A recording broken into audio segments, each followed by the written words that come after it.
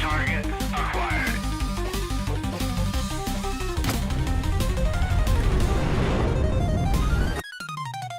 Oh my God!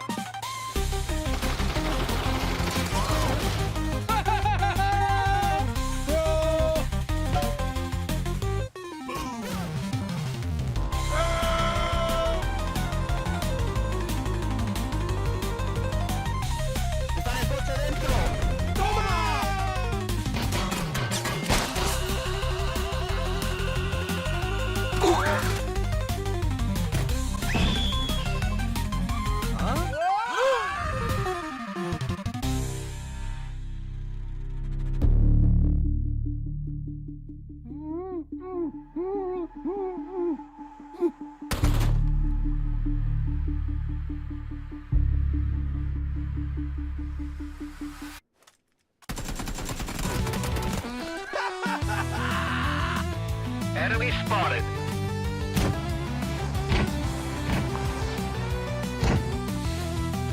Oh no.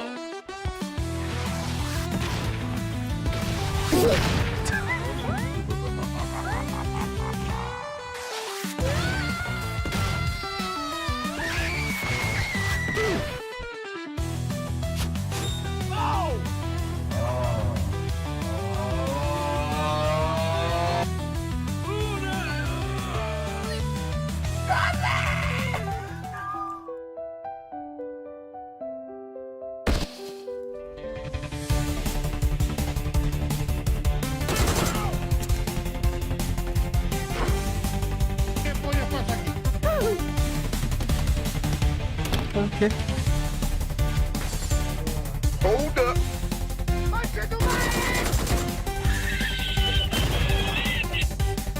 My.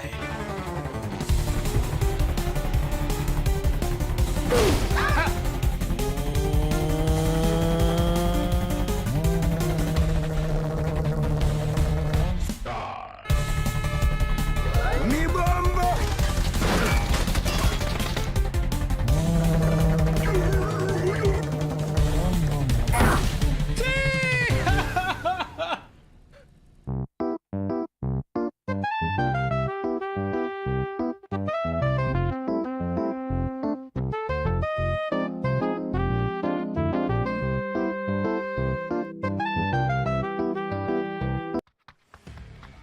Years of Battlegrounds bliss.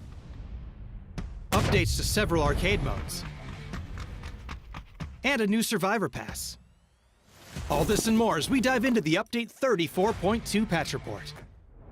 First up, we're celebrating 8 glorious years of Battle Royale mayhem. You'll find anniversary decorations across the various maps and on some of PUBG's most iconic objects and locations, including care packages, energy drinks, the plane, and various locations across Erangel. The starting island also features an 8th anniversary BattleBot statue with special golden grenades to throw at it to see your name up in lights. We're even collaborating with M83 for a brand new BGM track for the anniversary. This milestone wouldn't be possible without your dedication throughout the years. So on behalf of the entire PUBG Battlegrounds team, thank you for 8 wonderfully chaotic years.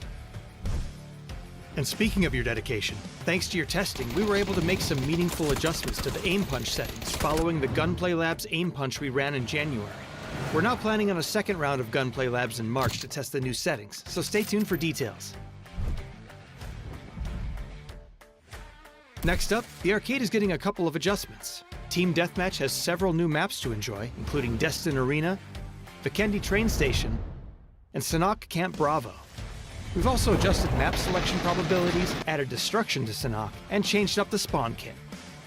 For Intense Battle Royale, the layout of safe zones, supply drops, and vehicles are now random in all maps. The starting Molotov has been swapped to a frag grenade, a random LMG crate has been added, and we've activated destruction on Sanhok. For fans of custom matches, you can now bring in 100 people, up from the previous 24. Last but not least, we're reverting the max player count for Hot Drop back up to 64 players for even more intense action, while also slightly lowering the atom spawn rate. You can check out full details on all these changes in the patch notes. There's also a brand new Survivor Pass available to collect, as well as various bug fixes, so be sure to check out the patch notes for full details on everything. Update 34.2 is here, so put on your party hat, grab a golden grenade, and hit up the arcade. Happy 8th anniversary, PUBG fans. We'll see you on the Battlegrounds.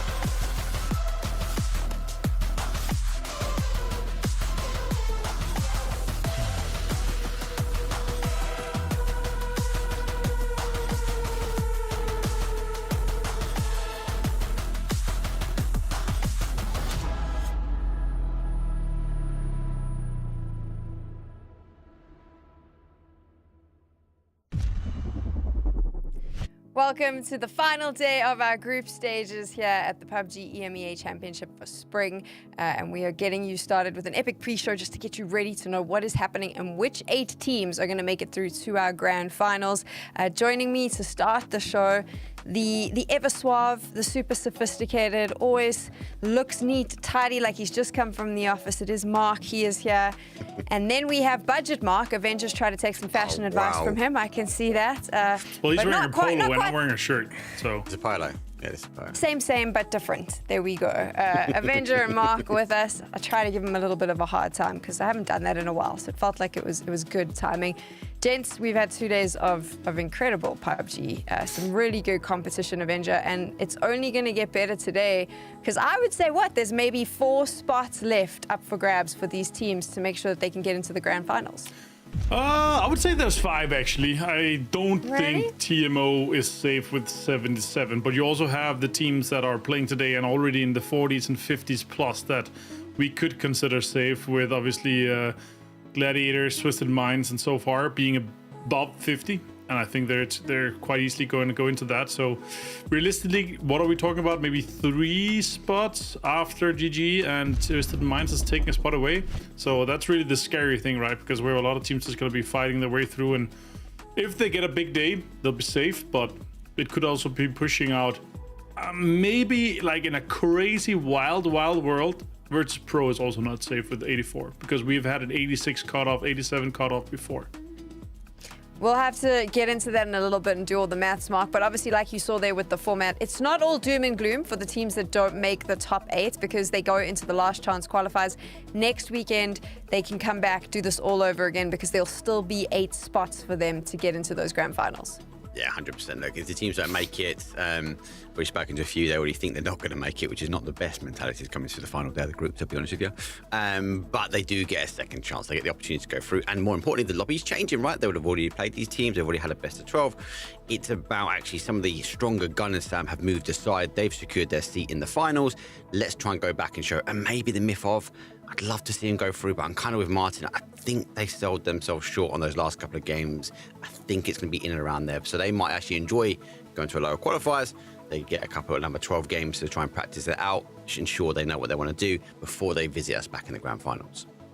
So we have 3 groups, and Group A has played already, which means all of those teams are now going to be sitting, watching today, hoping that they have done enough. The team that is going to be hoping is the myth of they have 77 points, and like Avenger and Mark have alluded to, they're sitting on the cusp. So they're going to be watching Group B and Group C, hoping, praying that teams don't pop off. When we take a look at these 2 groups and we mash them together in the lobby, Mark, I mean, what are you expecting from them? Is it going to be chaos? Do you think it's going to be a pretty calm pace?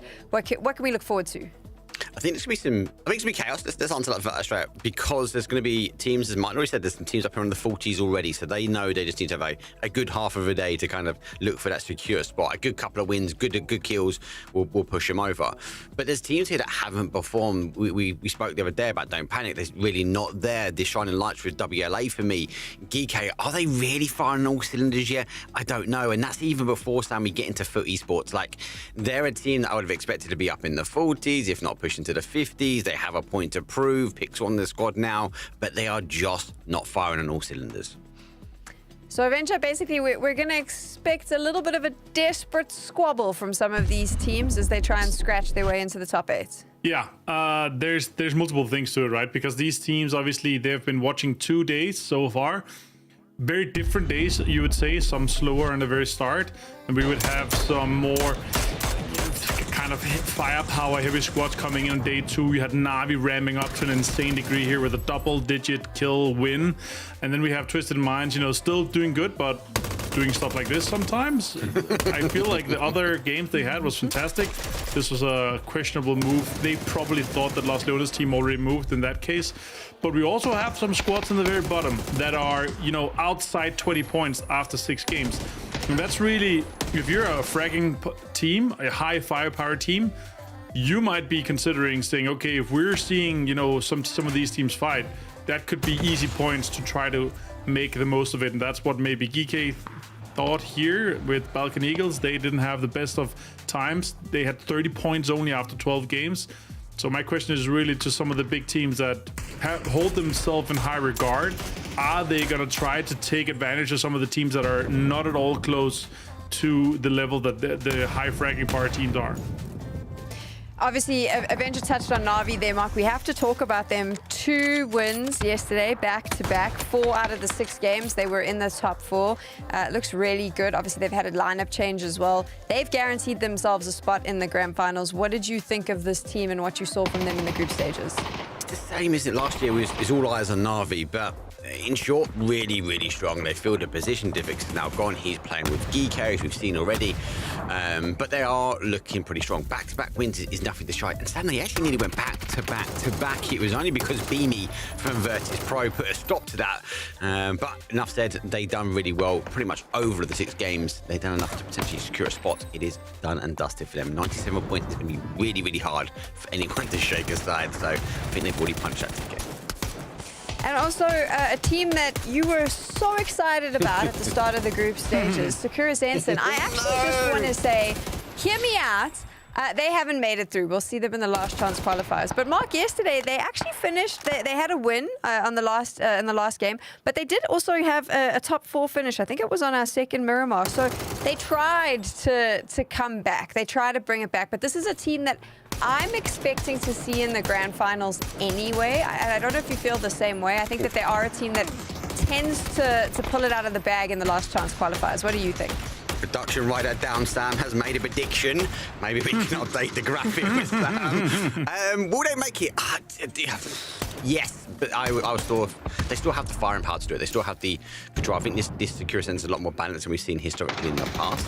I just feel like if they have a bad start to lower qualifier, Sam, we might see the same again. They've been doing so well in scrims. We know scrims are pretty tough anyway, and they're very difficult to judge when we look at actually the main stage and events like PEC.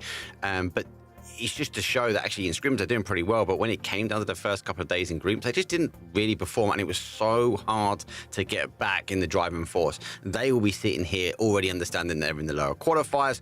Will they be sitting in chat watching, trying to make notes of who else is going to be around them? They just need to come back next week, Sam, with a game plan to make sure they do secure their spot. Is that maybe the real point there, Avenger, with Secure Sense? And they've got the firepower, but sometimes they lack the game plan?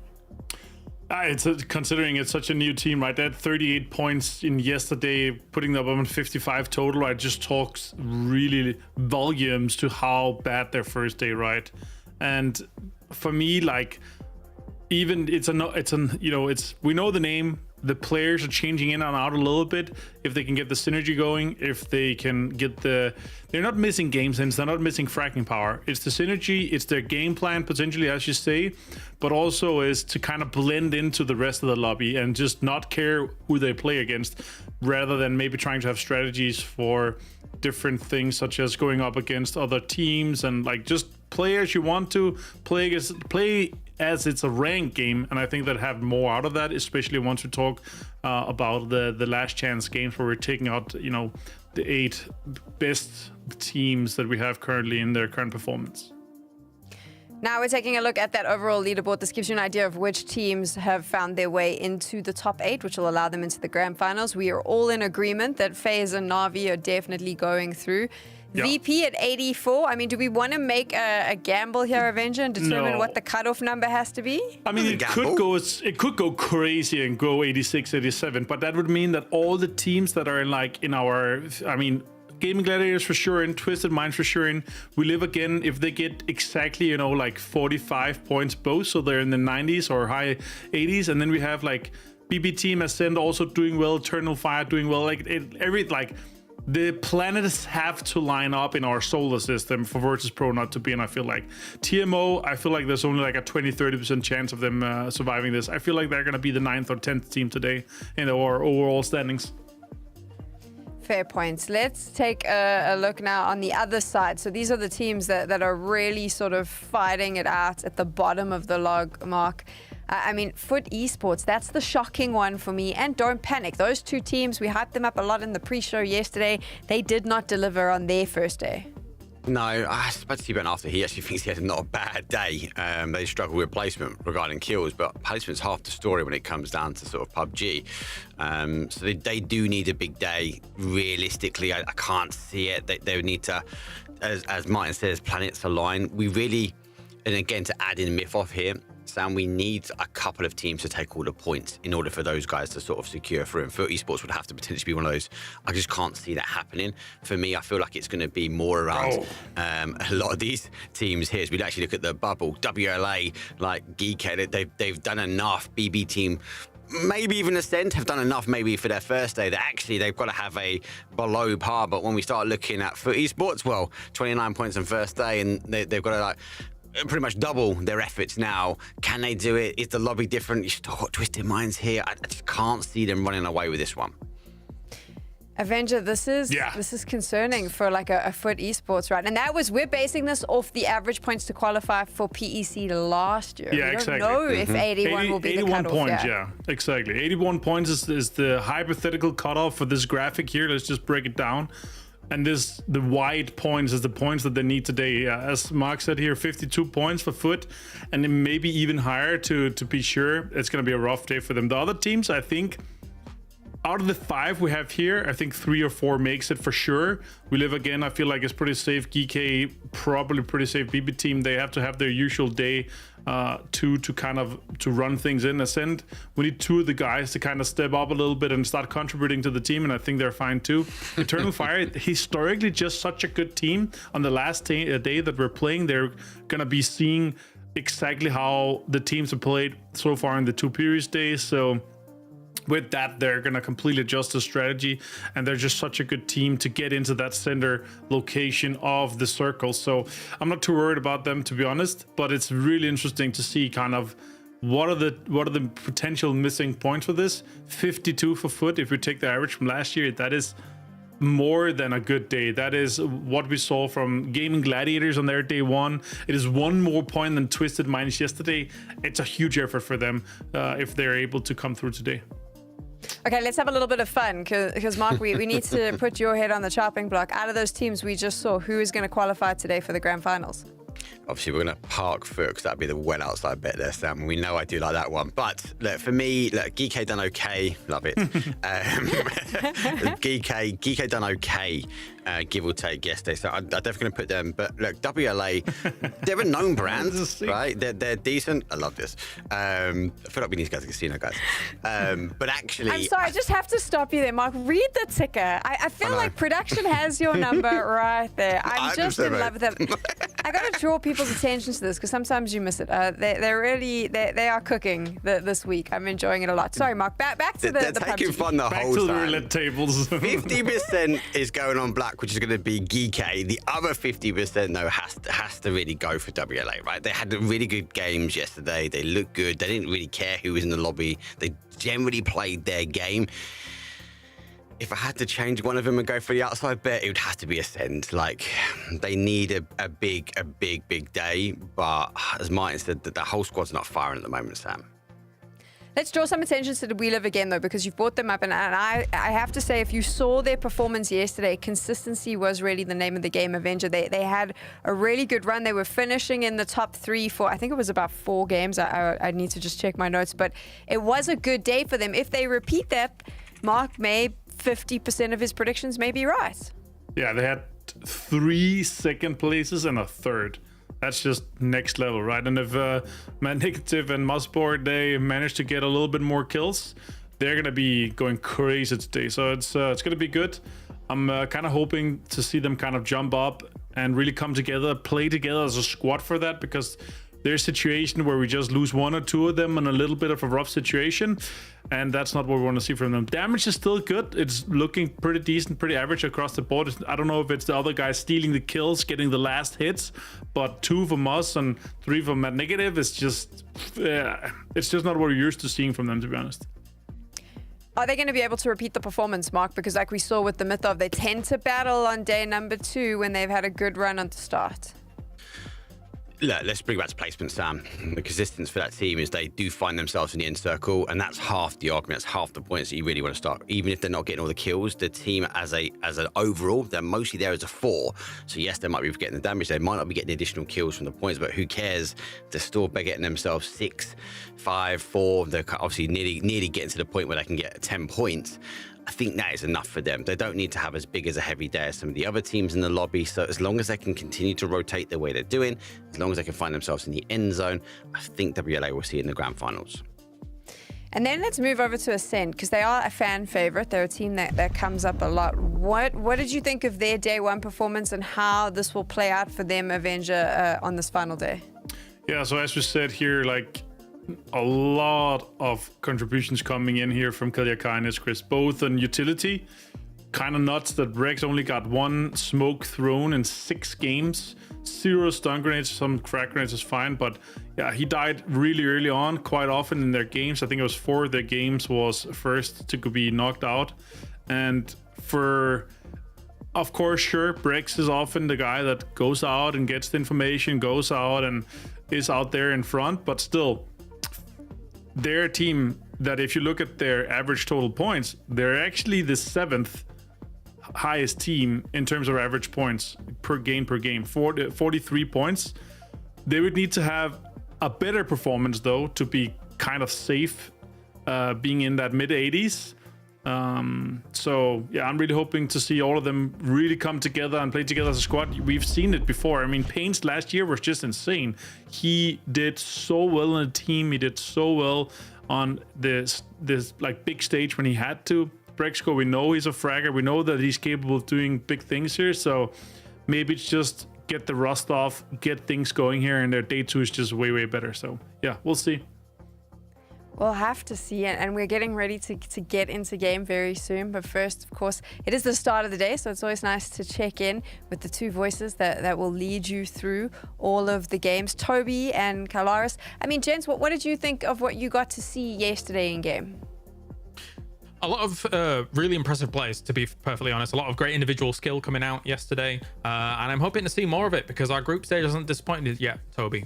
No, definitely. I will say, though, that over the course of the day yesterday, I feel like the overall, maybe it was mental fatigue among some players not having a whole lot to play for at the end of it, but there were definitely a skill level that drastically decreased over the course of some of those last couple of matches. Things got very, very hectic over on Erangel, as they did in day one, honestly. So hopefully for the teams that has a lot to play for today, they can kind of weave through all that chaos coming the last couple of games. Thanks so much, gents. Obviously now on your screen is the schedule. We're starting with Miramar. You know how this goes. Curious, bouncing off the back of what Toby said, Mark, I mean, are you expecting similar sort of chaos towards the end of the day when a lot of teams start to realize that their chances of the grand finals are gone? Yeah, you can't take away the closer we get to that match number 18, right, that it might be a little bit more chaotic. Some teams, they're going to need to perform on those last two games. That might be the difference, them getting through and not, and that's not what you want for the rest of the lobby. If the skill, as Toby says, dropping down, it means some people might be driving around looking for some additional kills. We saw yesterday those security sensor was able to calm the madness that was that final game. I'll be good to see, but I'm worried. I am worried because a team like we mentioned back to Ascend, Sam, they need to have consistent games. They need to be firing on all cylinders as well. So actually having chaos games is not something that they're going to be looking forward to. They've got to try and control things as best they can. It's all down. We have to wait and see. So you know what worries me a little bit, Avengers? If I look at the overall leaderboard, let's say we have 3 teams guaranteed, right? That obviously limits it to 5 places. But if I'm looking at Group B and Group C, there are so many teams in these groups that I would be expecting in the grand finals, and there's just not enough spots for them. And as we jump into the game, that is obviously cause for concern. How do you think that'll affect the pace? I think we're going to be seeing, once we get to the last kind of games today, we're going to be seeing, 3-4 teams fight for 1 or 2 spots. And that's really the big thing, right? Because as we're talking about Twisted Minds Gaming Gladiators, they are going to be coming in hot, and they're going to be taking a lot of points in the first couple of games. Once we're done with that, once we get to the last 2, and they're in the 80s, there's effectively 1 or 2 spots ready, right? We're starting though, Mark, with quite a nice playing path here. Starting over by Prison, going all the way northeast. Majority of the teams can get into the loot spots or get a car and get into the loot spots. Yeah, a great playing path actually for the final day for this team. So it's going to be a case of normal drop zones. There shouldn't be too many movers and shakers or desperate attempts scrabbling away at those points. So be no time. I think this first game though, Martin, is going to kind of set the pace for today. And some of these teams that are in here, we look at some of these teams that I'm going to say guaranteed potentially, but I'm going to use that term loosely because like a Gaming Gladiators, Twisted Minds have done really well yesterday. We'd expect us to do well again. They could really set the tempo. Yeah, for sure. That's the scary thing, because when you have teams that are within 30, 40 points. Oh, this circle though, that's huge. We're going to have so many teams on that southern side that's going to have to move around. We're expecting kind of BB team after old, maybe GK coming on that western side, coming on around to try to get up to that northern spot though here, Mark, for this circle. That's going to be crazy. Yeah, it's going to be a good circle. If not the team setting the pace like Gaming Gladiators and Twisted Minds, it's going to be the zone. Obviously no phase, so Cruz has been taken up by Grove Street. They're going to have a really good entry point into this one, but they've also got the opportunity to sit tight. The zone might play back towards them. I really like where Ascend have landed up here, but I also really like that Win or Die are already moving. Jedrick's on your screen here, already trying to play for prior position, Martin. Yeah, and I think we're ready to actually cast it over to the games. You're going to be casting it over, so not throwing, just casting. That's fantastic. Kyle Harris and Toby, take away this first game here of our last day of group stage. Thank you very much. Whatever Avenger said, I agree with. We have got the last day of group stage on the way, and it is going to be Miramar to get things rolling. Excellation already in Picardo now that Navi isn't here, which again is always an odd thing to be talking about, Toby, for the most part here in EU. Oh no, someone took it away from Navi. Now, wait, oh. Okay, that's the double headshot with a scar. Fair. I did not see see how that worked. But 97.02 damage did come through. And that's all that girl needed to get himself the first kill of the game. Bit of a surprise. Bit of a surprise to start things off. I mean, I expected him to come out with the kill because he had a lot of shots on his opponent before he would have a chance to react. But the instant double headshot, did not see that one coming. But you like to see it. Kref coming into this game, firing on all cylinders. And, well, they're going to need it because they're coming into the day with 15 points. So they definitely need blind of a day in order to make it into that top 8. Blinder of a day. How very British of you. I like it. I know. I do it every now and again, yeah. We've got a few teams, of course, that need a bit of a blinder because it's also Don't Panic, who have got 17 points on the board. We just saw them early rotating up north, past Crossroads to get things going. Ascend, 43 points on the prior day, and they've already positioned themselves here in what, if you were looking at a 2024 Ascend for a Miramar, you wouldn't expect them to be up here for a long time, but they've got themselves the circle. They've got an opportunity to start playing some center positions here for Ascend. So we'll see how they fare with that. You say they don't play up here often, but I would actually like to challenge you on it because I feel like we have seen them in this north in general. No, agree. In this particular intersection, I feel like we have seen them numerous times. My concern, though, James, becomes the times we've seen them up here. I don't recall, despite having circles going their way, that games would actually end up going their way. They're usually down towards the compound, further towards the south, from where they can come out victorious. But we'll see. We'll see what they end up doing now that they do find themselves as the most northern team of the server. Bit of a split for them to start things off, getting that loot up and good to go, all things considered. So we'll see now as another team that needs to do something.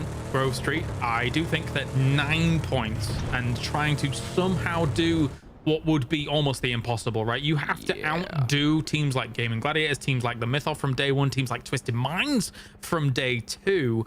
Like, that is an impossible feat almost for a team like Grove Street that doesn't quite have the experience at this level. So probably we'll be seeing them in the last chance. Exactly. It's one of those where it's not always that the score completely tells the tale of what was the 6 matches they played. Maybe they had some really, really good rotations that then just got shifted away from a trillion times and they paid poorly, where you could go, you know what, had things just gone a little bit better, maybe there would have been a chance. But I will agree, I didn't really see anything from them on their day 1 that had me thinking, now, you know what, this is the day they do it. But you know what, I'm always up for being proved wrong, so let's keep track and see what they are able to pull off. Yup. And we already have them still Krafton lurking around the Ascend position, seeing if they can try and snipe out anybody. They must know at least maybe there was some kind of split going on if they'd have heard a lot of cars prior, but it looks like they don't want any of this. They're happy to back off, not having too much information available to them. So it would just be assumptions there for a second. They do head down to this warehouse to get things going, as well as the high ground position. So these two locations cover each other all right, especially the high ground to the low ground, I should say. Yeah. And Lou, meanwhile, was just skirting around on the edge. There are only so many compounds up in this area where you get both of them. Either you get the cover or you get the vision, and this is one of those select compounds where you can get both. So good for Krafton that they do opt to fall back to a bit. Also, smart on them to go down and check out Ascend. I mean, obviously, they're not necessarily fully aware of exactly what team it is. But if they did see them try to go out into the split position that they are in now, then smart to try and see if they can force a fight between the others. As example, currently finds himself stuck behind a van. Not optimal at all when the entirety of BB team is shooting at you.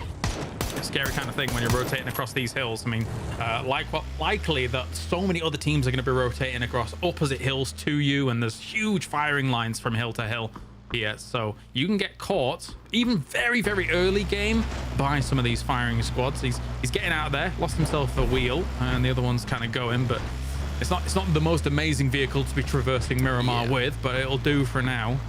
I guess if there is a time to make use of it, it's going downhill. I mean, if you are going to like a tire, then that's not the worst car to do so in, because it does gain speed pretty quickly coming down that hillside. In the meantime, Patulins feeling surrounded now, potentially, with Pew down below. Get himself a little crate, and good on the rest of his teammates from GK suppressing Patulins, because that would have been a pretty straightforward knock and flush had PewDD just been alone in that. On the runaway, get back to the rest of his team. Rendezvous and see what's going on from there. I mean, for all of these teams right now, when you get a circle up north like this, there are some compounds along some of these hillsides that will give you huge lines of sight, huge vision, and then they become huge focal points down the line for something like this. So, but to get there, it can sometimes be a little bit sketchy, a little bit scary. It depends on what vehicle you've got. Obviously, we were talking about that before. Thankfully for a lot of these guys, I mean, over here as well, they've got plenty of good old 4x4s, so they're not as easily flippable, but those Murados can be. Yeah, they can be, but at least they get you there faster. And you can see now, after the pressure, Ball of flames kind of came over with earlier. Now, Ascent, not forced to, but smart in the decision to regroup to some extent, setting up a 2-2 rather than being split 2-on-1. Killikai going over to Chris, saying, hey, buddy, this feels safer. I think this is good for me, and I can only agree. See what Exhalation's up to, as they have themselves Picardo start things off. Compared to a Na'Vi, though, going for a northern position, they did not go for an extremely early emergency pickup or anything like that. You're just rotating in from the south side. Now, because this is so north, you would expect that a lot of those teams would already move to north to try and get themselves center positions. It's not as hard to take that channel from Picardo to just drive straight on up here, but they still kind of find them on themselves on a, I was about to say a pseudo edge. It's not quite edge, right? But it's a little bit more than a center spot, but we'll see what they're up to. Yeah, it's this next circle shift is going to be pretty interesting, mainly because over towards the east, I mean, anywhere east of Win or Die right now is a big valley, effectively. There's a hard to scout, like hard for those players out there to scout west. Same thing going the other way around. So if we do get any hard shifts, you can't just beeline it straight. Like, there's a lot of very difficult terrain you have to maneuver through, pretty much regardless of where this next circle takes us. So look to see. I mean, there's a reason why the edges are very open still, because teams are kind of setting up and trying to make use of them should the next circle force them to get over on the opposite side of the circle.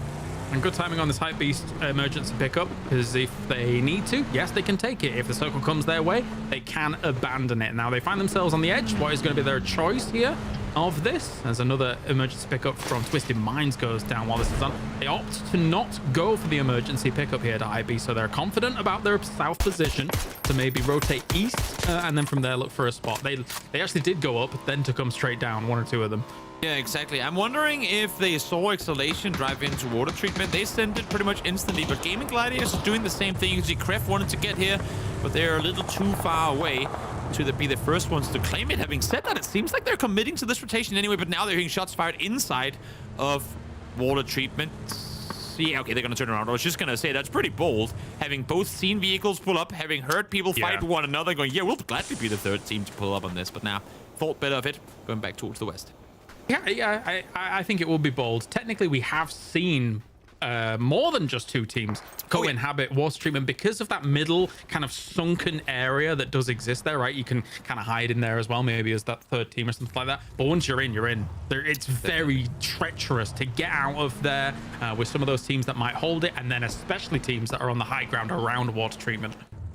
Definitely. One of the teams that I feel like benefited the most of this circle, at least for now, is actually Groove Street. They're set in a pretty wide 2-2 split, which they had a chance to try and group up from, but opted not to. In the meantime now, Twisted Minds, they took an E-pickup to fly 700 meters. That's like Taylor Swift private planing across California. It's could have just walked there, would have taken the same amount of time.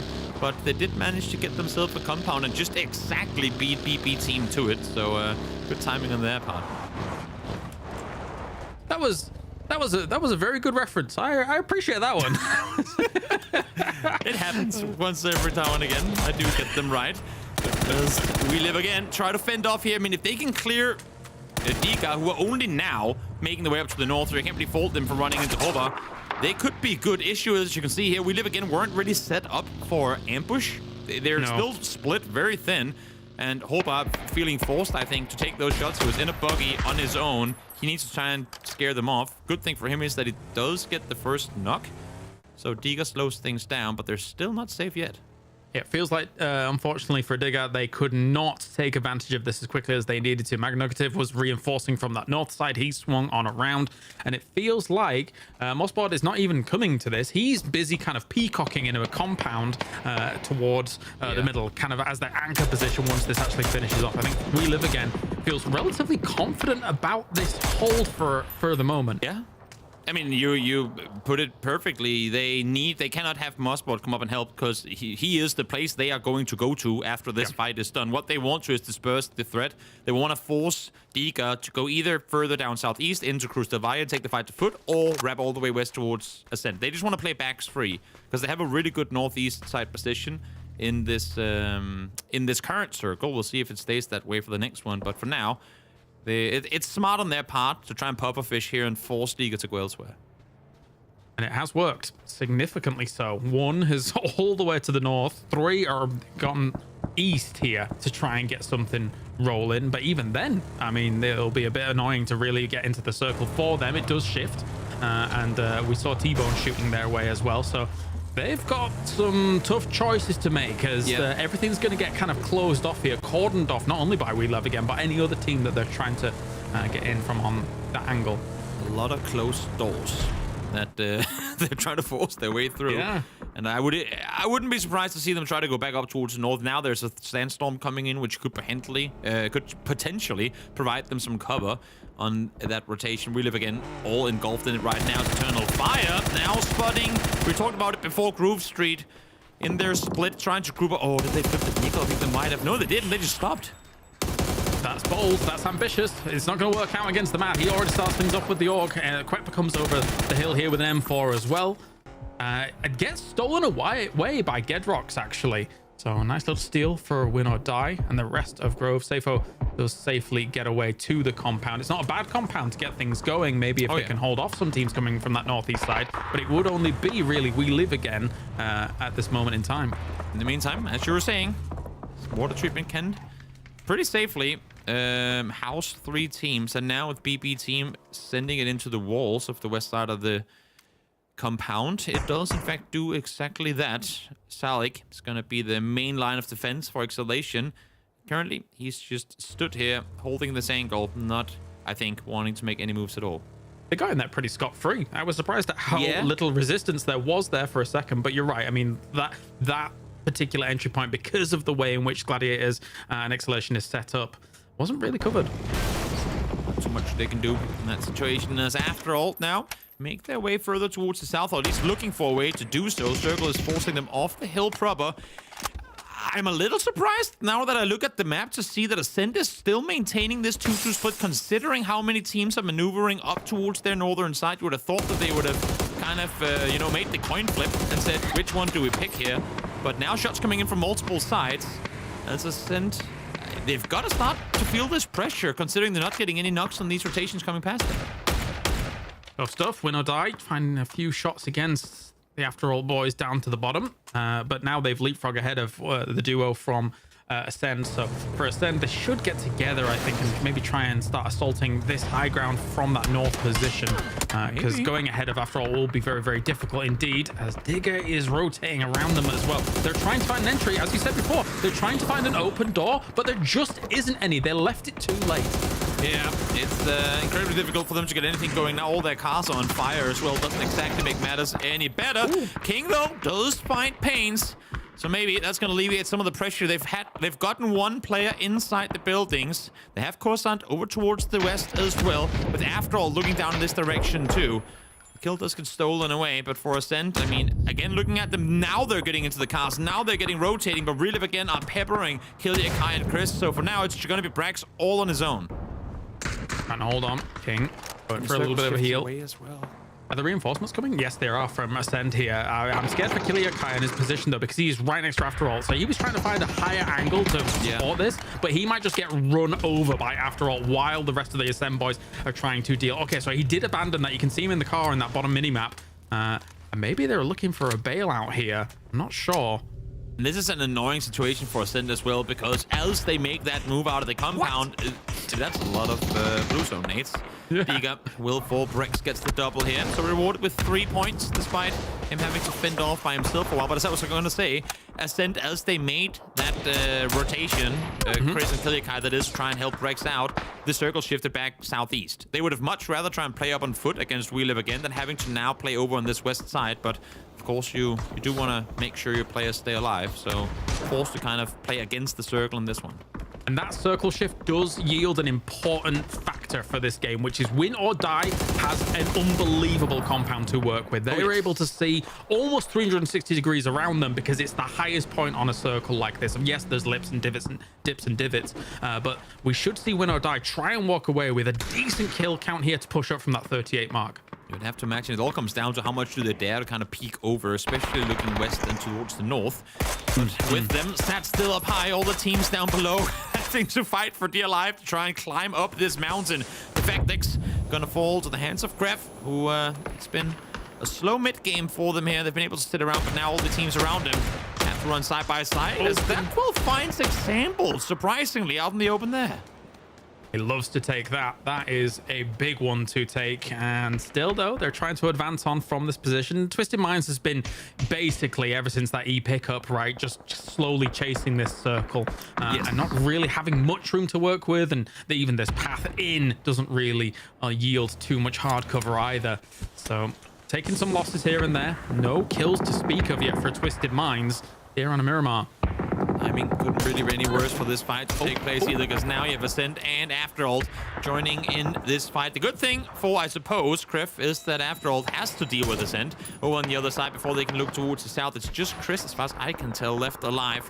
On the side of Ascent, they tried to make their way on forward, but Afterhold read them like an open book, sat ready and waiting, and took them out. And there goes Hype as well. That's down towards the south. It was great leapfrog forwards by Afterall to take that spot, and anybody in the compound south, to the west of them was always going to be in no man's land against them. So will pay dividends. Let's see where we're going. Still straight towards the center here. So take a look on board with Phil first. He's trying to get things going against Exhalation, but the rest of them are now down. Bestalosh is down in the distance here, and he will be completely gone. Exhalation making the most of water treatment. Definitely. Have to get out of here, though. Gaming Gladiators is going to be the next line of defense if they end up ignoring Phil first, which I think they will, just try and get out of their life. I say that, but now they can't, because he just got himself a Knuckaloo. In the meantime, have heard and now seen Pokemolidoy has Chris on the other side, but Chris has bigger things to worry about. The blue is fighting against him. He's just exactly made it inside. Batulin's still outside the circle. Could potentially function as bait, allow for Lou to peek over. Now they see him. That's actually Gaming Gladiators from inside water treatment spot in Batulin's. And we'll go for the spray. Try and take down Pokemolidoy. He does fall. It's funny how quickly Twisted Minds went from 0 to 4 kills as we were commentating this out, but they will fall down in the end. 12th place. Not bad, the 4 kills coming their way, since they were just a duo with 0 coming in on that west side. But in the meantime, towards the east, have been playing it slow. They sent Vard up on the kind of the ridge of this hill early on, have had him sat in the 3-1 split. Now they've regrouped up here kind of simultaneously with Eternal Fire pushing up, and so far able to fend off against them pretty well. Matt down, Marco down to just around half HP, has the smokes for cover, but you'd have to imagine that Foot are gonna aggress on this, and indeed, here they come. Oh, sawn off shotgun as well. Vard coming around the corner, sees him prone and will bang him out. Unfortunate for Code Marco there, as Vard was being hyper aggressive on this. And also because of these smokes, there wasn't really a good opportunity for Crossberg to have any kind of reinforcing angle either. So Eternal Fire takes casualties. Good understanding of the terrain here amongst the Foot players as they can kind of isolate Crossberg. Issue is, now there's players coming in from behind. It's just Global Army, the spearhead right now on the side of Don't Panic. The rest of the teammates are coming up now. In the meantime, up towards the main compound, the one on the top of the center hill. So Win or Die trying now to fend off against Wheel Up again. Only 2 on the board so far from them. If they do get crushed down, then it could be difficult. Also, with only having just Leosh here, maybe a little bit of assistance from Gedrox on this angle, they could get pushed and breached quite hard, so gotta be careful. I don't think Wheel Up again is too interested in actually pushing into the compound proper right now. They want to clear their backs first. If Win or Die is not going to push out, they'll gladly sit up on that north side of the compound to kind of wait things out, see how this next circle goes. That's Ascent. He knows there's After All players down below. I'm not sure if he's aware of Rhino right below him, but spots Pokemolidoy at a distance. Yes, he does. What can we get done here? Still, the fact that Chris is alive whilst that hold off was going on is a testament to the resilience for being able to find his way through these hills, but love the overall shot. Yeah, this is not good. This, oh, he's baiting. Is that Pokemolidoy just casually find the AR to try and bait him to peek over? Maybe it is. Now it's going to run off. The timing couldn't be better. Rhino took him a bit to get him, but will get the bait shot in, alleviate some of the footstep audio cues. and allow for him to push up and get that kill. So Ascent fall just short of placement in 9th. While that was going on, a Sly Exhalation is trying to creep in on the side of Gladiators. They only have 2 alive to Gladiators, and Exhalation will be able to get this res off by the looks of things. Nobody looking at them from the high ground. So they do have 3. They technically have a man advantage. We Live Again is looking for an alternate angle to try and attack this compound on, but they also know that technically they don't have to make that real traditional breach on this. Just have to get some good shots off on it, but Gedrox will start things with everything going on alongside Presenter here. So a really good start to this fight for win or die. One team has to come out of this because only one team can come in from the north. Exactly, and also, I mean, for win or die, they would much rather be looking south right now, clearing a path for themselves fighting in. So you gotta be swift about taking this fight. Presenti falling back a bit, get a better angle for himself. You can see Gedrox up on the roof right now, trying to get some high ground advantage against these guys over on the other side, but can't quite spot him right now. The circle should do the work for them. Force We Live Again forward. That nade is going to be close. It's going to be on point as well as Matt Nectar falls down. Very well done. That gives him a marker effectively, even though it doesn't stay. It's perfect. Another one goes down. Win or die. They do lose head on map after the moment. Mossberg gets him. Can they reinforce to be able to finish this off? No, Presenti is also down 80 on the right-hand side. This is a perfect third-party timing from Foot coming in to shut down what's going on in the north. Exactly. This is exactly why I was saying they need to finish this quickly, because once Foot forces Don't Panic down towards the south, which they now have, they can turn their attention up here, and all of a sudden it's Win or Die getting sandwiched in between these teams. Leosh, Gedrox, the only 2 players left alive from the side of Win or Die. They want to clean up. They want to get some extra points with it. They know that they probably aren't long for this world, and what better way to do it than getting yourself a 3-piece there. At the same time, Foot, you heard it on the desk, it's very important for them to set the tone quickly for today, considering the amount of points that they got yesterday. It won't really be enough to really keep them in the running, so they need to go big. And they could with something like this. That being said, though, T-Bone being the one and only to hold off Don't Panic here at the forefront. There will be some off angles. Yes, they help reinforce him, but he's done well so far to slow them down. Exactly, an annoying angle for them to have to deal with, because they can't really overcommit their util onto him. They need that for later. At the same time, he can prone down, not be visible, but just kind of underhand the util over on the other side. So smart decision making here, I think, for Don't Panic to fall back, hold strong. They can always take this fight to Foot, and they do have Shipless on the south side, kind of making sure no one is creeping up behind them. So I respect this kind of defensive approach, or readjustment, I should say, to the fight here against him. To reiterate from yesterday, it's still not been the killing spree, the winning spree that Don't Panic has previously had. Pixelic finds Schiller straight away with the M249. Is he prone with that thing? So he even had the bipod out. Super stable to be able to get some big shots off on Schiller. T-Bone knocked to blue. Think damage did come through before that happened, so he's going to be rest. Good thing. I mean, that time it makes it even more important with that knock. Smart driving. Use the roof for cover. You can't totally intentional, there, of course. Completely intentional. As they now get further down the ridgeline. Pixel once again on point. Finds Global Army as well. Now, Shield Blist has to come up here and assist. That was ridiculous. I didn't know you could drive cars like that, but yeah, we've got ourselves. Don't Panic, still trying to hold off against this. Those 2 mountain ranges and the gap between them is creating some weird off angles for both teams, I would say. CZNX still find 8C after he found Schiller. So still trade and trade alike.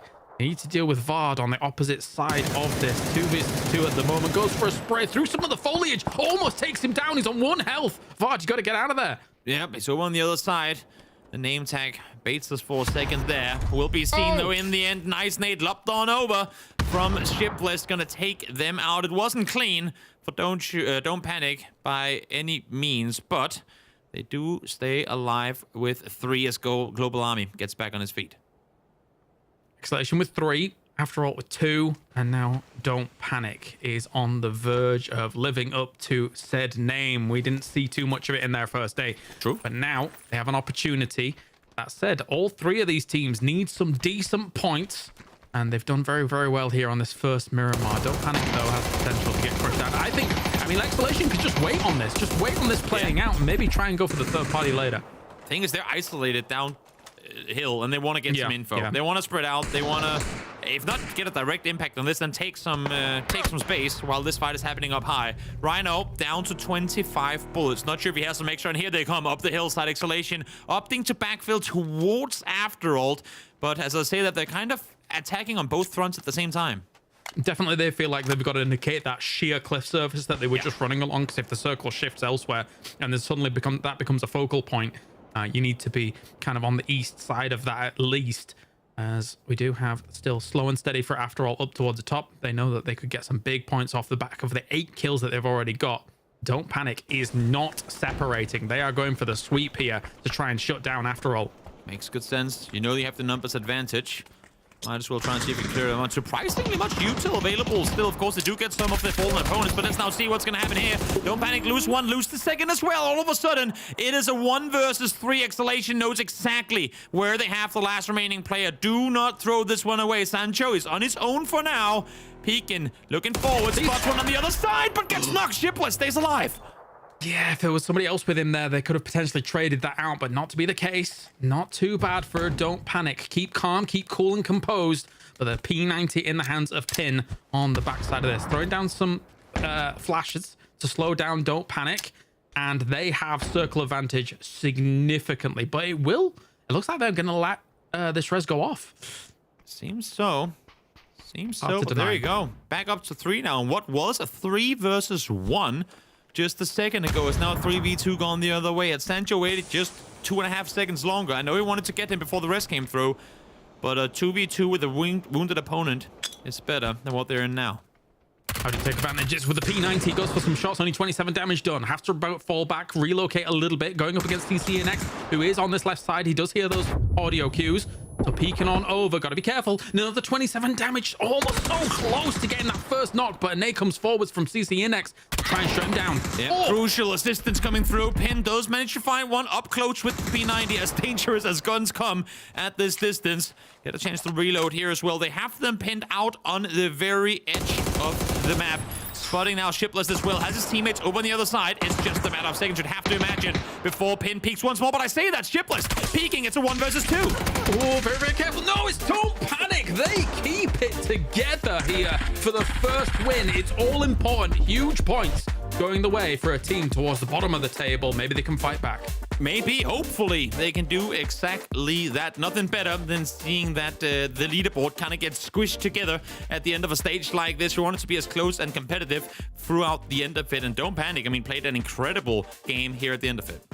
Yeah, some of my favorite players from the region as well. Like, if you think about it, I was always singing the praises of guys like Global Army, and then Schiller came along for kind of this mix as well, and he was always surpassing my expectations when we got to see him on, I would say, the international stage of EMEA. So great to see them still kind of together rolling with all of this, and they look great in the qualifiers. It's just not fully materialized yet here. That's completely true. That's completely true. Great game for them. Let's now hop over to the desk. Big game for the top 3 teams there. All of them getting mad kills on the board. Kills equal points, Mark. So this is a really positive start. Yeah, and a really good ending as well. We've seen it quite a few times. Interesting to see where these teams play. Win or die. You've got so much breakdown. Win or die, massive split, 2-2, taking up most of their real estate early game. Foot Esport trying to sweep in and steal the kills away from them. When it came down to it, Exhalation obviously trying to climb the hill, but Don't Panic did not panic. And they're able to secure those spots. Now, for me, they needed the points, and those points might mean prizes if they can continue doing it. Walk us through that final fight, Avenger. What were your favorite parts?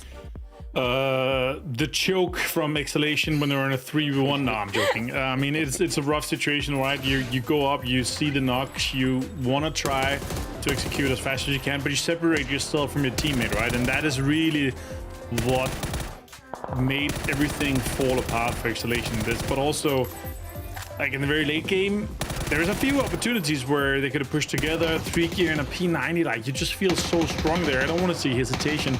I want to see dominance. One of the first peaks over, he got him to 1 HP, right? It's so unlucky. If that was a knock, that would have been a win as well. Yeah, so, but I really like what we see from Don't Panic. In this case here, holding out foot, even though Pixel tried to do his best here, they managed to do extremely well, but they had the inside advantage.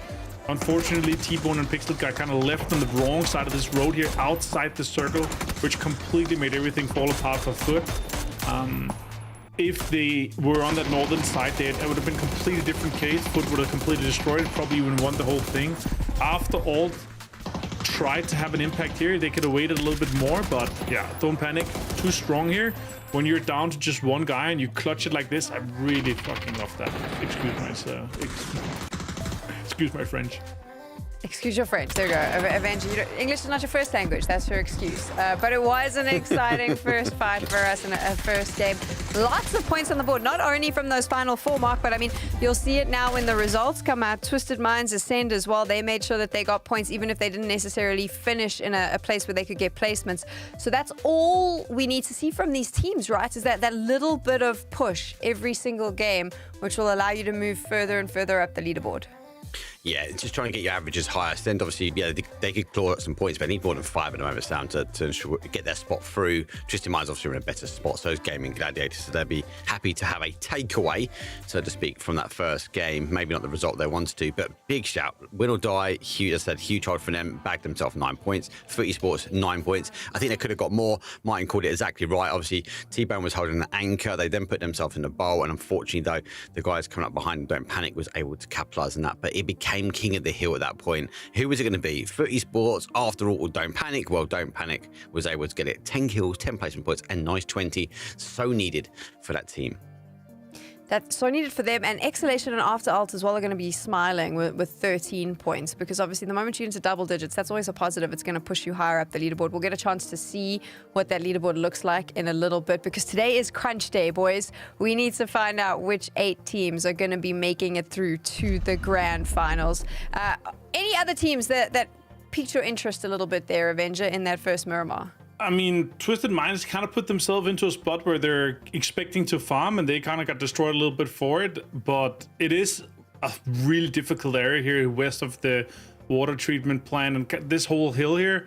If you have teams that are slowed down, if you have teams that are in a position where you can kind of get angles on them, you have to be that last team that runs up that hill. Otherwise, there's going to be other teams that's just going to have angles on you, and you're going to be losing players. They managed to clutch a little bit, managed to get a few points out of it, but still, rough spot for them in terms of the amount of points that they were expecting for them to get in every single match, right? For you, Mark, any disappointments? Oh, disappointment. Not really. I think it was a good first game. I think the pace has been set, Sam. To be fair, a lot of teams did get held up on that south side trying to work their way through, and it did come down to timing. Yeah, Twisted Minds didn't quite get the timing right to never. It was a bit of a roll of the dice sticking with the casino theme, but it was just really up to them. Exhalation, I think, should have closed that one out. They should have stacked up 3. They, as Mike said, they had a P90 in their back pocket, and then it came kind of damage control. They took a defensive line when actually they went aggressive up the hill, and then unfortunately Selik needed to stay alive, and he didn't. At the moment he didn't. That was it. The guys were kind of come flooding over. So main takeaways, I think, for me, Exhalation, they should have really continued driving forward and pushed Don't Panic out of that zone.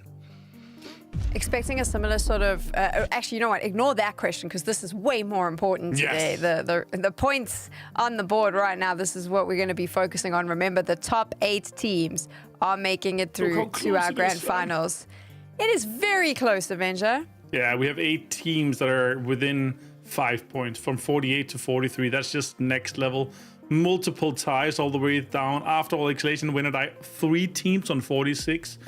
I said, 2 or 3 teams might be fighting for 1 spot here. It might be 6 teams fighting for 2 spots for this case here. It's going to be rough at this point, and at this, with 5 games to go, I don't see the myth of staying in here. There's just too many teams pushing it forward, and they're very likely going to be able to get 35, 40 points easily.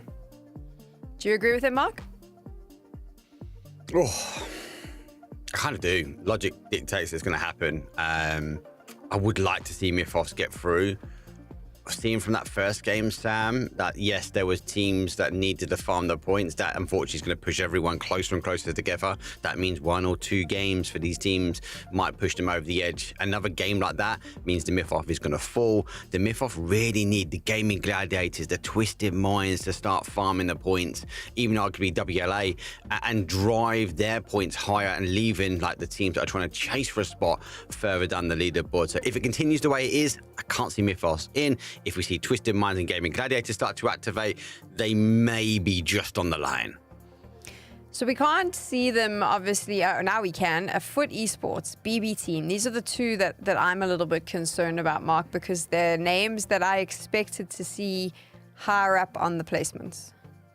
Yeah, 100%. I don't think FUT Esports put a big enough day number 1 in. I think BB Team arguably did, and they do activate a lot more on that second day, Sam. Obviously, that zone was pretty tough. They got caught, obviously, on that rotation path in. I think BB Team are a team that won the wild cards. We see the Tagos, the Rondos, they like to capitalize on massive amounts of points there as well. So we have to wait and see, I think, a little bit early on. I'd expect BB Team to get over the line. They just have to sort of double up. But after that first game, they have to reset here. They have to reset their counter and go, hold on, we need to ensure we maximize as many points as we can now for the next 5. So, I mean, that's the question, Mark. Do you think BB Team can make the top 8 based on what we've seen in their performance in the group stages? Yeah, I would like to say BB Team do not want to go through to low qualifiers. I think they want to have a good 5 games, and it's those wild card maps. I think, Sam, I'll be the ones. If they hit hard there, we're going to see them take one of those spots away. Avenger, you think so as well? I feel like they're a team that would thrive in our last chance games, honestly. So, yeah, but what we've seen from them so far, it could be like historically, the last couple of years, the first tournament of the season in regionals has not always been their strongest. They're a slow starter team, slow burner team. And for them to really pop off here, that would be massive for them. But still, I feel like they're a team that could really benefit from being in that last chance. Getting those extra games in would be such a difference maker for them to be able to get as many points as possible in the grand finals. I have doubts. I don't think that they look as impressive as I was expecting them. Them and FUT. I have concerns for FUT as well, but my concerns don't matter. What matters is that we're now getting straight into game, Mark. Yeah, I can agree with you on for BB Team. Hopefully they can dig themselves out of here. They're going to go early here, though, Sam, because they will go into Monty, so they'll be getting on the boots on the ground pretty quickly there, Martin, and hopefully be able to sort of reposition, maybe get themselves in zone, or might even, lucky enough, they might have the zone push back their way. Oh, they might have a good home turf circle here, Mark. That would be fantastic, wouldn't it? Honestly, they have a spot where if you get those zones close to yourself, you have such a good priority to some of those compounds that you always know that are really high chance of having those endings close to it. Nice easy plane path here from the west going to the east, though. Getting off early will get you a minute earlier to loot, get your foot on the ground here. But sure, let's see what happens in this one here a little bit. I don't think we're going to be seeing too many contests, maybe a few stolen cars here and there with this zone, Mark, though. Yeah, no, the flight path pretty much is not as bad. Most teams will get there. It's going to be down to the fight for their cars. FUT, on the other hand, though, if we keep the BB and FUT, they are the last out of the plane because they'll go down to Impala. That means they're going to have a less than time to make reactions. Again, we might be trying to wait. Here comes a little fight for some of the cars. The cars will now go back over the top, but should be a couple more seconds before we see the zone go. No major crashes, no major steals apart from one we just saw. Ooh. And there goes the zone, looking like the same. We go for it northeast again. Yeah, a little bit further east, though, a little bit more benefits for the teams that are those northern teams. And again, for BB Team, a long road ahead of them. They have a long rotation, basically the last team in terms of what priority. Maybe Kike is also out there, but in terms of getting into some of those good spots, that is really such a detriment to them, to having a really hard early game here. Sure, they did get it early and get down on their loot spot quite fast. But yeah, what do you think, guys, over on the cast? Kale, Toby, take this last Miramar of our group stage away. Yes, we will. Another North circle here. Toby's hoping for a Campo Militar circle. Yeah. I'm expecting maybe south of Cruz de Valle, the normal place. So vanilla, James. We need you to be a little more spicy in these takes. Campo Militar, I mean, we got a fake cave ending yesterday. And if they can deliver that, they should definitely be able to give us a triple hard shift north. I'd be all for it, that's for sure. It would be cool. It would be cool. It would. I mean, PUBG moved Campo Militar like 700 meters. It deserves more recognition now. Well, ever since they did move it, I don't mind looting there, but I'm a crazy edge looter anyway. I just kind of... I run away from everyone in early game because I'm rubbish at early game skirmishes, so I'd much rather have my loadout, you know what I mean? Yeah. I don't know what to say to that, but I do get it. It does feel better when you have exactly what you need, and I think a lot of these players on the server would completely agree. That's why they're gonna stick around and loop for a little while longer. I say that, but in the meantime, win or die, seems like they're prioritizing central positions over efficient early game looting because they're already on the move and have actually all but get rocks committed to making some pretty hasty moves. Well, I think, how many points did they get in the previous game? Not too bad, right? 13. I expected maybe a little bit more from that compound, but with it shifting away, with the way in which the teams around them were able to position, I think it was brilliant understanding of how to shut down a team coming out of that compound. So, well played by the other teams. Definitely. It's yeah, it's always tricky, and again, with how they could not finish off the fight against We Live Again fast enough. But pretty swift. He came up, got 2 knocks, and then you're in trouble quickly when you lose 2 players, not knowing where the shots came from before it was already too late. Yeah, and it really shows the mastery of a lot of these other teams around a compound like that, right? Like, technically, I said it halfway through the cast, technically, that compound has amazing lines of sight, but all the other teams know how to counter those lines of sight, be it which to take. Gedrox finds Poker Molotov on the move round. That's a freebie. Poker Molotov, more like Poker Molotov. No. He did die there, though, unfortunately. He did do that. Him, as Gedrox will get his car reparked, kind of squeezed in between the fence and the wall there. Hopefully that's not gonna send him flying. We Live Again on the rotation as well. Plenty of space still up towards the northern side of Miramar. And as expected, the majority of teams are slowly now making their way up from the south. So expecting to see that north remain pretty open, actually through at least Circle 1. And then, of course, depending on where Circle 2 takes us, should be quite a bit of room to traverse the northern landscape for a while. Yeah, I do wonder if Hypebeast is the first ones to start initiating something like an emergency pickup and then maybe try and send it as north as they possibly can. They've shown a tendency in our previous game to try and go for something like that. So we'll see. We will see. They'll keep their options open, that's for sure. And when you're looting something like Los Leones, chances are if you're spread out well enough, you're probably going to run into an emergency pickup.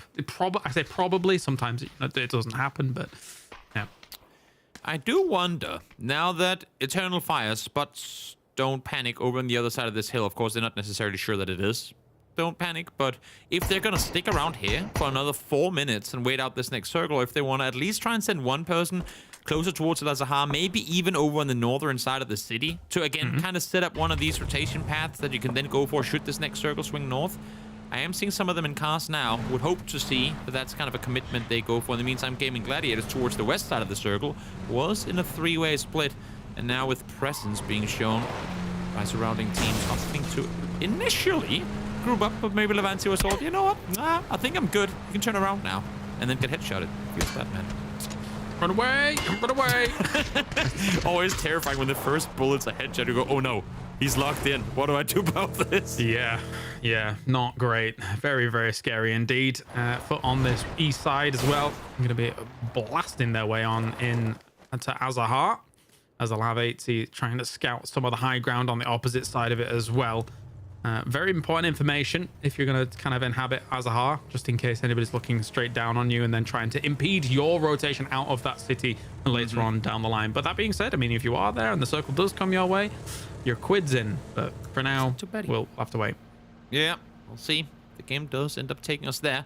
A lot of these teams are opting to rotate towards the east. I would have actually thought that maybe GK coming in as late as they do would have opted to swing further west, but you can kind of see the migration of teams. A lot of teams have opted to cross via the west. You have BB teams still kind of making their way in around the edge of the circle. Ascent going surprisingly fast, Cinder, considering how late they came in. Not sure if they're gonna... So you have Brex and Kilyakai here.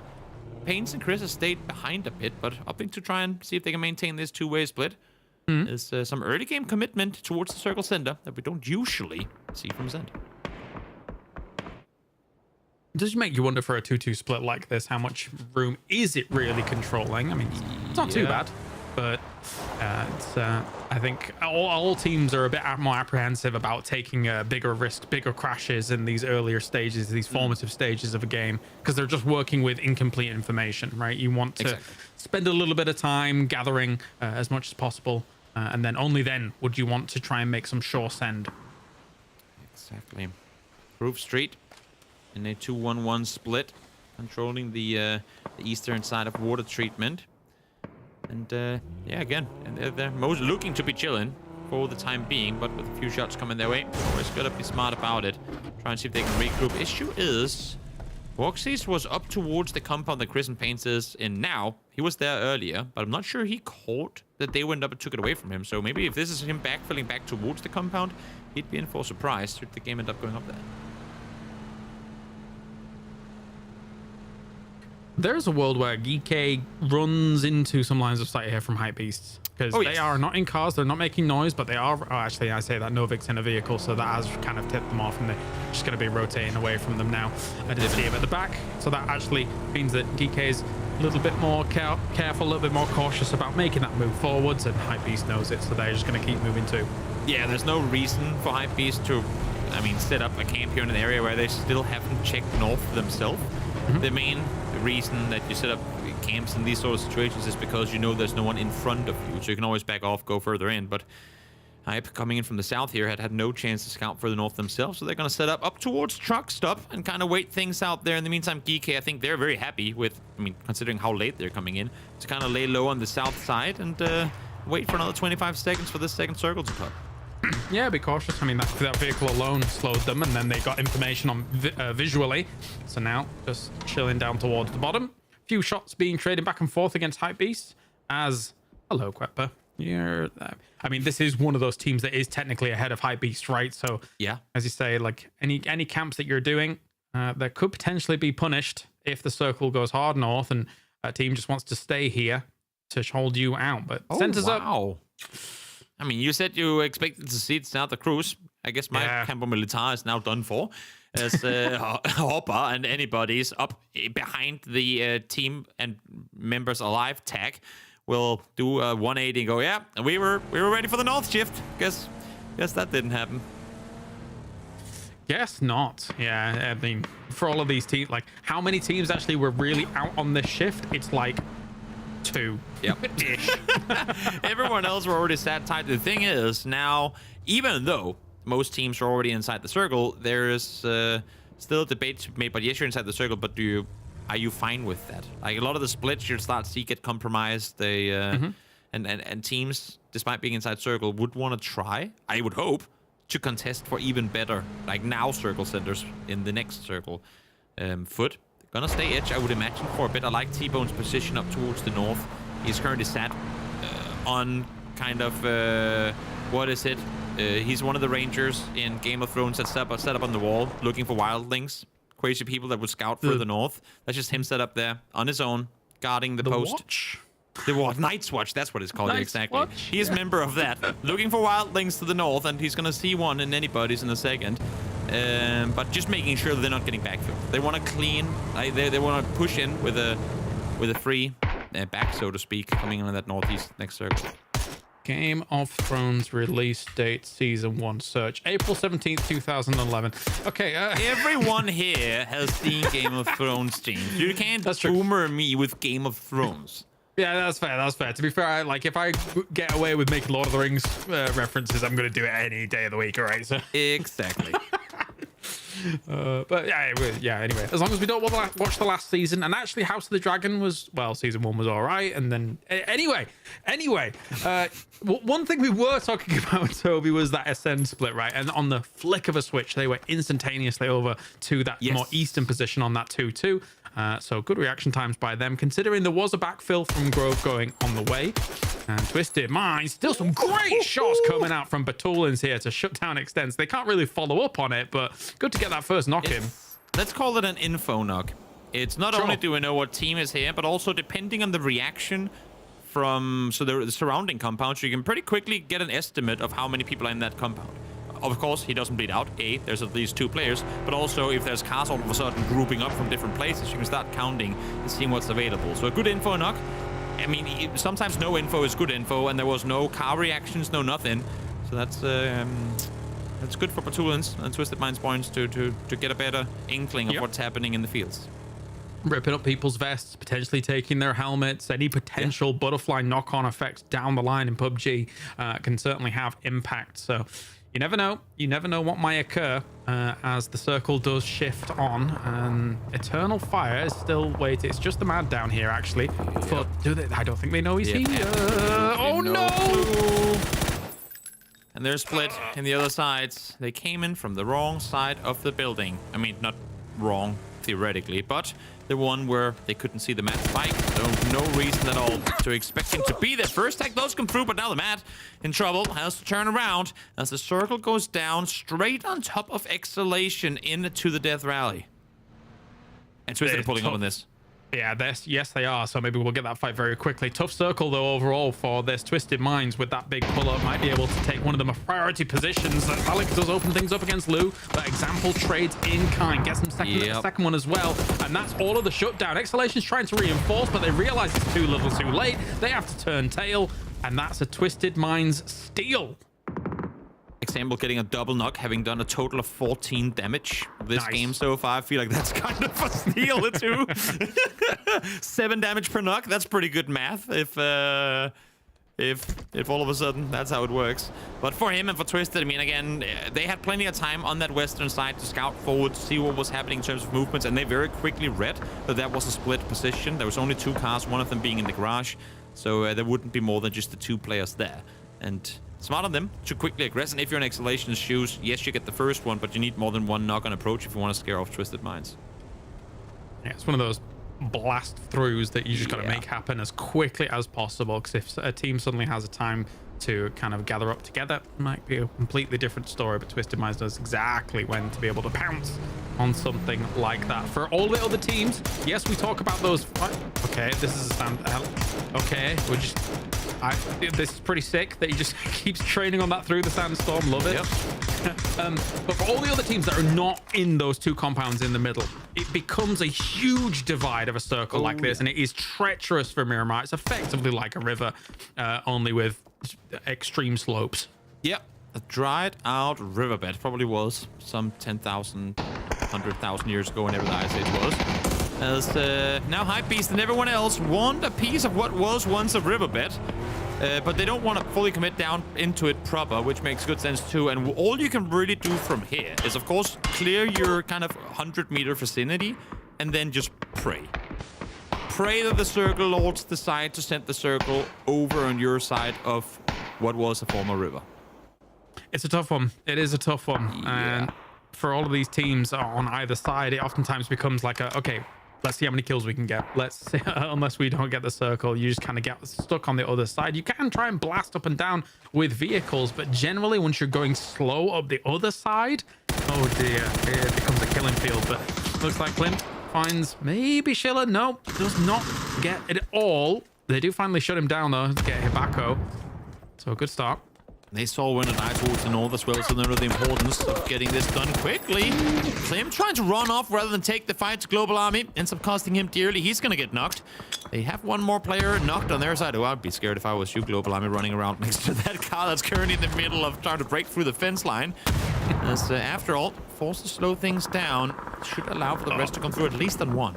The shift is heavy. The shift is all the way to Crossroads while this is going on, which sort of eliminates a lot of the problem that exists for something like the trench. Yeah, we'll see if the teams can kind of rotate around it, but this now means everybody in the east has got to get killing and got to get moving. Yep, what do you want? Bad or worse? This, I think, is worse for everyone, being that not only are we facing west, but there's only really 2.5 teams inside this circle, and everyone else are going to be moving simultaneously to an area with literally 2 playable positions. This is real scary. This is real scary. It's about to get chaotic because now Ascend is going for their vehicles they can. Wherever they can, they know that Wheeler, again, is above them. Try and get things rolling. Foot is just sending T-Bone now through to the middle, realizing that it's just going to be some consolidation points potentially from just a solo moving through. They can't find the last We Live Again player. I think they do know where he is. Payne's actually took a trade with him, gets knocked in the end, and now finishing him off here. They've got to get moving. Yeah, they need to go. We are 30 seconds away from New Year's Eve. Some of the kids have gone out already to fire off a little bit of fireworks, but it's going to really blow up whenever this circle, which it does now, starts closing on in. Difficult rotations in the making for a lot of these teams because they can only really drive so far. They have to take the rest of the fights on foot, and now they're all starting to make those moves happen. Spurk on the blast. And BB team will look to follow him as fast as possible as well. You can see actually as we flick from camera to camera to camera, suddenly a lot of players that wouldn't traditionally be or usually be are in the blue, trying to get to their cars because they were delayed on some of those fights. Now they're taking ticks. Now they're going to be expending some of those resources, but also still late to the party for this circle. It's effectively a pull-up party where everyone has to fight their way forward. They know that cars can't really do much anymore. You need to just play on foot. You need to try and benefit from the space you were able to make for yourself earlier, and then just take fight after fight after fight, because you know you have to instantly be able to reset when one fight is done, because there's more teams coming your way. Send. Are they stopping on the back line here? Where Navi and FaZe fought and they won? I think they are. Sorry, who are you referring to? What's going on? The area of the map where Navi and FaZe fought in the end of that mirror game. That's where Ascent is going to stop, and it was. Yeah. They lose one though, unfortunately, to Grove Street, and this kind of comes at the behest of just unfortunately having to make these sends forwards and not being able to fully clear everything what goes on. Novik though clears off to the left, takes down Hello My Bad. It's only Presenti up there to try and shut this down, with this knock still kind of ticking away. They do know where he is to a degree. They had some information about it. Sends a nade forwards, try and catch him. Doesn't go far enough. 33 damage gets done. He is blind there for a second. They're really slowing down Presenti here. Yep, it's tricky. They want to go further forward as well, but I was just going to say it's about a matter of time before other teams will start looking this way, and Diga does exactly that. Twisted, reaping the rewards of having opted to fully engage in that compound earlier, really right now. Have you ever seen a more bait crate than that one in the middle? X marks the spot, isn't that what they say? And it's right out there in the middle. In the meantime now for Ascent, ooh, these nades keep on getting so much closer. If Grove Street can clear out, which they can. Nice nade in the middle of the two, takes them both down. I was just going to say, if they can clear that out now and maybe force Dante back towards the compound, I mean, the blue is going to do that for him, but still, they actually have a pretty good route to run down towards the south on their side of the street too.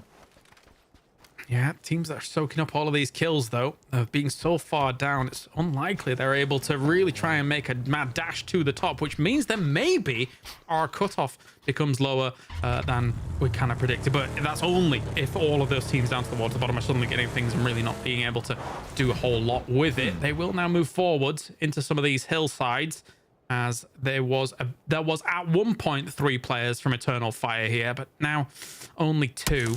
It's going to be hard for them to get away from this spot as those line of sights are very open. Yeah, nothing worse than having hard committed to a position in the middle of the open just to have the next circle shift like 6 meters away from your shack. Yeah. Gotta be feeling Eternal Fire on that one, because they know it too. Like, there is nowhere for them to go, even with cars, even with deployable shields, you name it. They are dead as soon as they try and leave. Very tough. Very tough. And for all of these teams over on the east side, it doesn't get much easier. Nades are being charged up by their opponents in the distance as Hypebeast's trying to hold on to this spot. I think Ketter's maybe just looking to go for a wrap to find maybe an off angle on this to shut this down and allow Novik some room, if at all. Because he's just healing up and trying to get forwards. 13 heals still available. Yeah, but he has to constantly pop them, so he's very, very slow on his forward approach. He wants to help out his teammate Noik down on the hillside, but he needs to stay alive in order to do that. And Strasbourg instantly seen as he leaves. I tried. Marco, you're up next, mate. Good luck. Have fun. I almost made it to the hay bale, which is barely even inside the circle. It's not fun to be an Eternal Fire player right now. Yeah, I guess my tactic here is like, okay, let's expend all of our smokes and crawl and hope. Yeah. but even then they have the high ground too, so like, what do you do about it? I don't think there's a whole lot you can do. As Diga do get taken down, more space garnered for Grove Street. Roxy's up to 7 kills already. Able to steal a few. Only 400 damage done this match as he's trying to zigzag his way across the street. Not gonna happen. Sparrow spots him. Easy pickings. Here we get the circle shift, and it does continue to go straight towards the crossroads. There's a nice block. That's very nice. Can we save him? I guess he can for a moment. Are they blow up the car? That is insane commit, because they're just inside the circle now too. I don't think you can get the rest before the car is blowing up. Though now it is blowing up. They're trying to get back to the car. Sparrow though finds him once again to add a second knock to his time. You know what? Everything being done, and they might fall here. I feel like Roxic still gives his teammate a clap on the back there. Thanks for trying, bro. I appreciate it. I see the effort, Vaso. That's when you want the camper van instead. Just in those few brief moments, but that was... Or the Pico. Well, yeah, the haunting essence of the Pico, yes. More shots coming in against a hype beast as Geeky is just looking at everybody on these hillsides and trying to take out what they can. I'm surprised Kena survived for that long, but they do finally take him. Yeah, he's just been over now trying to scramble in. What Blue couldn't do, Bullet sure could. Spiro finds one more. He will get Keto down. And again, I mean, good on Geeky to be this active because they have to come off this hillside too. Which is why they're doing as much damage as they possibly can before having to drive forward. And what was great bait just before could potentially be great cover a couple of seconds from now, because there really ain't a whole lot else for them to work with outside of that ridge line. In the end here, Gaming Gladiators will clear out Groove Street, but still got a nice set of kills for them. Even though they're further down leaderboard, still a pretty decent game. Nice try to get into the circle there by Eternal Fire, but unfortunately fraught with danger. Yeah. Gladiators are still looking, in technically speaking, they're getting away with an epic split on a game like this, but not for a long. Diffx hits it bang square and trying to go for a crazy send on through. I understand why, considering everything else is taken, but Twisted Minds is having a field day with this one alongside Rox as well. Levante does take down Example. It is not much left here, so for GK, they are gone. Nice reaction play from Rock, spotting him get through the building there, and now be able to turn back his attention towards the north because the circle is closing in, and he wants to get over on that ridge and regroup with his teammates. The thing is, Pixel is over there as well. I completely missed that Foot still had one alive, but I'm not sure if Gaming Gladiators knows that he's pro. Now they do. I'll take that back. They really able to know get now. him down. Flush does come in return, low Levante, helping out his teammate. Can they commit to the rest now, though, knowing that all these remaining players are on the other side? Good question to ask here really here is, what can Twisted Minds do from this compound now? They know that there is one person at least above them, so really want to dislodge that so that they can potentially open up some paths. You don't really want to be running into the crossroads per se. You want to try and use some of these hills if you can. But Gladiators on the opposite side of this is taking a very important hillside too. And once they get the res off, which they have 3 people along this hill line. Where is the circle going? If it goes to them, yes, it does. Gaming. Ooh. We had, what, 3 teams alive in phase 6? Not something you see too often, but of course with circles continuously moving out into the open, it's not going to make matters any easier. A lot of damage come through from Gaming Gladiators, trying to, as you say, destroy some vests, destroy some helmets, because I think whatever was available in that compound has been looted already by Twisted, and they, despite not having too many kills, have actually been pretty active in taking shots earlier. So you'd have to imagine that what they're wearing right now is what they're going to be leaving the compound with. No extra helmets or vests available. And 2 teams now on the verge of very much so solidifying themselves in that top 8, of course. Oh yeah, there's still games to play, but they are 2 of the names that we're expecting to be making it. So a good little face-off with a maybe Novik spoiler could be on the cards. Still nobody really able to dislodge him just yet, as he'll be trying to sneak his way through that high ground. How do you play this if you're Gaming Gladiators? You're expecting them to drive south over. But if you commit too hard on the south side and they just crazy send it straight down the middle, you might be too split to really defend properly. Seems like Twisted's going to have to play this one on foot. Gaming Gladiators and other teams earlier have been doing a good job at breaking some vehicles, but there should be at least one. There's a bicycle. Bicycle, yes. Bring. Let's see what Batsuans can do. Big fan of that. I love the bicycle. Oh. This is going to be the best or the worst rotation ever. I'm ready for it. Let's see. I mean, to actually take... Oh, I love this for Levante. Actually taking this rock and trying to take another angle to shut this down when all of these smokes had gone down as well. And here comes the firing line. They do hit Lou for a moment, but they're going to move forwards towards these smokes. Where are they going to go? Charging up a nade. Pre-nade here to go for it. He goes into the smoke to see if he can actually catch them whilst they move, but they circumnavigate that. That was smart moves here by Twisted Minds. They have no idea that he's sat down there. Perfect repositioning, but not enough damage come through. They're all down to practically no HP, but not a single knock comes through. Levante need to get something now. They start falling. All 3 of them go down. Such a heads-up early rotation from Levante, using Twisted Mind smokes against them, using them to try and maneuver down towards the south and catch them off guard on their approach. That was incredible understanding of what was happening in the brains of the opposing team. But game ain't over yet now. It's still something to say. Gladiators orchestrated that defense like a symphony. That was fantastic to watch out of them. And now Perfectix has nothing left to do. Novik's trying to eliminate him out so that he can at least get himself guaranteed second, as the blue zone will go down. Levante finishes off example. That's 5 kills on the board for him. Novik goes down. He will not be second. Twisted Mind's going to take that. And it will be Gladiators. A brilliant read of the situation there for Gladiators. Definitely. I mean, in the end, it's the teams that were blessed with some compounds and circles gone their way that come out victorious, but it's also the way that Levante plays that position. Had he not been there, there's a very good chance that it's Twisted Minds that comes out victorious in that game, because they're notorious for winning games where they have to pull up, come out, and make plays happen. So really, really nice preemptive move from Levante to make that play happen. I definitely last year had question marks around how Gladiators would have fared in terms of maybe when they were to go to internationals or get to the higher echelons, upper echelons.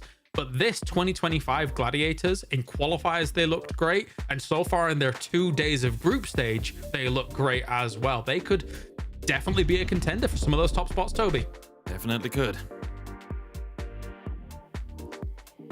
Wow. Wow, wow, wow. Talk me through Twisted Minds Gaming Gladiators, Mark, what we just saw on our screen. Zone. How crazy was that shift back towards the west? Like the first, obviously, zone, there was a load of people in. The guys called it. It was like I think 2 teams, maybe just on the outside edge. Everyone was in there. And then the zone said, nope, this is the final day of groups, guys. We're going heavy west. Everyone come our way. Twisted Minds were in a good spot. I'm quite surprised they didn't get more kills, but I don't think many people want to send it down the road of doom. And Gaming Gladiators and Twisted Minds able to try and control it at the end, but we can't drop the ball. Nowick, oh my God, for Hypebeast. What a legend. Stealing the kills away from Gaming Gladiators, picking up Twisted Minds. That nade and triple blue zone. Insane play. MVP Levante, maybe Avenger? What do you think? Yeah, that spot for him to take the rock like that, lock down Twisted Minds, they didn't consider it at all. They didn't even had an opportunity to do anything once they got everything raining down, right? And the nades coming in after the damage has been done, that's huge. Still got a decent amount of points to Twisted, but this was their game to win every single day. But nope, didn't happen. Novik had a good opportunity also to get some more points for Hypebeast. They gotta level up though, Hypebeast, to get more, but this was huge for them in terms of total points gained. But yeah, Gaming Gladiators, they're looking strong. They're looking hard to beat right now. And also with how the circle works, like this is such a compound ending for Twisted Minds. And for that, the one team that basically can survive being on that western side of that ridge there. DK maximize what they can get out of it. I mean, I thought when the Gaming Gladiators guys lost one to Quizzy just running in and flushing one of the knocks after driving there, I actually thought they're okay. Twisted Minds easily wins this. But nope, it wasn't the deal. It wasn't the deal, Avenger. Key takeaways from our final Miramar of the group stages, Mark? Oh, gotta say, this rotation. Look, Levante's move around, that was key for those that are trying to learn or level up their gaming. Just taking away little movements like that. Easily people would sit on that hillside, Sam, and not move, and to have the vision to move down, to sit on the outside edge of the zone and kind of expect Twisted Minds to play into this area here and pick up those kills is definitely a takeaway for me. And Twisted Minds is going to be furious. You know, Betulins is not going to be happy with how this played out for him. He wanted a win, I think, Avenger. But they still get the points. 13 points for them, 18 points for Gaming Gladiators. They were already in the top 8. It's going to settle them quite nicely to the higher end of that. Yeah, for sure. This is pushing up. I kind of agreed with myself already, saying, okay, I don't even want to consider too much about Gaming Gladiators and Twisted Minds, because we know that they're going to win. But the other factor we can talk about that has a huge impact to everyone else is we know that those two teams are going to frag and farm today, right? So that's really what makes it scary. It could mean that there are simply not enough points available to be able to take over TMO or versus Pro at this point here. I think still TMO is going to be that 9th, 10th team. But with them taking so many points here into the double digits, and then it's the other teams that are getting double digits, Hypebeast and Grove Street. It's not those mid-pack teams that we've seen on the 40+. Now Hypebeast, they will be pushing themselves into the 40+. So that's really what makes it hard for teams like GK, Ascent, Eternal Fire, Foot to really continue onto that. And then Exhalation, Win or Die, We Live Again, not getting this many points in this last Miramar makes it even more difficult for them. So yeah, so many teams in our 40s and early 50s that's going to be fighting for those maybe 2, maybe 3 spots maximum, right? I've watched this TikTok on a different account. We've seen this last year where the mid-pack mark suddenly gets really, really close, but it almost seems impossible to push up into the top 8. I'm feeling that's happening again. Eat, sleep, rave, repeat this one, Sam. It feels like, look, Hypebeast obviously going to send themselves really hard on that leaderboard now, but they're going to push themselves into that mid-pack you're talking about, and it's going to cause issues for the teams around them. We spoke about BetBoom. They're going to be falling down. They had not a bad game. They need to keep ahead of this pack if they want to stand a chance.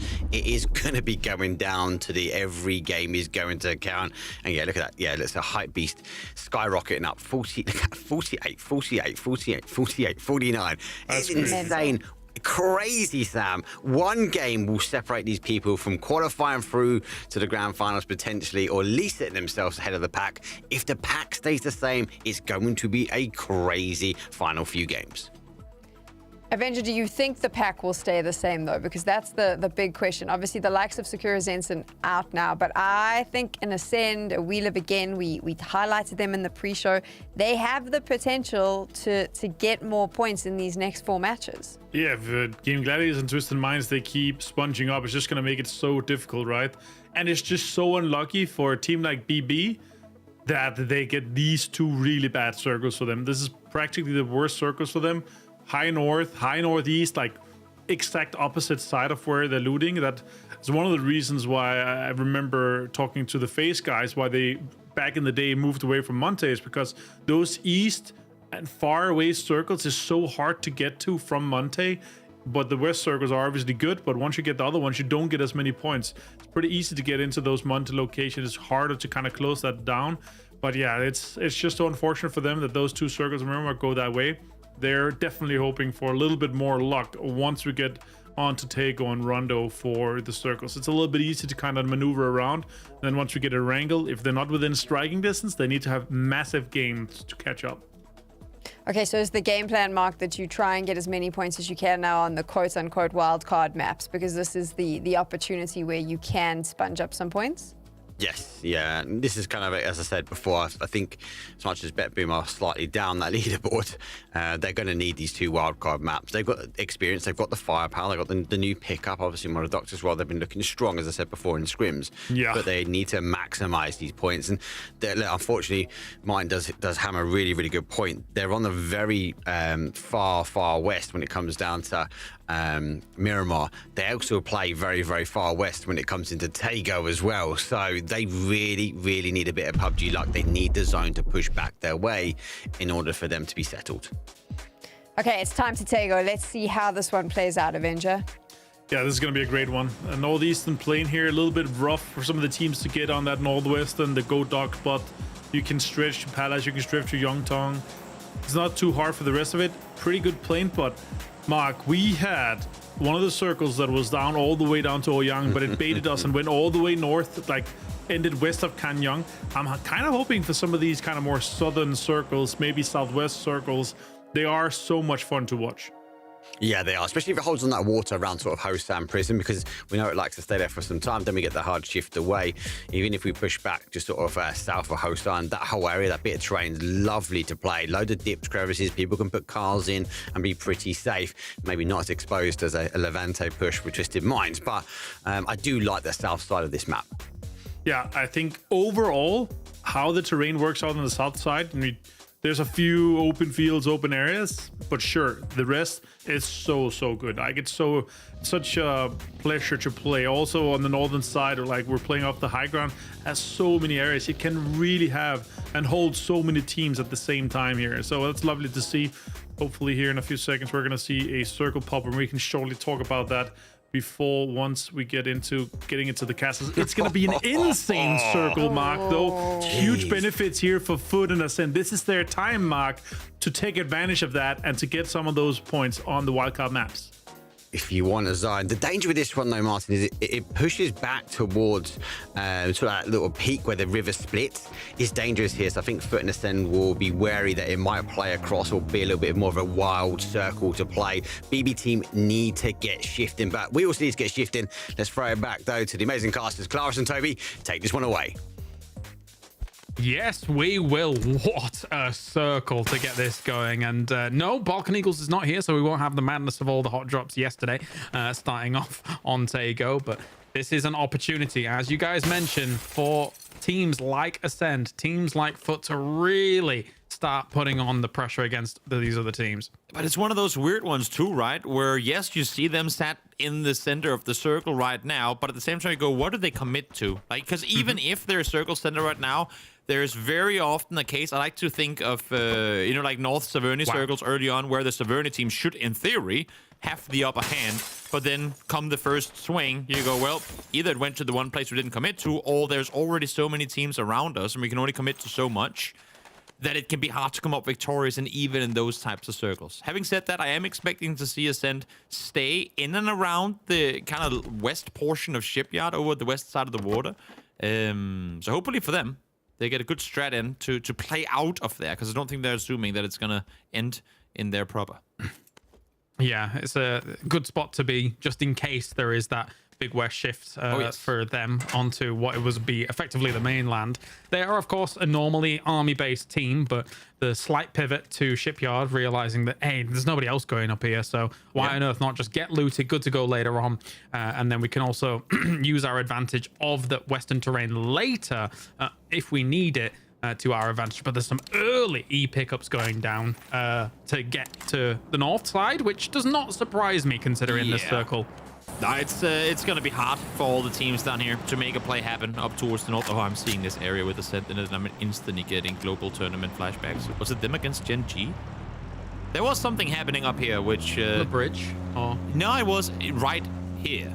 Right where Chris and Pains are right now, on the northwestern side. And, of course, it's stupid to bring up memories that you can't actually fully remember. But but I did it anyway. Great, hey. well done. Yeah, thank you. Amazing. Good job, Toby. And yeah, I just have a weird memory of them having an awkward situation up here. Nonetheless, I was going to mention, hopefully they won't allow for other teams to cross the bridge. That's already a bit too late, because after all, pretty much just backfilled Brex as he crossed over. Speedy. And it looks like they'll probably get away with quite a lot of this. The spray comes in from Kiliaka. Is he going to relocate to maybe get a few more shots in? It doesn't look like that. Maybe he's just kind of going to cover the vehicle for now. More shots coming in from Brexco. There's cars doing car things. Interesting.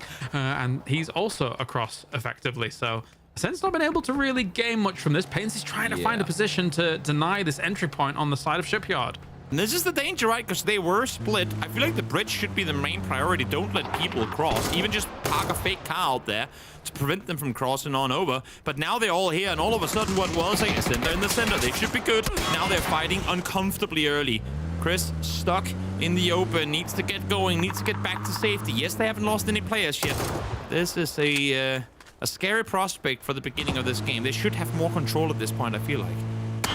Proper problem. Shots going in against his Chris. He does duck out of that vehicle to try and trade against Ibako here. I think they realize that there's not too many extra angles for after all, so they can get away with a bit more than they would normally. Kiliakai's going to go for the pursuit in the middle of these rocks. I don't think I've ever seen a fight near these rocks. What's going on? Yeah, they're all here.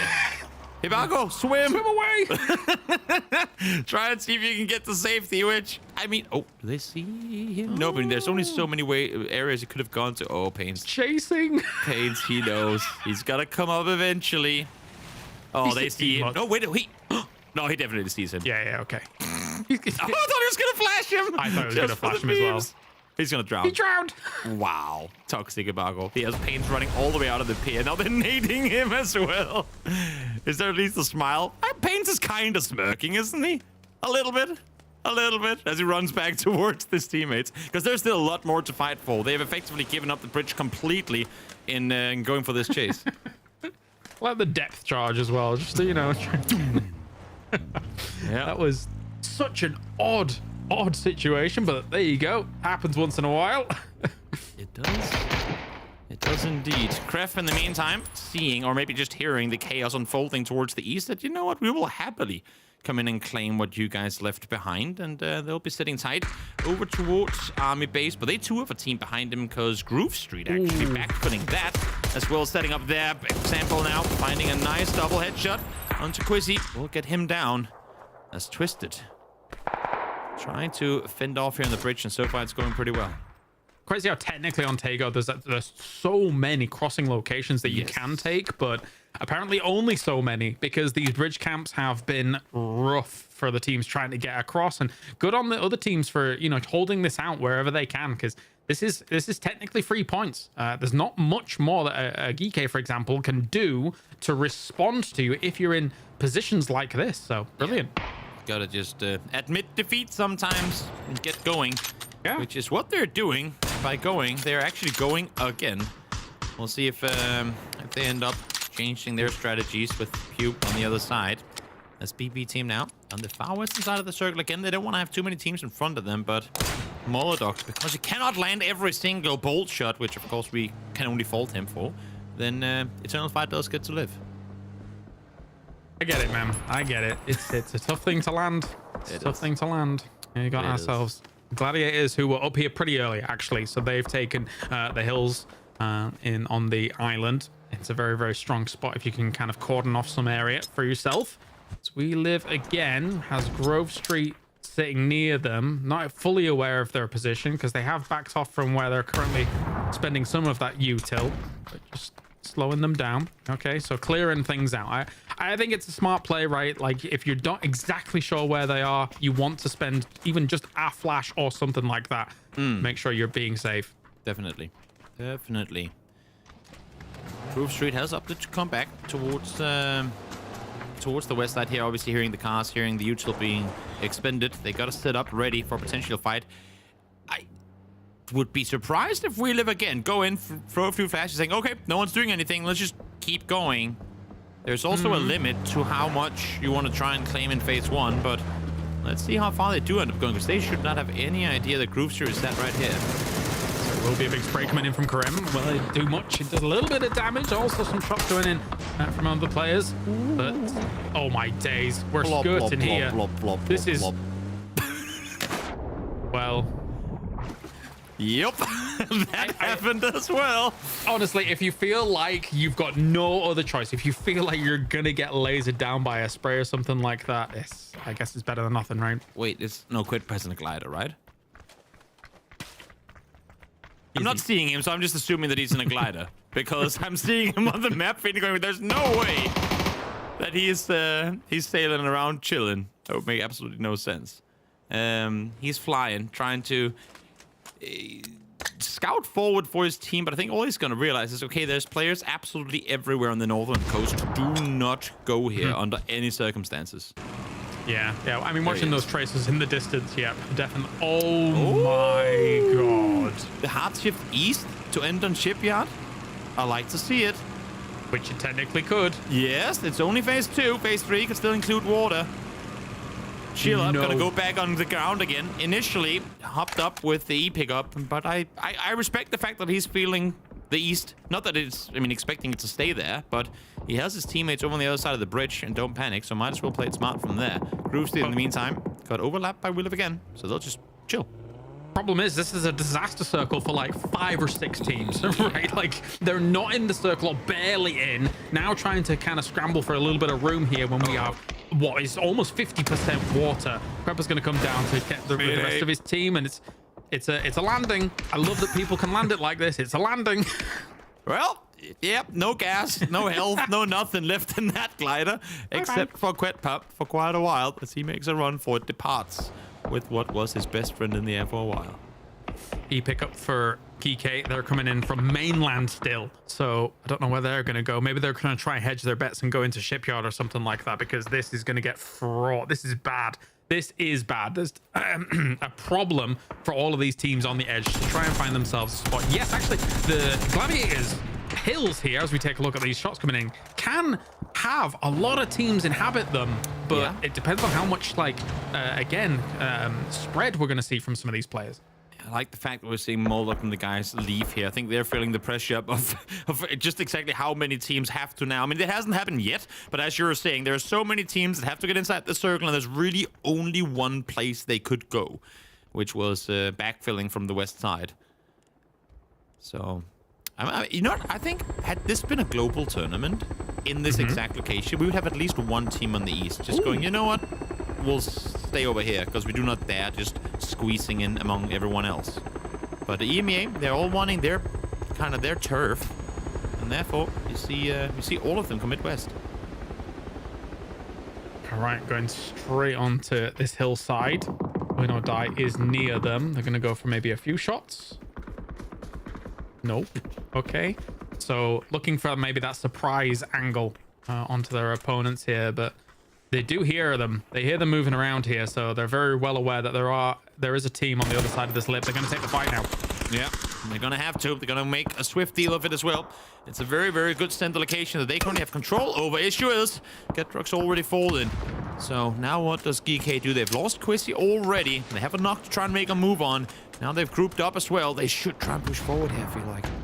If you go for an emergency pickup and you can wrestle this spot away from Win or Die, that's a huge victory for you. But whether or not it's going to come to fruition, we'll see, as it's going to be slow and steady here at the moment. Smokes were already down. They're going to try and nade those spots in case they were foolish enough to stick around in them, and they're going to retreat from it. Meanwhile, unfortunately, Digger is down in 16th. Yeah, BB team came driving up towards this area, said, wait, there's a team here, realized who it was, and I feel like they felt like they had the upper hand in that fight, and, well, game proves us right. Digger, tough task for them to try and fend off, and here we go. Crucial circle in the making. Let's go east. Do it. Ah! Ooh, still a rough. lot of water. We appreciate it. Still rough. So as the accelerated game state of this one is going to unfold, Eternal Fire here is trying to hold off Grove Street. Thankfully for both of these teams, whoever does win this out still has themselves an okay spot in the circle for the moment. It is a little bit west leaning, of course. Wox is going to try and deal with this with a flash forwards, maybe swing around on this left-hand side, but Crossberg's going to be covering that as well. And they can take this fight pretty secluded from everyone else. Wox, nice peek over the ankle there. Able to get the knock. Ooh, almost gets the second, but needs to go back and reload. I'm coming along. Will they be able to deal with this? Still Crossberg on that side. The Mad is going to be trying to swing around on an opposite angle as well. If you can do anything. They have rock coverage. Does spot him. Nice little flick shot there from Karam, but has to retreat back. This is the issue, right? Because now, with the circle having swung west and all these teams having cleared out their areas earlier on, they're looking good. And Eternal Fire RSO as well. Grove Street taken out. They had some space to maneuver on the west side for a while, but now it's all Eternal Fire. Big quick reactions from Quetpa. Good stuff there, despite blindly charging through that smoke almost. But anyway, still EK is alive. They're going to throw some smokes, realizing that there eventually potentially is a push coming along from Foot, who's down toward the south. I mean, they would expect any teams coming in from the south, considering that where the circle actually shifted. So they need to buy time and be able to calculate how they're going to take those fights. But ooh, you hate to see it. You don't get a lot of chances against a guy like Extemple.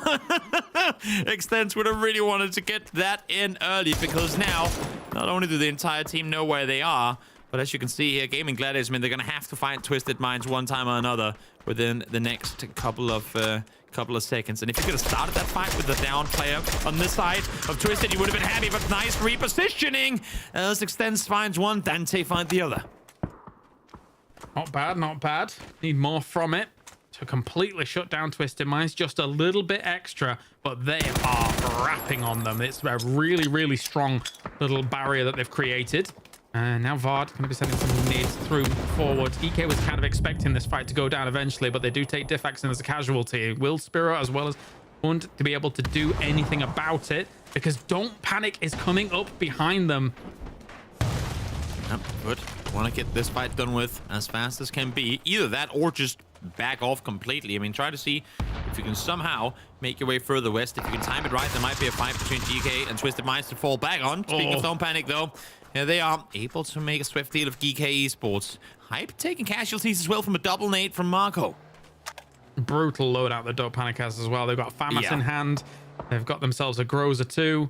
We will get that shift towards mainland thanks to that Circle 4. And now we get back to, in inverted commas, a normal game with all of these teams. But it wasn't actually as brutal for... I thought we were going to have more deaths during that phase. True. It's been steady. The main, concern with that then is that because they didn't die earlier, now there's just so many, players per square meter on average that you know that it's just a powder keg waiting to blow up once again. Somehow, Eternal Fire has reset. I think they were down to just Crossberg at one point, but he's been playing the medic, sprinting around, getting his players back up. Hype, in the meantime, the ones who do the damage earlier, down to just one at Crossberg, spins around, finds Matt Negative. We'll get him, but now anybody's. Good trade on the off angle on the rock there. It's funny, it feels like they've been on those rocks for a long time after getting those reses off, and even before them. Code Marco, meanwhile, just trying to smoke things off and get that retreat on out, maybe, because I don't know if they're able to really shut this down from We Live Again. Yeah. Anybody's secure those points, you're gonna be happy with that at the end of it. Still very much in the race for qualification. Leaving on We Live Again, just too happy to try and take that, and they will also kind of retreat back off, and it's a little bit of a full agreement, a peace treaty signed, because they it looks like Eternal Fire realizes that they do have a snake in the grass up to the south of them. Yeah. I don't know what could possibly give you that idea, but they do manage to find together in the end of it. T-Bone in the meantime, these rocks, man, pseudo cover. You think you're safe, but all of a sudden, that becomes nade bait. Down goes T-Bone as well. There is a chance for him to get rest, I think, but they are actually committed to it. It seems like. Nope, it's actually 8C. They're trying to get back up in Pixel. Oh, Spot Sheila and CC. They haven't seen him yet. Nate been pulled. Goes for one target. Nate's the other. Gets them both. Great understanding. Great play from Pixel, knowing exactly what to do. That was brilliant. That was brilliant here. Bided his time and unleashed here against them. CC and Nick now down, Global Army and shipless. It's a real shame for Don't Panic, because they had, again, as we were talking before, a great arsenal. They had brilliant weapons. They were coming in. They were pretty much unwounded. And yet now the trap being sprung has decimated them. And that solo play, because keep in mind, when that play was happening, 8C was still getting rest by Vard. So that solo play not only allows for 8C to get it back up, but allows for them to get T-Bone up as well. So Foot back to 4-man strong, as they're, you would imagine, now going to try and see if they can find the rest of their own pack players. They should do. They should do. Hunt down those kills, because Foot needs them, as you say, and they'll be moving in from this, where we're going to go with the circle. Lots of crates go the way of win or die. And they are pushing on against Don't Panic. Centers up just a little bit with North Lean. Going to be peeking on across this. Vard gets shipless. All on Global Army to try and do something. He does find 8C. That FAMAS is still deadly in this case.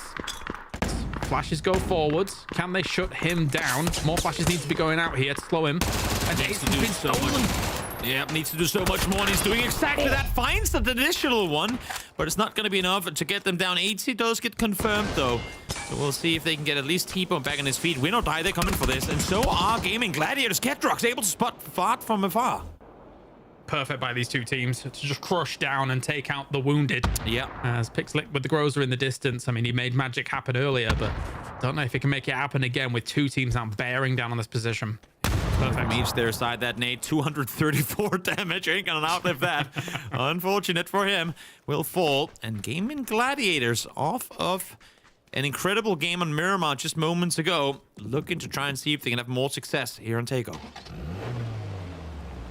I did loot a bit of that, the drop overall, so now they know that, I mean, they wanted to shut down teams coming in and backfilling them, but with the Gladiators showing their presence there as well, they know that there is still a threat to deal with despite Foot having fallen, so they'll continue to hold this angle, and they're also very aware of the fact that Ascend was shooting their way too, so they know that there's a few threats, a few angles. Oh, look at this. I like this. I like this retreat out to rendezvous with the rest of the team. Exactly. I mean, they kind of pushed out here on foot. Then they come over and say, oh, there's a car here. We'll just take that to quickly get back towards the western side. We've cleared the east. We have a good understanding of what's happening over there. Now let's go back and play from the comfort of that west side position they claimed earlier.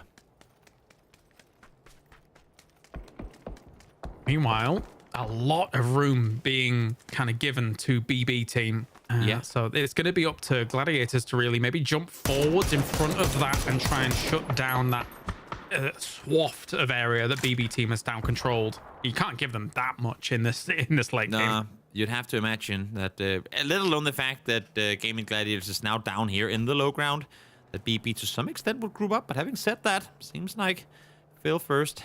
There's another teammate there still set up on the northern side trying to fend off. And then, I mean, if you look at the kill spread across these teams right now, it's the teams that have been forced to fight on the edge who are getting all the points. Ascent, 2 kills, win or die, a single one. So they're looking to try and see if they can farm something here in the end. Whoever's able to get this one thing's for sure, when you look at that leaderboard, the mid pack is growing. It is getting dense in there. Krafton not quite part of that mid pack just yet, as they try and hold off what is going on. Eternal Fire, Quetper gets that turnaround once again. Quetper's reactions are lightning fast, but he will end up falling to Mammy God. There's just too many threats for him to deal with. Yeah, tricky situation, trying to push through. A little sad that Krif didn't time their approach in this one better and running together, but they came in from each their side of the building, so it's hard to really try and regroup when you don't know what threats loom ahead of you, as they do make the end for Eternal Fire. Now they have Ascent to deal with, but Ascent is split 2-2. It's just Brex and Pains over here towards the west, and, well, Chris and Kildekai, they have their own set of issues. Those issues may turn explosive very quickly. See how these nades are going to work on out. Just a bit of an air burst. Only one. Too high.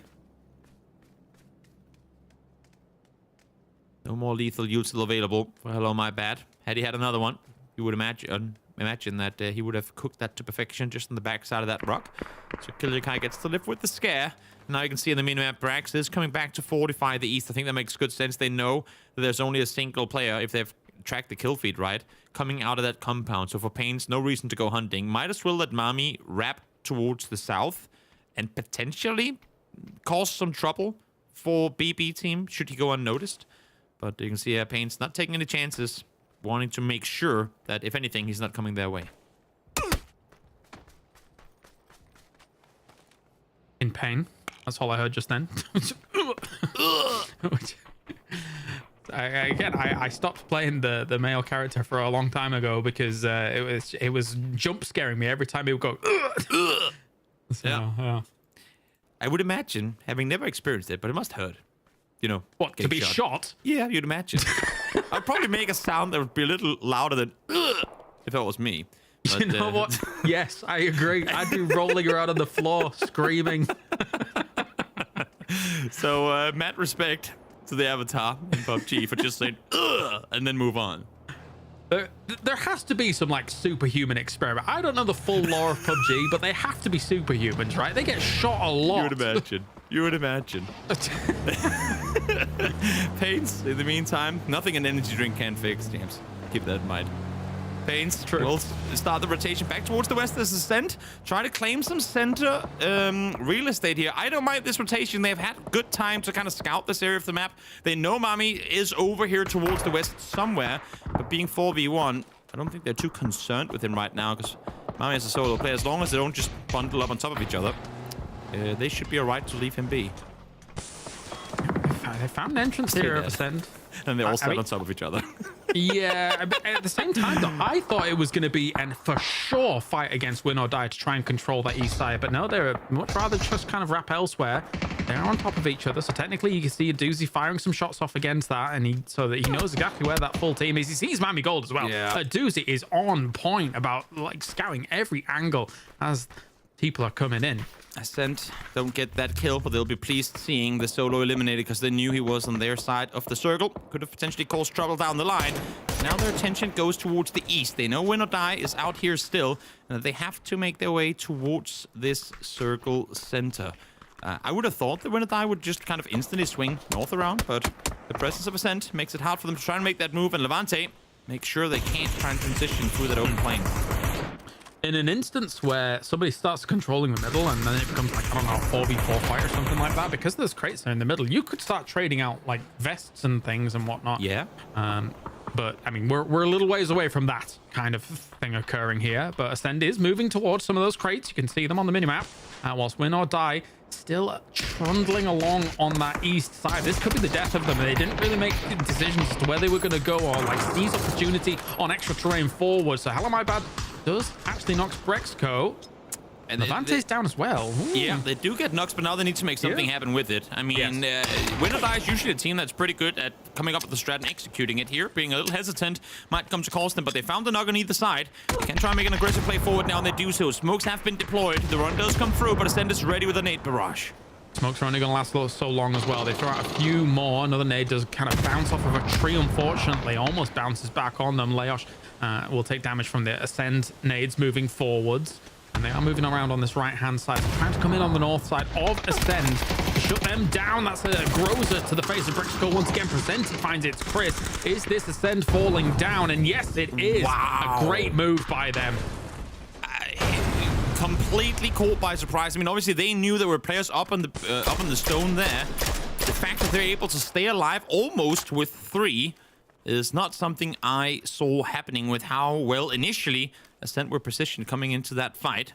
But still, journey far from over. I say that once again, but players, you know what? You can shut me up all day. That's fair enough. I'll just wait to see you make some more headshots happen.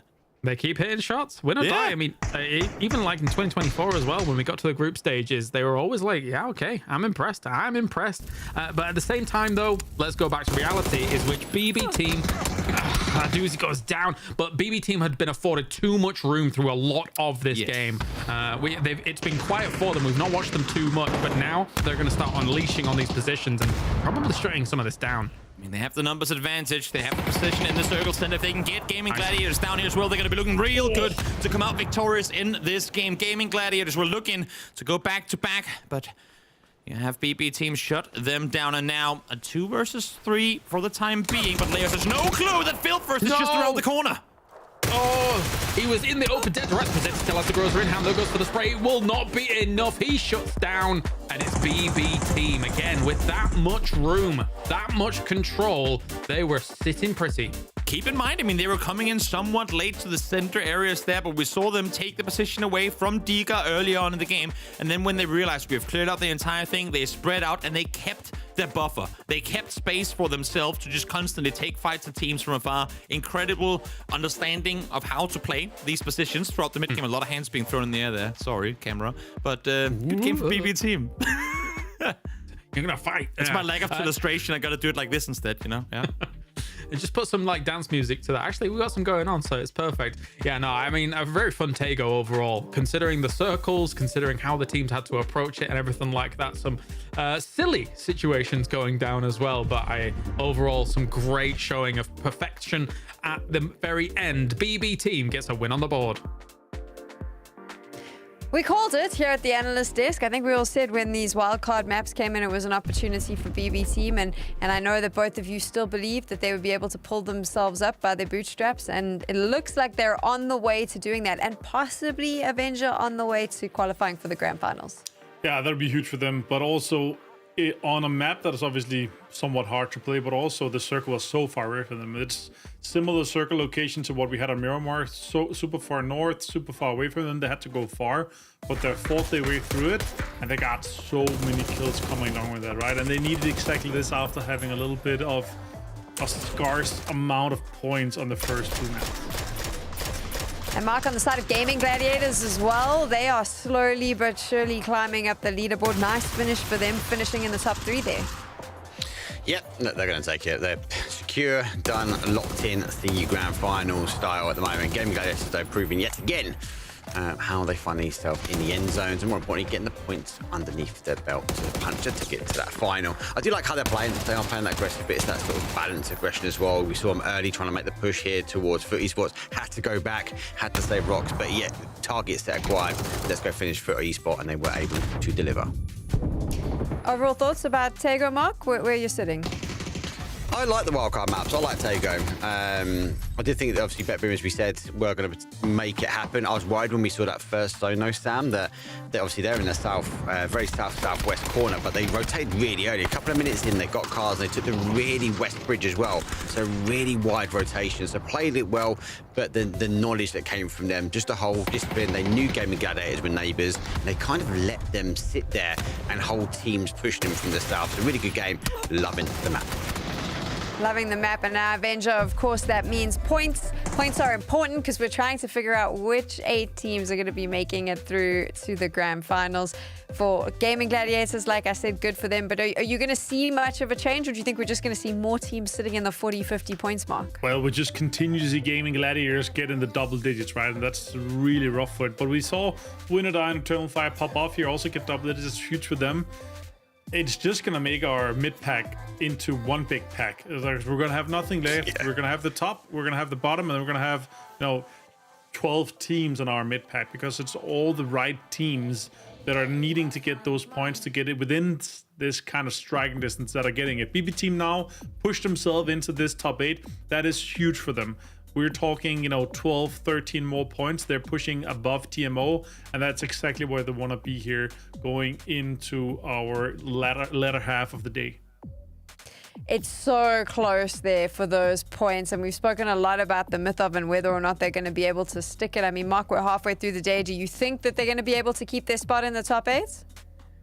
It is going to be close. I'm still on the unfortunate side of no, as much as I really want the underdog story to go through straight to the finals. The fact we keep seeing this, BetBoom's just launched up. We saw Hypebeast do it before. All of these teams are consolidating together, Sam. It's going to force some issues for the myth off when it comes to watching, sitting, and unable to do anything about that leaderboard. It's the first time Mark hasn't actually made a firm opinion there. He's kind of sat on the fence. Interesting. It's because the stakes are so high. Final 3 games are on the way. But we have something fun for you now. Episode 3 of Sound Training. I love this. We get to see how the pros level up. Let's find out how they did in this episode.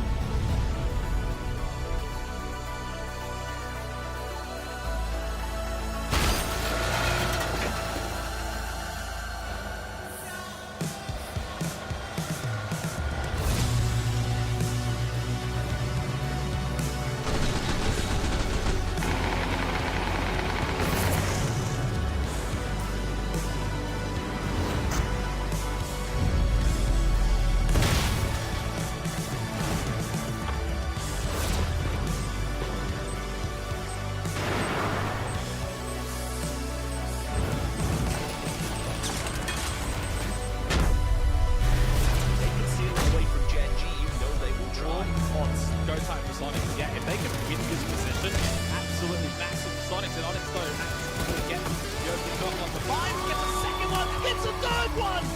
Shuts down the Sonic stream just like that in one quick move. He gets all 4 of them! Absolutely crazy moment.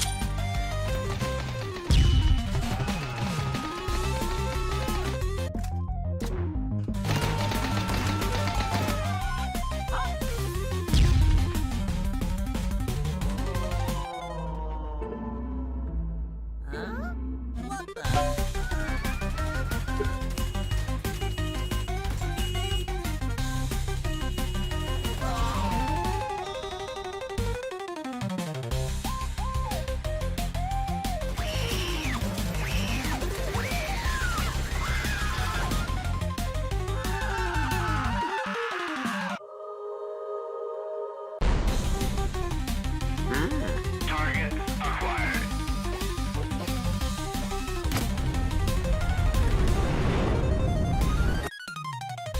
Oh my god!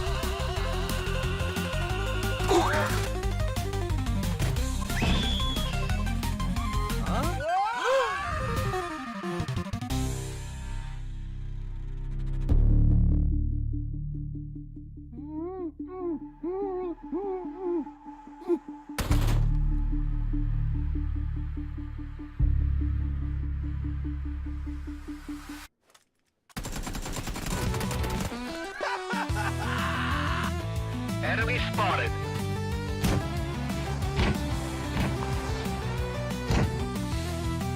Oh no.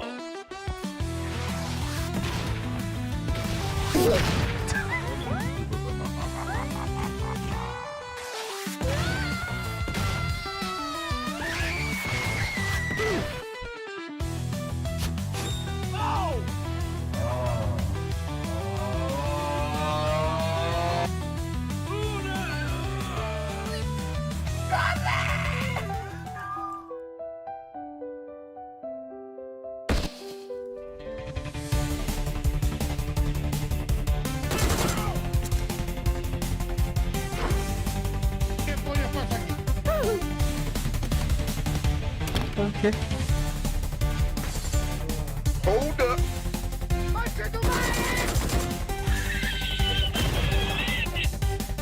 My.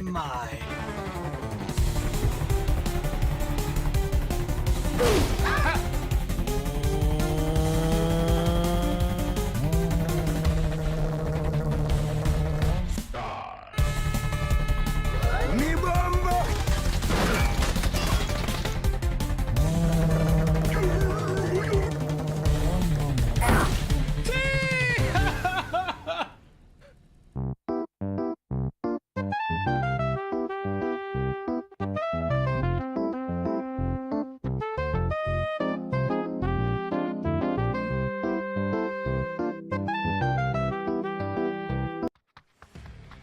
Years of Battlegrounds bliss. Updates to several arcade modes. And a new Survivor Pass. All this and more as we dive into the Update 34.2 patch report. First up, we're celebrating 8 glorious years of Battle Royale mayhem. You'll find anniversary decorations across the various maps and on some of PUBG's most iconic objects and locations, including care packages, energy drinks, the plane, and various locations across Erangel. The starting island also features an 8th anniversary BobbleBot statue with special golden grenades to throw at it to see your name up in lights. We're even collaborating with M83 for a brand new BGM track for the anniversary. This milestone wouldn't be possible without your dedication throughout the years. So on behalf of the entire PUBG Battlegrounds team, thank you for 8 wonderfully chaotic years. And speaking of your dedication, thanks to your testing, we were able to make some meaningful adjustments to the aim punch settings following the Gunplay Labs aim punch we ran in January. We're now planning on a second round of Gunplay Labs in March to test the new settings, so stay tuned for details. Next up, the arcade is getting a couple of adjustments. Team Deathmatch has several new maps to enjoy, including Destin Arena, Vikendi Train Station, and Sanhok Camp Bravo. We've also adjusted map selection probabilities, added destruction to Sanhok, and changed up the spawn kit. For Intense Battle Royale, the layout of safe zones, supply drops, and vehicles are now random in all maps. The starting Molotov has been swapped to a frag grenade, a random LMG crate has been added, and we've activated destruction on Sanhok. For fans of custom matches, you can now bring in 100 people, up from the previous 24. Last but not least, we're reverting the max player count for Hot Drop back up to 64 players for even more intense action, while also slightly lowering the atom spawn rate.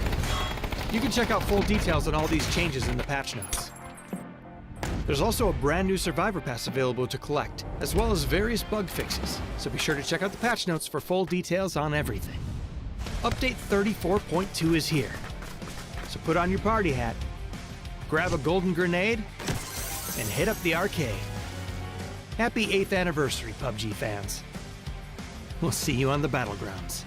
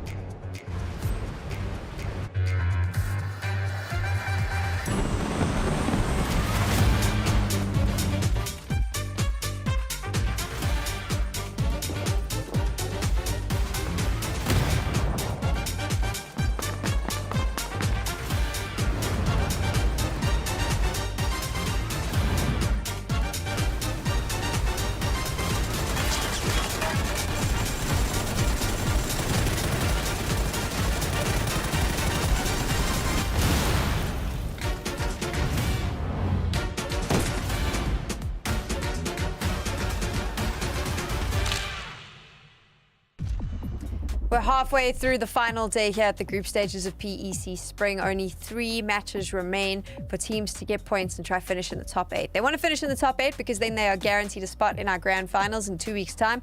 If they don't get into that top 8, well, then they're dropping into the lower bracket, their last chance qualifier, which will be taking place next week. And we've been keeping an eye on some of the teams that we think are most interesting, the ones that we know are really fighting hard to make the top 8. And Avenger, when you look here, for some of them, the start of the day has been fantastic. They've been able to get points and kind of lessen the gap. For others, like Foot Esports, that hill is starting to look a little bit like a mountain. Yeah, 32 points in 3 games is what they need, and that is a lot. 16 points though for BB team on the other end. That's fantastic after this game. That really set them on a whole like new level in terms of what they were on the start of the day.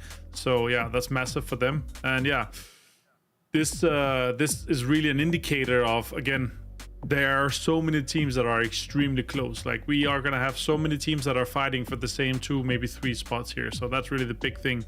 Can anyone catch up to TMO? Can anyone take over potentially BB team? I don't think there's any catching Twisted Minds or Gaming Gladiators at this point. Mark, how do you think it's going to play out for some of the teams on the screen right now? It's good to see. Obviously, change ups there. Obviously, BB team did take the wildcard map into their own hands, so that 16 points to do over 3 maps, pretty good. You're kind of punching their ticket. GK haven't really got going today. WLA, they shocked me, Sam. They really had shocked me. I thought they would be on the BB team. They would be the ones driving down. And you've already mentioned the mountain that Foot Esports had to climb. Maybe still looking like a large hill without any steps. They've still got to put a lot of work in, but it is good to see them get into the end. So still a lot to play for. I'd like the next game for BetBoom to get over that line and secure their spot. And then we can start really analysing the remaining teams because the pack is getting really tight. How do you think BB will do on Rondo, Mark? I think we're going to see them in the top 4. I'd love to see them go back to back. Avenger, for you, I mean, how do you think Rondo is going to play out for this lobby in general?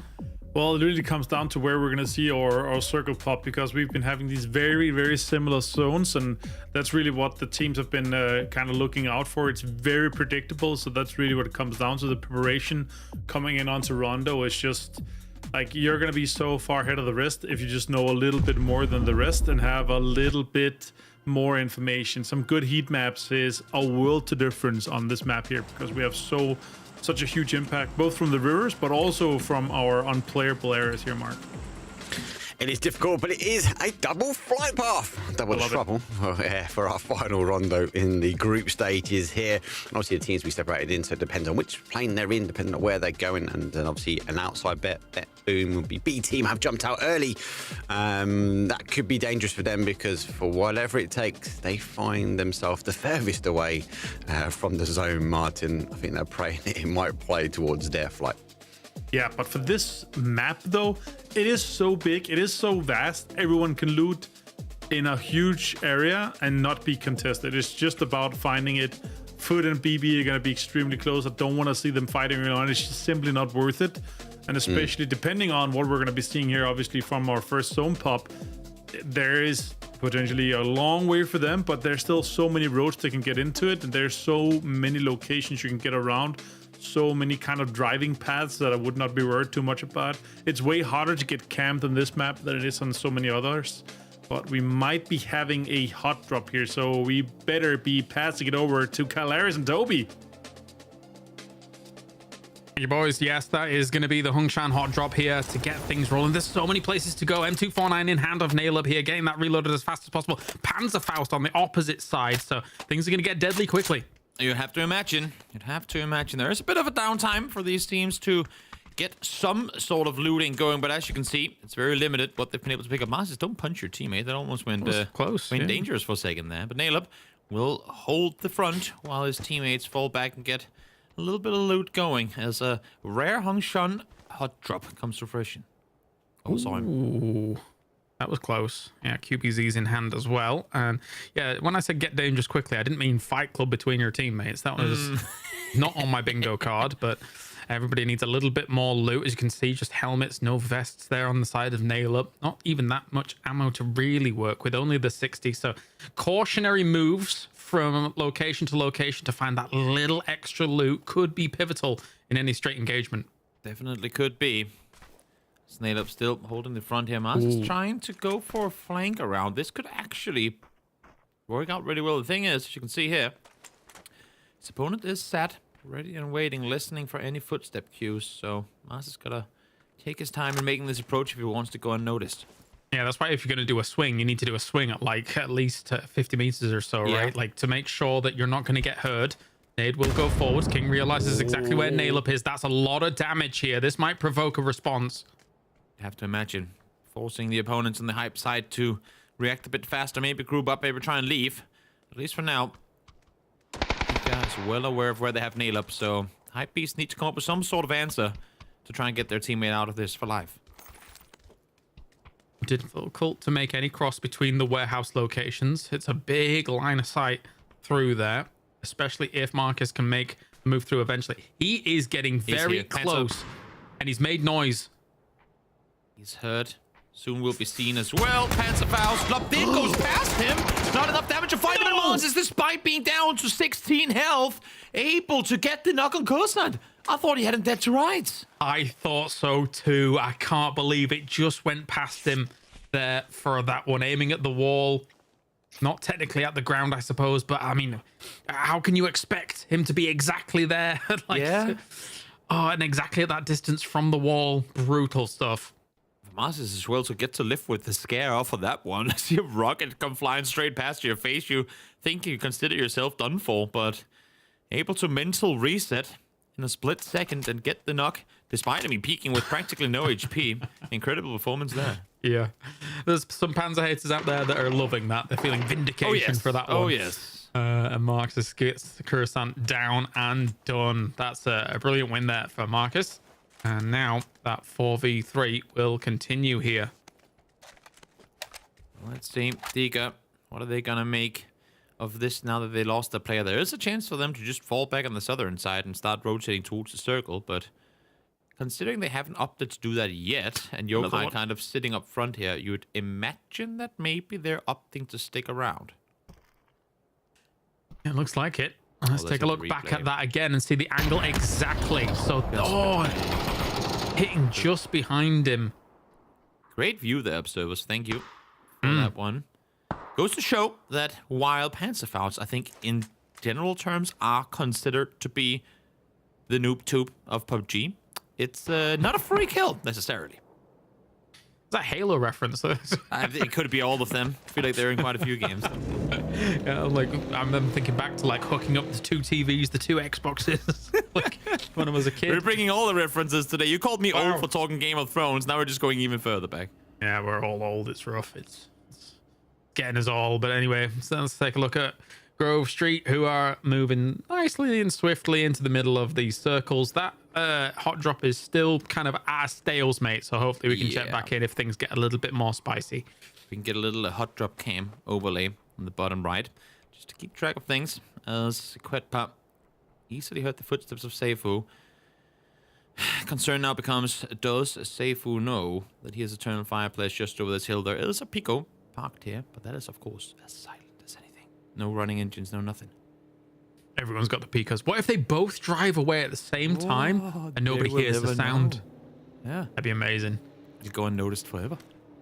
Yep. Maybe not, though. As the mat does swing the corner, wants to even get a good off angle. But of course, in the pursuit of an off angle towards Seifu, he might end up revealing himself to Seifu's team members, who, the way that Seifu is currently playing, having backed off of his vehicle and stuff as well, you'd have to imagine that they know that there are Eternal Fire players around. In the meantime, back towards this. For now, cold drop we go, but King saw Masters just before. Now spots him again. Goes for the spray. 2 shots connected. Gets the third, but can't connect the fourth. Yeah, tries to go for a peek. An instant pre-fire on the left side of that tree, just in case the peek comes through. Marcus hits him with that Dragonov in the distance. You'll have to get to one of the safeties of these walls. Whilst the rest of Hypebeast is looking to reinforce this angle. So smart moves. Don't give anybody any 1v1s at the moment, especially when you got the man advantage. So small detail here, but love the fact that Mark is actually up to peak with 30-some health rather than go for the heal with how many bullets were fired from the Dika player there. He's well aware that he has to go back and reload, and maybe is trying to make an aggressive play off of it rather than heal, which would be what you would normally think your opponent would do after getting hit 3 times. Goes for the re-peek and almost got him there too. But what if I think that I think he's going to think Whoa! And then it becomes yeah. thinkception, and then you don't do anything, and then everyone dies. Oh, well, I mean, yeah, you just step behind the tree and still survive. Or that. Yeah, true. Yeah, that's fine. And then they just both stay there forever. That's how cold drops were invented. With no one doing anything. That's what our hot drops have been like for actually a while. True. Just nobody doing anything, standing still and hoping that somebody comes past. Sometimes you can think yourself out of good decisions.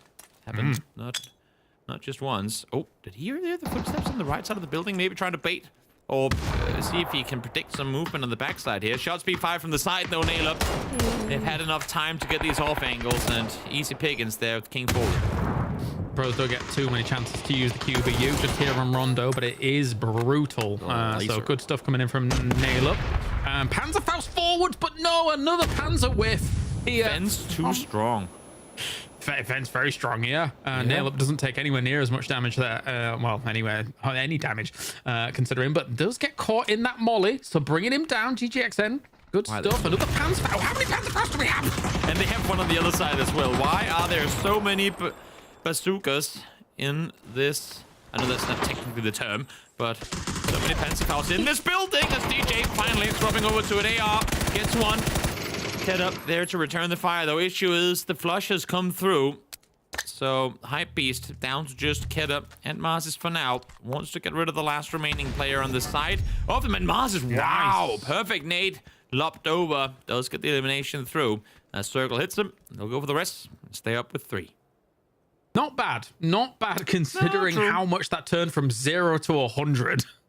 That is true. Once you throw 3 Panzerfausts into a fist fight, things tend to get pretty dicey. Yeah, that was the first rule of Fight Club is, I guess, bring a Panzerfaust and you probably should be winning, but apparently not. Imagine that movie. That was tough. That was tough. Imagine that movie. Panzerfausts in Fight Club. That's Fight Club 2. That's the reason they never made the second one. They simply didn't have the budget for all the insurance policies they need to get for the actors. Yeah, I do think that the Fight Club will be over pretty quickly. It will just... Yeah. That being said, there was a lot of explosions in Fight Club 1 now that I'm thinking about it. True. Yeah. No spoilers, James. Maybe people haven't seen it yet. Oh, okay, never mind.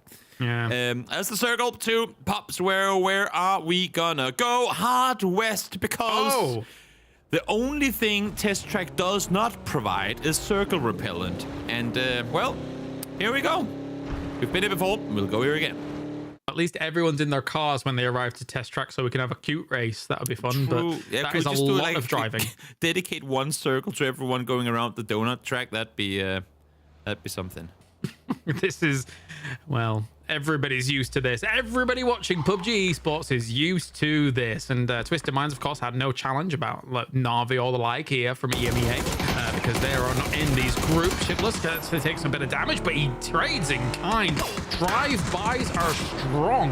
Ooh. Yep, definitely. He's now trying to see if he can get out of here alive. So far, somehow, he's able to make this escape happen. 5 health. Dodging and weaving, still doing so. Now trees become a danger as well, because hit one and you might just be down. How is he getting out? That's I'm not crazy. sure. I'm not quite sure as we just chill for a bit. Okay, I like that transition from utter chaos, just a still image of buildings with no one in them. Nice. That was wacky races. Nice 100 to 0 transition there as we now make our way back towards a Test Track. Kind of ironic that Destin Rondo being the biggest map in PUBG has the least circle variety, but here we are, Test Track once again. I'm still waiting for more northern circles. I don't mind landmarks like Ryan, etc. Agreed. I don't think I've ever seen a circle up there. We had during PGC a couple of circles that went northeast, and one like they were oftentimes on the water, like right on the river, but never really up there to take us further north. For now, yeah, we are in the tried, true, and tested areas, and we know how some of these fields play out. So again, those emergency flares going to be useful. Keep your vehicles alive. That's always going to be useful. As some great shots coming in from Daboom. The Quell Da Boom versus Da Quell. All right, well, you know, I'll leave it there. Yep, he got Da Knock. That's what not if he get hit flush as well. Marco up against his countryman Chilla.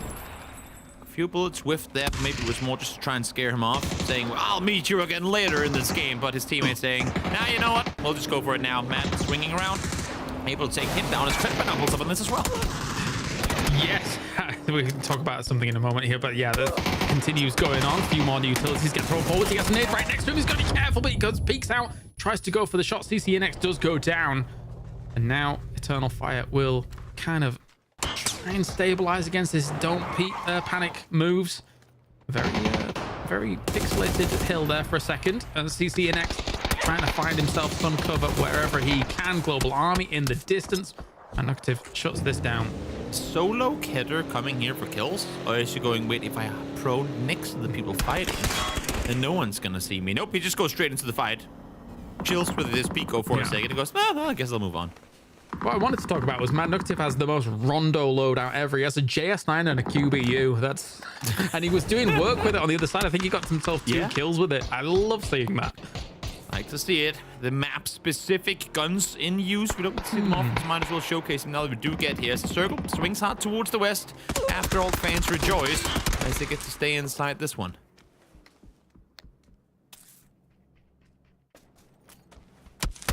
All right, well, yep, that's yeah, I'm trying to think how I wanted to present this next circle because it's where we go. That's what we do. We're here. So it's true. Matt just keeps hitting these shots, man. That's a third going his way. Don't panic. He's trying to deal with this. Smokes go out, and Marco has jumped up on a box to try and get away from that molly. Very nicely done, but he does get naded anyway. Where there's smoke, there's fire and grenades. In Code Marco's instance, unfortunately for him. He's gonna fall, so that should have a flush immediately to follow. That being, of course, if Shiplist can figure out the layout of this building. We're gonna die. Big send on through to some of the buildings next towards test track. And realizing that there's not actually a whole lot for people to work with here unless you can actually get yourself into some of these buildings. The fields to the west side are very, very open. Nades go through, though. They might have overstayed their welcome already. Yeah, there's a lot of open windows facing Exhalation over on the other side, so good on them to understand that you wanted this wait, win or die, and maybe you can force them inside with one now being taken down, but you really want to limit their opportunity to spread further. Still smoking things off. They realize that there's just threats all around them. I mean, there's some spots that are great here. Of obviously, like you've got gladiators. You can see extents in the distance having that little, the little tower. I was about to call it radio tower. It's not that. Oh dear me! Shipless finishes this all off. We just caught the tail end of that. I would love to see a replay of that if possible, but that was. I'm not sure how this all went down. No, I mean, he gets 2, knocks Quetpa, who had a nade in hand, and Quetpa takes out his teammate as the last player. Now you gotta watch out, mate, because now there's an exploding car next to you. Yeah. And somehow, exploding car, 3 damage done. Will get stay put, at least for now, but now he has We Live again, who are, I would imagine all, to some extent, looking in this direction outside of Mad Negative, who's currently driving up towards Grove Street.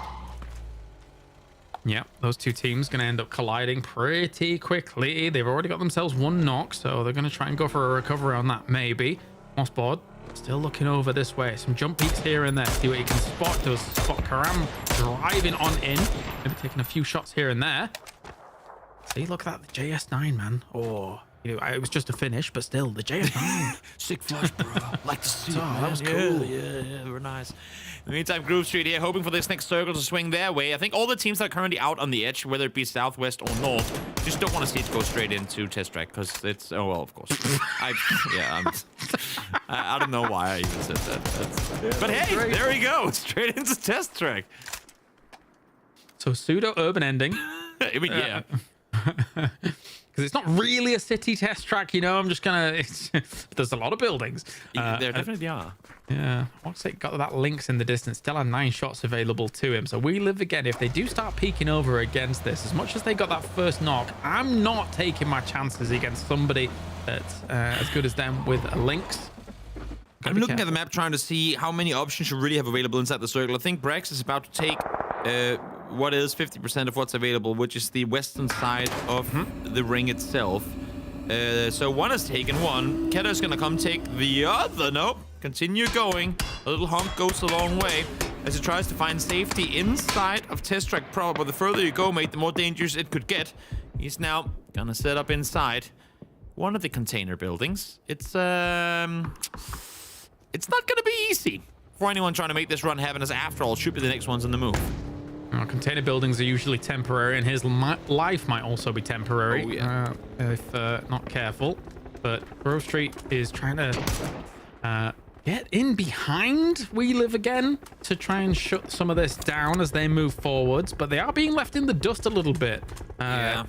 Somebody needs to take a spot. Shipless is coming in with his own personal emergency pickup. What's happening? Well, so you don't get to die with 8 bullets in your Please. links still. Shoot something, my man. You cannot fall now. You still have bullets. You want to hear it sing. Oh. Come on. Do it. You had him jumping. Shoot. In the car? No, what? No. No, it's gonna die. It's blue. It's not gonna happen, but still. No, I should be fine, but They are two alive. He's shooting his teammates to try and drive west and bait them off so he can run right. You know what? I don't mind it at all. It's unfortunately, that is the smarter play, to not shoot at the one guy who has an entire team with him. Yeah, you are correct. I would have. But he's been left in the blue and has 2 first aids left, so he might just end up dying anyway. Maybe. No vehicle. Well, a BB team at the same time on the bottom side of Test Track is sitting very nicely. And that's his teammate. That's the bait. Going, bro, you were supposed to do something. Now I have this for cover, and I'm not even inside the circle yet. Tough. BB team now sees We Live Again. Maybe this will provide. If you shoot at the same time as another team whilst they're trying to come in, maybe that could work out. But I think he's in our line of sight anyway, as Best of Luck has a nice high angle to work with. They've not been able to do too much to We Live Again or impede their progress. They may have found a spot. Smoke this up. Keep against after all. Let's see. Circle swings towards the northwest. EK appreciating that swing come their way, so they don't have to actually fully commit to the racetrack itself. As they bark on after all. Now, knowing they have to move north, probably just want to sit back here and wait for the circle to close in. If, and hopefully for them, that Waso doesn't end up doing too much damage to them, they should be okay to just kind of slowly move towards this next circle. DK gets a gift from the gods. They have a crate coming down near them. The nades! Oh my days! Wow. It's perfect! From Phil first. Could be a whole lot better. Nice angle on the throws, and that one lopped over the bridge, and there's just no way We Live Again could really do anything about it. Bob up now. I hope I should say. Prone here. Waiting, hoping that after all, and the last remaining GST player will do the work for him. What you call hobber? Bobber? Yeah, it happens. Oh, I can't say the next word in Polish, but anyway. We've got ourselves the smokes going down for them to try and cover this. Hobber does finish off Phil first, though. Maybe a little molly through there. Did it catch him? Don't think so. He got in a car. He's going to be driving on away. He went for the racetrack. You know what? He went for a lap. I respect it. When in doubt, when in trouble, go for a race. Unfortunately, he died before he even got there. Vaso will fall alongside him, so the 2 solos are eliminated down to 12 teams. I was impressed that he tried to get away after all of that and first knock here. JS9 once again, Mad Nugative. He's got himself forward this JS9 so far. It's stable as anything. It might not pack the exact punch of an AR. And again, another knock here from Mad Nugative with the JS9. Yep, making it sing. Fortunately now, only 19 bullets left remaining. So might want to see if he can either A, find some more ammo, or B, swap this with another weapon. So stay long for this world. Estante and Levante able to get the entirety of Foot eliminated. Down they go. And most importantly, for Game & Gladiators, staying up with all 4 alive in a wide split towards the north, but with Foot dismantled, they now have a lot of space in their control. And now everybody in the true urban area of Test Track has decisions to make. They're slowly being pushed down. Diffex has links available to him as well. He's not Pokemon Moldo from after all. all of these teams. There's going to be a lot of smokes going down to try and transition between these buildings and still take the fight at the same time. It's the why did we commit to the city proper? Now we have to get out of here, and it's not going to be easy because not only are you fighting the teams next to you, you're also going to be fighting all the teams sat outside waiting for you to leave. Some Hail Mary blue zone nades being lobbed north. You see Clem here going for the rest, and one of his fallen teammates could potentially get all of them, but I speak too soon. Now blue zone is on them, and a whole lot he can do to try and get the rest up. I think if any team was going to try and get out of here well, his twisted minds with their knowledge and kind of experience in the area, but Kree just been able to hold them into a desperate position. Yeah, here you have Keta. He's been inside this container for a while. Able to get rewarded for going there now too. Able to find the last We Live Again player. Down to 9 teams left alive as Lou sprinting around with a Panzerfaust in hand, hoping to make his exit out of test track. But the angles are covered. The angles are covered. Gladiators just watching that door like a hawk. When a die goes down in 9th. I can't believe we still have 8 teams alive. It feels like 6 of them are on this angle. But Toolins finds Mammy Gold. That is lovely stuff. Here comes the Panzerfaust around the corner. We're closing in on the most Panzerfaust used in a single match as Lou does find him at a distance. Able to take down Dacryl. And now they have to make this run for it. As you were saying before, nice positioning from Gaming Gladiators here, having 3 guys on the ridge, making sure no one can exit out towards the north. But here comes Exhalation up on the racetrack proper, trying to get up above Twisted Minds. Got to be careful about how far you peek over to the right side of this track, because the Gladiators would have an angle on you if you do, but boom, perfect stuff coming up against Lou. It's just Batulins now to try and stay alive here. They've cordoned off the angle from Gladiators brilliantly here to get this knock. They're just exactly outside the circle, up on that ring as well, so they need to continue to run forward, going into the entirety of Gaming Gladiators. Batulins will try and heal his way through. We'll see if he's going to be able to make it out. And you were wondering why there's so many teams alive. I can tell you that the average player per team currently is 2. So quite a few solos. Chilling. As Brax is currently standing, inspecting his outfit, wondering what to wear for the next game. Yeah, you need to put some pants on, mate. This is ridiculous. It's summer. He's good. This is PEC. You can't not wear pants. You don't tell Braxco what to do. He will wear pants when he feels like it. And just like that, Batulins from Dropshot from the Boom will get taken down, and well, that's what you get for chilling in the wardrobe for too long, I suppose. I guess he's gone, yeah, he needed a drink or something. But, I mean, he did get himself to, what, 6th place or so?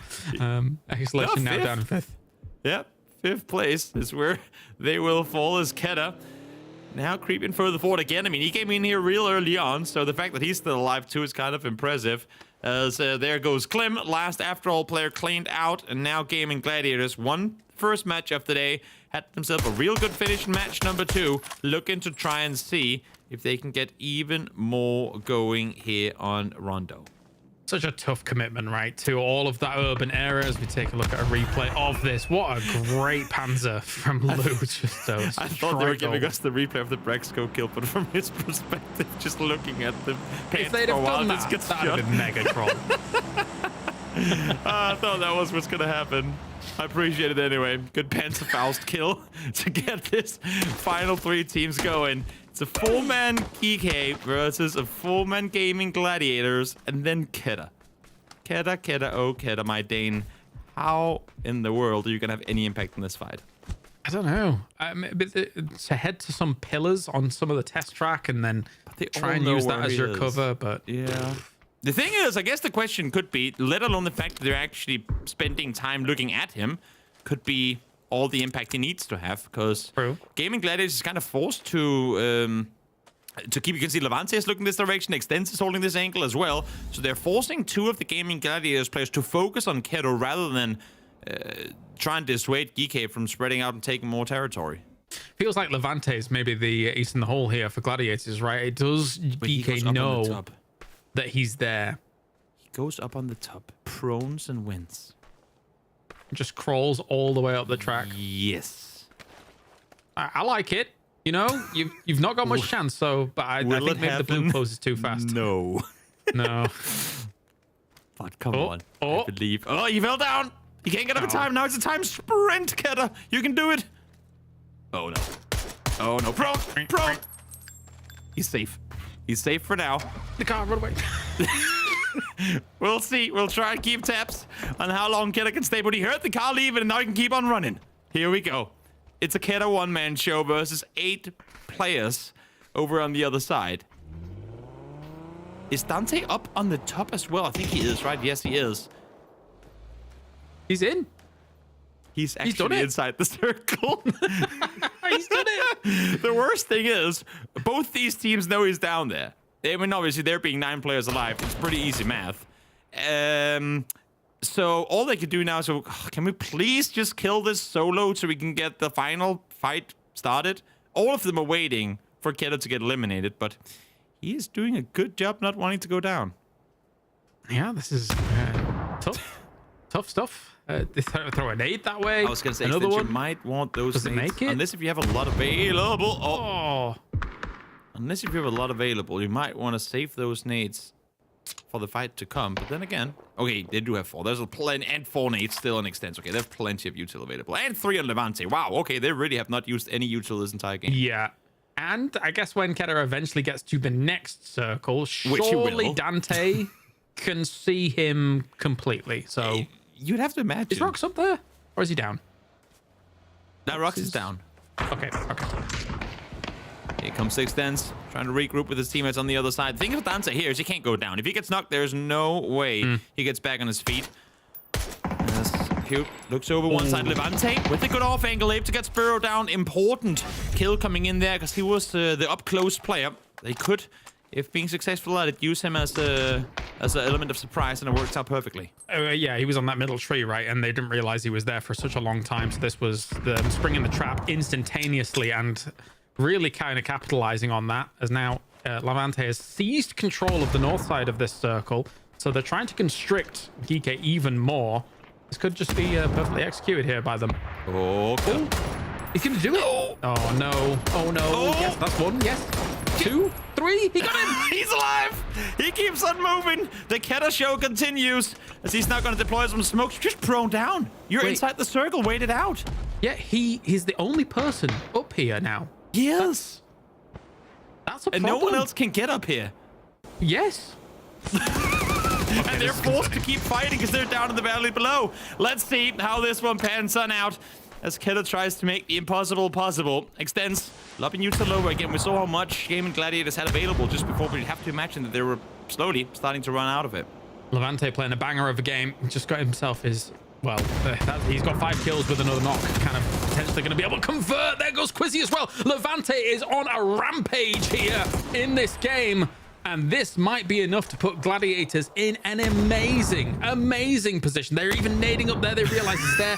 Cooked almost well, but Keta doesn't take too much damage. Rox goes for another cook. Oh, no. It goes too far. Keta is being the 5th member of Geeke right now. He is still forcing 2 Gaming Gladiators players to look the other way. I mean, if they just play the dot, is there any way he can win? This is actually getting really dicey now. It is. I mean, Rox is underneath. So at some point, Keta will have to jump off, and Rox should be able to shoot him coming off coming off the bridge. But we'll see. We'll see how this one plays out. Because while I feel like I was able to predict it a second ago, now it's a little more difficult. Rox, what do you do? Oh, nice extra molly. Good read of where he is planning on having him run in. This allows for Cute now to get up on the roll side, but they did not know about Rox's position. He finds 1v1.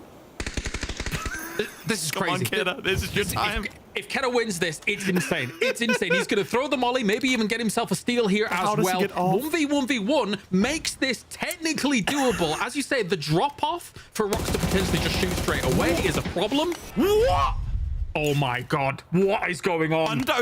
Underhand flash. Underhand flash from Keta to blind him. Steal. Underhand flash, Keta. You got 5 of them. You got to use them. Yeah, you've got to do something. You've got to do something here. Technically, Rox has to move early because there's a lip. He's using all the other. Don't flash yourself, mate. If he wins this. The drop shot, the jump shot. You've got to go for something. He's baiting him. He's baiting him. They're both flashing. He's blind. They're both blind. This is ridiculous. No, he blinded himself. He blinded himself. You've just got to go for the drop shot. No! Rox gets it! Rox gets it! What a ridiculous test track ending here? Gladiators take the win, but Keta. The fact that he's able to stay in the game for so long, it's been a while since I've had a voice crack like that. But oh my lord, that was Keta, my man. Good job making content.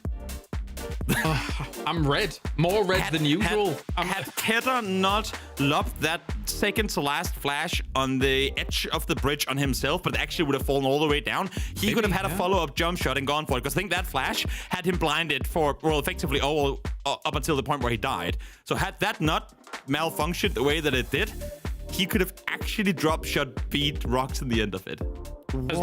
As much as they get second place off that, I bet the boys with Keta are having a laugh for that one. But what a game, what an ending. We're going to head over to the desk here to break down whatever this rondo was. See you in a few. Whatever this rondo was, that's exactly what I was thinking. That the last little fight there between Keta was and Gigi was just, I mean, Mark, it was something special to watch, right? I love it when we get to those endings. We were yelling, flash, flash, flash, flash. He could have gone down because Rocks would have taken him on the animation. But I did mess up on that flash. It was a good ending. The wildcard map is not quite anymore. It seems to be the test track map at the moment. But it was definitely content, as the guy said. He had a few more flashes. He had the blue zone nade. I think he would regret he didn't launch it all out as a dying attempt. But yeah, great ending, Sam. I loved it. Not only that, though, but I felt like he was such a thorn in Gaming Gladiators' side the whole way there, Avenger. When we had those final 4 teams, like, really made them work for that second win. Yeah, honestly, if he would have clutched that, that would have been the play of the group stage. Like, no doubt about it. Like, to be able to clutch this many, he was alone for so long, to be able to get this many points out of it is just next level, right? This could be the opportunity that Hypebeasts need to get into the top 8. That would be insane, right? So with that, yeah, just hope that they're able to really frag out on Wrangle so that this play that he did, salvaging this many points, has a big impact. Talking about another player that I think we have to put some focus on, massive shoulders, Levante, like another just game of I would call him the MVP again, and I said that in the Miramar that Gaming Gladiators won, Mark. Yeah, 100%. That level 3 vest really helped him out. And he put himself in such a good position. When you think about the end section there, right? He was right underneath the nose of the GK. Activates at the right time, causes problems, but doesn't move. I like the deployable cover, the Doritos, I like to call them. He had to position them down, so he had to kind of block off Keta. But he was actually arguably able to sort of mentally block him out and just cause a massive amount of damage every single time. That is a huge Kobe Martin, though. Yeah, that's insane. That's to get that bounce off like that. If that was planned, that's just what a crazy nade. Sure, the guys were both low, but they knew that, and that's exactly when you use your utility as well, right? I gotta say though, there was 55 players alive and 15 teams alive when Keta was alone. That's insane. Insane. Walk me through this final 4 fight, Avenger. Like, from an analysis point of view, what was Gaming Gladiators doing well? Were they positioned in the correct places, in your opinion? Yeah, they're taking so much control of all the important spots, right? Sure, if the zone went even further west, it would have been a little bit easier for GK to be able to do something here. They were forced off this high ground ridge. If they had a little bit more smokes and stuff like this, they could maybe have put on some pressure onto Rocks, but Rocks absolutely destroyed the 2 players pushing them, PewDiePie and Diffix as well. Here, Keta, 4 stun grenades, throw a few more in this case, and that might have been him. But also the counter to actually to throw up the stun on him delayed Keta enough that Rocks had the opportunity.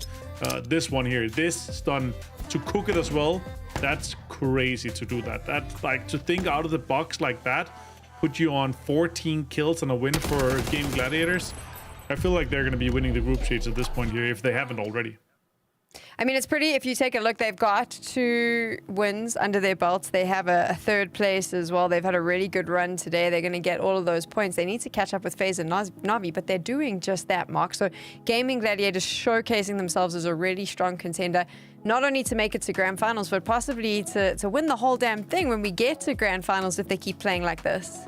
they will be looking for those PGC points, right? That's the big thing. So obviously not just going for the win. They started back in the open qualifiers. They cleared the groups one at a time. So really strong performance. A little bit of a shaky start on the groups, but they are hammering home the name on their day number 2. Will they keep the pedal to the metal on the grand final as well? We know at this rate they're definitely not going to have to play next week, so they get to sit back, relax, make some notes, and just prepare to see if Gaming Gladiators can take the win in the end of it all. Another team that I want to draw some focus on and just get some opinions from you boys is Geek, because we saw them in the Final Four as well. What are your, on the first day you mentioned them as a team to watch, but initial thoughts now that we've seen them a little bit, what do you like about this team, Avenger? Yeah, the sample size is big enough for us to be able to talk about it, Sam. That's He's committing. He's committing, now Sam. we're Let's committing. go. Now we can talk about it. Now we can put some data in. No, obviously for a new team to be pushed together like this and play the first tournament and dominate this much, it just talks to the potential of them, right? Because again, guys have experience, the guys have LAN experience, they have the fragging power. The question is that they really get this synergy game sense melding together a little bit. I feel like their game plan is pretty on point. The way they're positioning themselves in the games, the way that they're kind of approaching their games is actually working out really well for them. And for this to continue for some months throughout this tournament, or even the next couple of weeks while we have this tournament going on, I feel like that could really come to fruition as well once we get to the grand finals. Mark, for you, I mean, how do you think it's going to play out as they move to their last 2 Erangels? Yeah, let's just add on to what Martin's saying. Look, Big Brain's coming from PWD. He's got the game plan. He knows the maps like pixel by pixel, and then you just add the firepower. That's a lot of pixels. Yeah, it is a lot, mate, especially when it comes down to the Rondo, aka Test Track. I feel like, for me, it's that synergy they're just missing. So we're going to go back towards the home maps now. 2 more to go. It's the most rehearsed. They're going to, especially with the LAN experience, it's just that synergy that Mike's talking about. That's what they just need to get together quite quickly. They've only just really formed the team. We saw them in a couple of scrims just before we came into this one. Then they were announced as Geek, right? So it's that little bit, it's that glue to sort of sum them all together. They've got the experience, they've got the firepower, they've got the game plans, they've got 2 games remaining to ensure they, again, sort of solidify themselves in that top position. How do we think Erangel's going to play out, Avenger, as we get into game now? I'm hoping for the 15 other teams that Gaming Gladiators takes a chill pill a little bit, that they stop being so dominant. Because they had 88 points going into this game. Now they got 24 and a win. That's just insane. They're 112 points or so now. They're by far in the lead. They're in triple digits. So I hope for everyone else that they stop sponging it up, because otherwise it's going to be hard to catch up to the mid off. It's going to be hard to kind of catch up and fight in that mid pack. So many teams are in the 60s right now. They need to get across 77 to push the mid off down. Let's get into the game now. Walk me through this flight path. Mark, what are you thinking? Northeast down towards the southwest does favour that sort of military side, so we're not kind of cutting Erangel in half and going through the heart and soul of the greeny pastures. So some of these teams are going to potentially see the hot drop. A couple of later flight path, though, is really going to be down to freedom of space. I think for this one, it's going to be best to send it over to the lads. Look, Toby, Clara's take it away. Hot drop. Here we go. That's very important, thank you. But also, greeny pastures. Why? It's the grassy patch. Anyway, this is ridiculous. What good shots though coming out from DeQuell. That's ridiculous as well here against Grove Street. Double headshot connected with a PP Bison. Not something you see too often. But from Bison over to Vector, SMGs galore. As these guys try to lock down Yasnaya and get as comfortable as possible with the team in the nearby vicinity circle. Military potentially, as we saw it yesterday. But also mainland potential, so scary choices to have to take. Definitely. I mean, how do you prioritize this? Knowing that you're in Yasnaya and you have to go pretty darn far.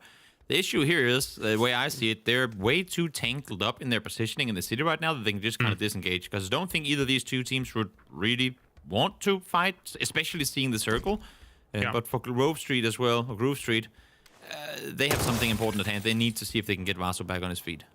Yeah, we're starting off hot, starting off fiery, and you're totally right. Like when you're getting a hot drop like this, you're hoping for technically a circle to be kind of close to you so that you can eventually, in your delayed state, get there pretty swiftly. But then with something like this, as you say, yeah, you finish this, you're delayed against every other team that's in the lobby right now, and then you have to make the choice. That's bad. It's not easy, not at all. While you guys are busy fighting one another, everyone will flip their coins and see whether they want to commit to melee side or mainland. Because while it's not complete 50-50, the stats are kind of stacked in the way of melee island. It's still a big enough mainland chunk that it's not just it's gonna go here, but it could go there. You'd be really in doubt. Ooh, that's a Faust locked over, but yet another whiff. Still a lot of holding angles here. Nobody really wants to make a move in some of these spots, as we will buy our time. Looks like he's going to bleed out. Vazo, sorry about that, mate. Not really any opportunity to really get over there, get you up. It's tricky. Tricky for sure. Seifu. Now, wait. As much as it sucks losing him, maybe now it's kind of a weight off the angles. Going, you know what? He fell. It feels bad, man. We couldn't get him back up alive, but now we actually have a chance to, leave and play the game. That being if they do desire to disengage here, because it seems to me like Krafton ain't really allowing them to do so. Karam falls as well to Suris. It's not going well. He's been seeing the videos in the break. Drink. Yeah. Where's all your buttons, James? Press some of them.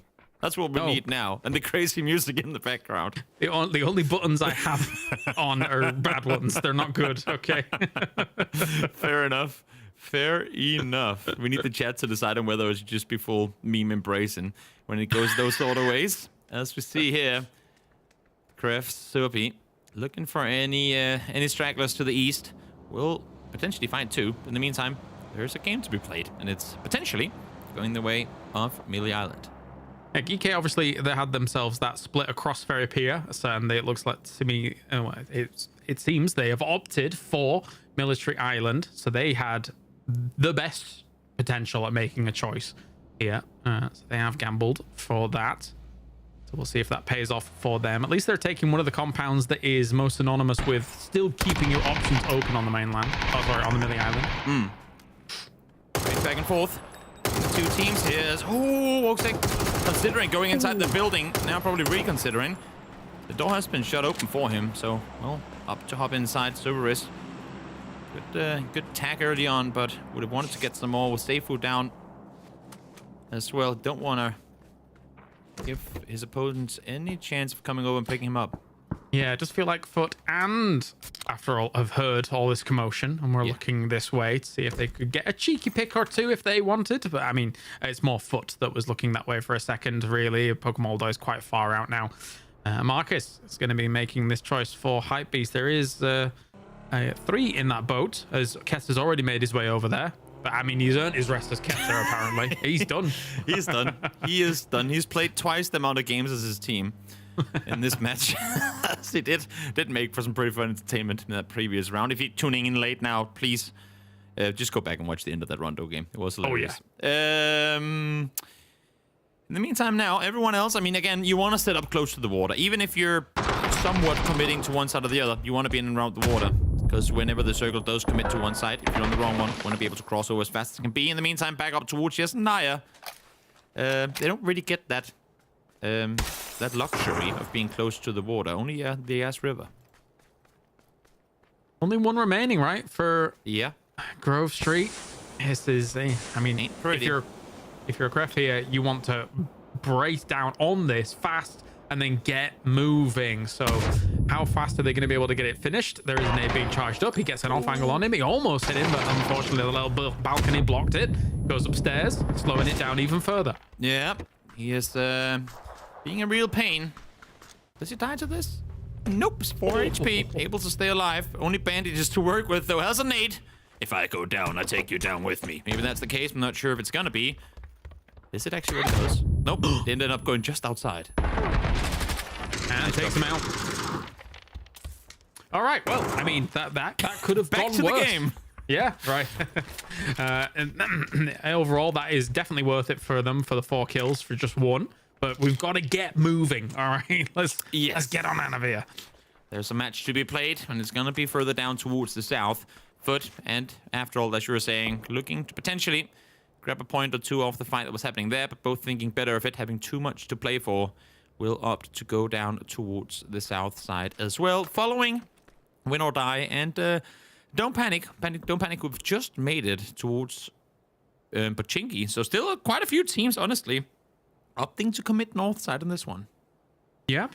Not utilizing of any emergency pickups from teams that were far off yonder. However, I think that if you do have one in the pocket, why not just pop it just before that circle is going to pop itself, and then you can try and pivot if needs be whilst you're mid-air. So we'll see. We'll see if anybody wants to do something like that. If anybody's going to do it, it might be Foot, or actually Krafton for that matter, if they do find one in Yasnaya.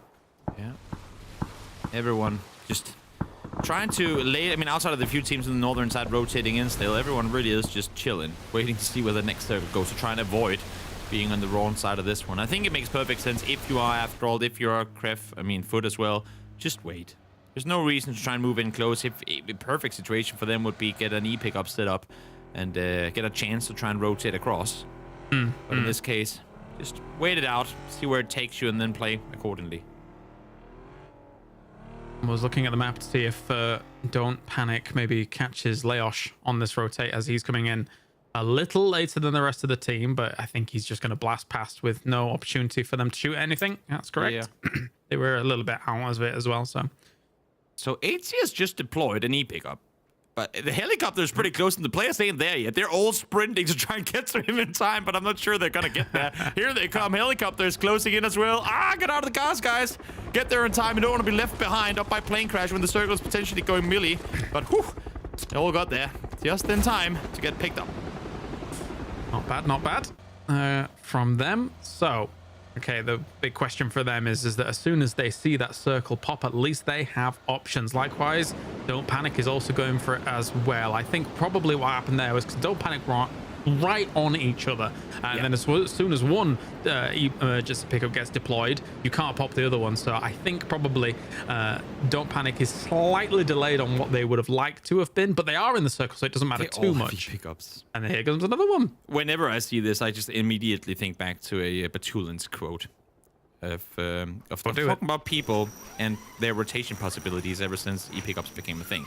The good thing that, I mean, for Don't Panic about them being delayed is that now they get to see the new circle pop right as or right before their helicopter comes to them. So let's see now. It does go melee. Okay. Hop on, boys. Strap in. You gotta fly far. And thankfully for the majority of these teams, it does afford them a decent opportunity to just be able to fly straight east off of the back of those emergency pickups. That said, though, some of these teams are going to try and, on the ground, already take up some of those spots. I think it's technically best for Don't Panic, considering that theirs leans quite heavily to the east of this circle as well, down at the south. Yep, this is the most Operation Market Garden I've seen in the PUBG match ever, with all these helicopters coming in at the right time, just over the bridge.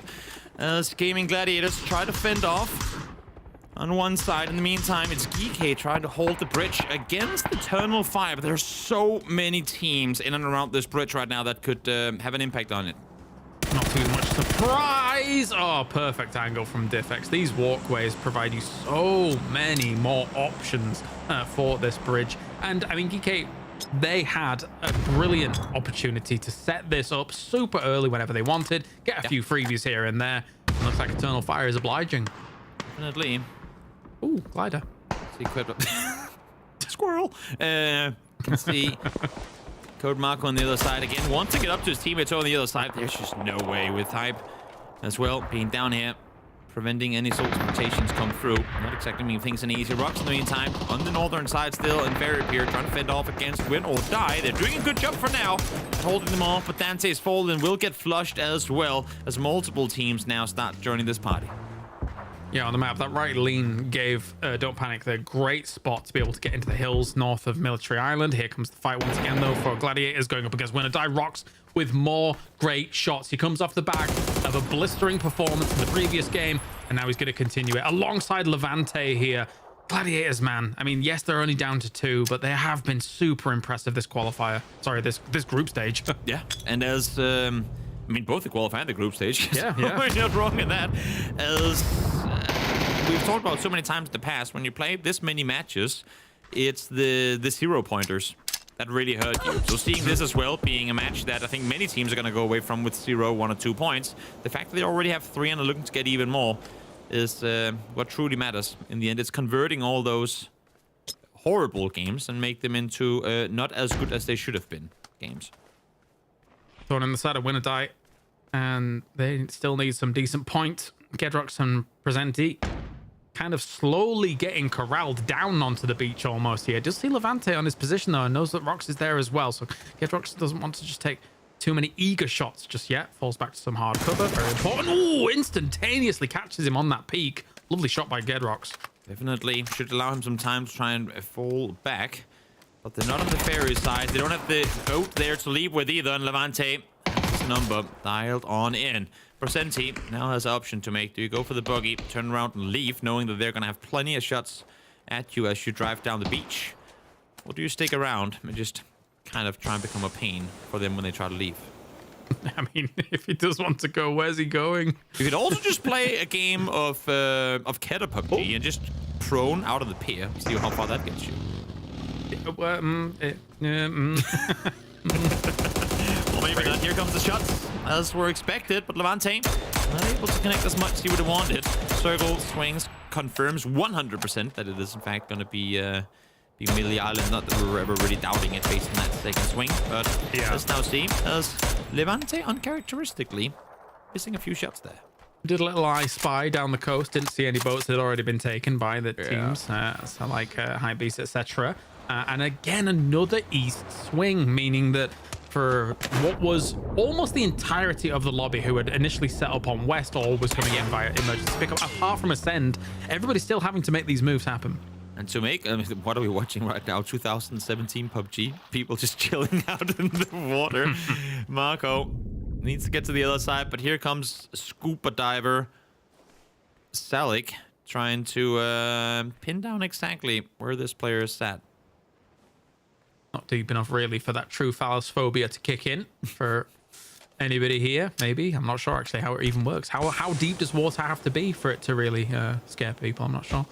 Deep enough that you can't see the bottom usually. Is that actually the rule of it? Well, I don't think there is a rule. It's very subjective when you get scared. Yeah, I'm glad we got to the bottom of that. See what you did there too. In the meantime, towards the south, fights Dika, who have a Krafton prone in the middle of the valley, sky in hand.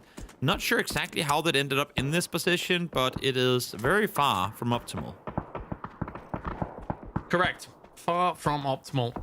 I think if e-pickups are anything to be sniffed at, though, Don't Panic is going to be loving the fact that e-pickup was a thing. They will get one knocked, though. Schiller to Phil first. Where are they? Okay, they're in Millie. Ooh. Oh, they're setting up mortar, actually.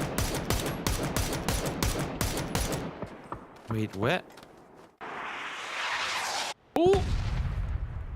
Oh, where is this going? I'm not sure. The mortar is in the middle of Millie base, basically, and they're trying to fire it down on this spot. They technically, I guess, have figured out the range from that knock to a degree, but that looks like that shot was slightly off. Oh, da boom! That good shots. Bang. Now with some space to maneuver, I'm just confused because Krafton just got taken out, but where's his teammate? He got knocked. Well, he's not there anymore, right? So, I know, but I'm just like, where's his going on? teammate? All gone? That's why I wasn't speaking for a second there. I had myself very confused. Nonetheless, these games have been wild, so thank you, Keta, for bringing that to today's broadcast. As the next circle will come up in just a short moment. Presenti, 0 points for Winner Die so far in this game. Needs to get across. He also needs to find a way towards the south, and as you were saying, Don't Panic, e-pickup, last ones to approach, and now in the center position. I mean, obviously, as we watch this game, he's gone. I mean, yeah, so Presenti's done. Obviously, we're also watching this game. Slight tech issue here and there about the leaderboard and their API, so hopefully that will get back on board as soon as possible, but we're not unaware of it, obviously. So that does make it a little harder to track exactly how these players are faring. But at the same time, foot on this west side here, spread, and trying to hold off anybody moving in. EK is going to have to circumnavigate that position because it's not easy to try and ram raid through the foot spot. Kref trying to fend off against the Cent, who are in a wide 2-2. Brex and Pains are already inside the circle. Chris now able to get Kilyakai back to safety for now, as Geek8 will come in full speed. Oi. On the throttle towards Don't Panic. Global Army able to find the first. No damage done towards the second target, though. The rest of his members a little bit far away from that lip, so they couldn't quite reinforce on that angle. But Diffex is gone. Hobble will take that to get things rolling. So a nice little cheeky steal. And the rest of GK is going to put the... Oh, nice from, once again, Global Army. He has a great read because if he watched everybody come in on a certain angle, he knows exactly where they are to be able to respond to this. Yep, fights happening all over the place right now as all these teams out in the open try to push further forward. Dika, there was their last player.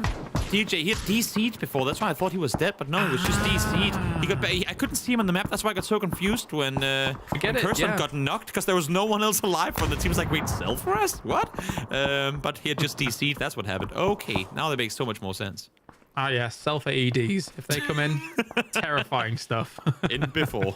And CC and the boys try to fend off here. They know they still have GK players in front of them. But then again, when you have a global army to be your spearhead, then you're not really too afraid, are you? Thousands. Look, I mean, it may have well have been thousands on that lip, considering how well he was able to hold off GK from their approach. The boom. Most casual bridge crossing ever, doing it on a bike. Yeah. BMX Master. I'm okay with it. Will it continue? I say BMX Master. Pixel is normally the BMX Master. I can't take that away from him, considering but he doesn't drive them, he just parks them in weird places. Yeah, he does. He just has a lot of them in his backpack. Put them in front of doors. That's all he does. There's T-Bone now spotting the guys up towards the north. The Exhalation players, maybe the boom will be the surprise factor that they need, but he's still a solid 800 meters away from impact. And now back to Don't Panic. They want to continuously hold off, but they're starting to get peppered from sides through Sheila. Caught in the open, taking down CC. Wanting to scare off the opponents down south, but will want a really good circle to help them out with this. Yeah, losing Schiller earlier was rough, considering that they had a brilliant position to work from. Twisted Minds gets that circle shift alongside the Don't Panic boys, who are up on the hill. It's only Spiro left. So they've done well about holding that off, but at the same time, EK was open when they were trying to crash towards this spot from some other angles. So they were trying to kind of defend themselves from those whilst also dealing with Don't Panic. It was precarious. This could potentially end up being a very, very good game for Foot.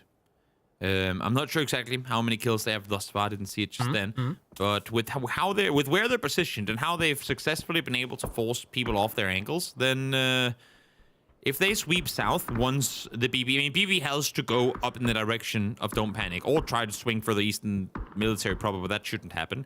If they can backfill that successfully, that could be a lot of kills coming their way. Good. See if it materializes.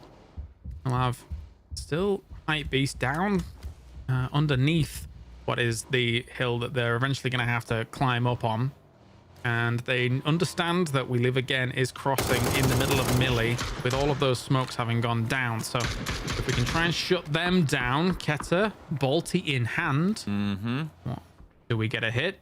Through multiple fences, I should say. Not on the bridge this time around. On a roof, but not even that either. Well, forced to jump down as a Doozy. Crucial knock and trying to allow for BB team to push forward. His teammates functioning as bait. A Doozy the ones to get the knock. Successful in doing so, but not enough damage done, I think, for BB team to continue this push forward. Sad for Spiro. That gets crushed, unfortunately, from every single angle. Pixel takes a Doozy. That's a great pickup. And being able to push across this ridge line to slow them down would be beneficial, but then they'd be opening themselves up to other angles from other teams. As Marcus has gone Kraf's not doing too bad after that hot drop as well. They're 5 kills now on the board, and they've found themselves a chance at a way into the late game. Not bad. And this is where things get incredibly difficult because Don't Panic wasn't able to force people off. Again, we talked about the buffer space that you make for yourself in the early to mid game. They didn't succeed in doing so. Therefore, they now find themselves surrounded. Ascend now starting to swing into the forest proper as well, forcing Kraf further forward. Hype is down here as well. The entire southeast is so packed with teams. Yes, it is, and I feel like a lot of people have been forced to that because of the compound that Twisted Minds had, right? The fact that from that compound all the way east is just kind of open. They can see a lot of that, and then going up the hills is kind of a problem as well south of them. So everybody felt like they had to get into these hills quickly, and I mean, of course, there was a lot of teams coming in from the south anyway. So I respect the fact that Ascend fall back here. No reason to overextend down on that south side. You know what you have on the northern side. Might as well play for that. As soon as you creep over, there can be snakes literally behind every single tree. Subby being one of them. Was too busy healing to take a shot. And you can see here the situation for Ascend. I mean, Chris with an M16, 1 first aid, no bandages, done 100 damage. So it's not even because they've been super active in fighting. They just haven't really had any time to loot anything. They set up for a bridge camp real early on, and have been on the move ever since. Yeah, and technically they had so much room on the east to work with for a long time in this game. ATK takes Novik, excuse me, and now Don't Panic. Now getting a few shots pelted their way as well. CCNX under some pressure, a little bit of trouble. Nade goes forwards into the smoke, but nobody's there for it to connect with. Subby has made his way inside the circle as well. Usually kind of count out solos, but I mean, just seeing what Keta was able to do previous game. You know, you never can. Let's kill the Kai. The one holding off, making sure that no one again gets over this ridge line. That's kind of their contained spot. That's where they're setting up their perimeter. They do not want to let anyone creep up over the ridge. Twisted Minds has launched themselves out of that compound now as well. They're moving up the hill, looking to pursue some of this, looking to get the bag on this side.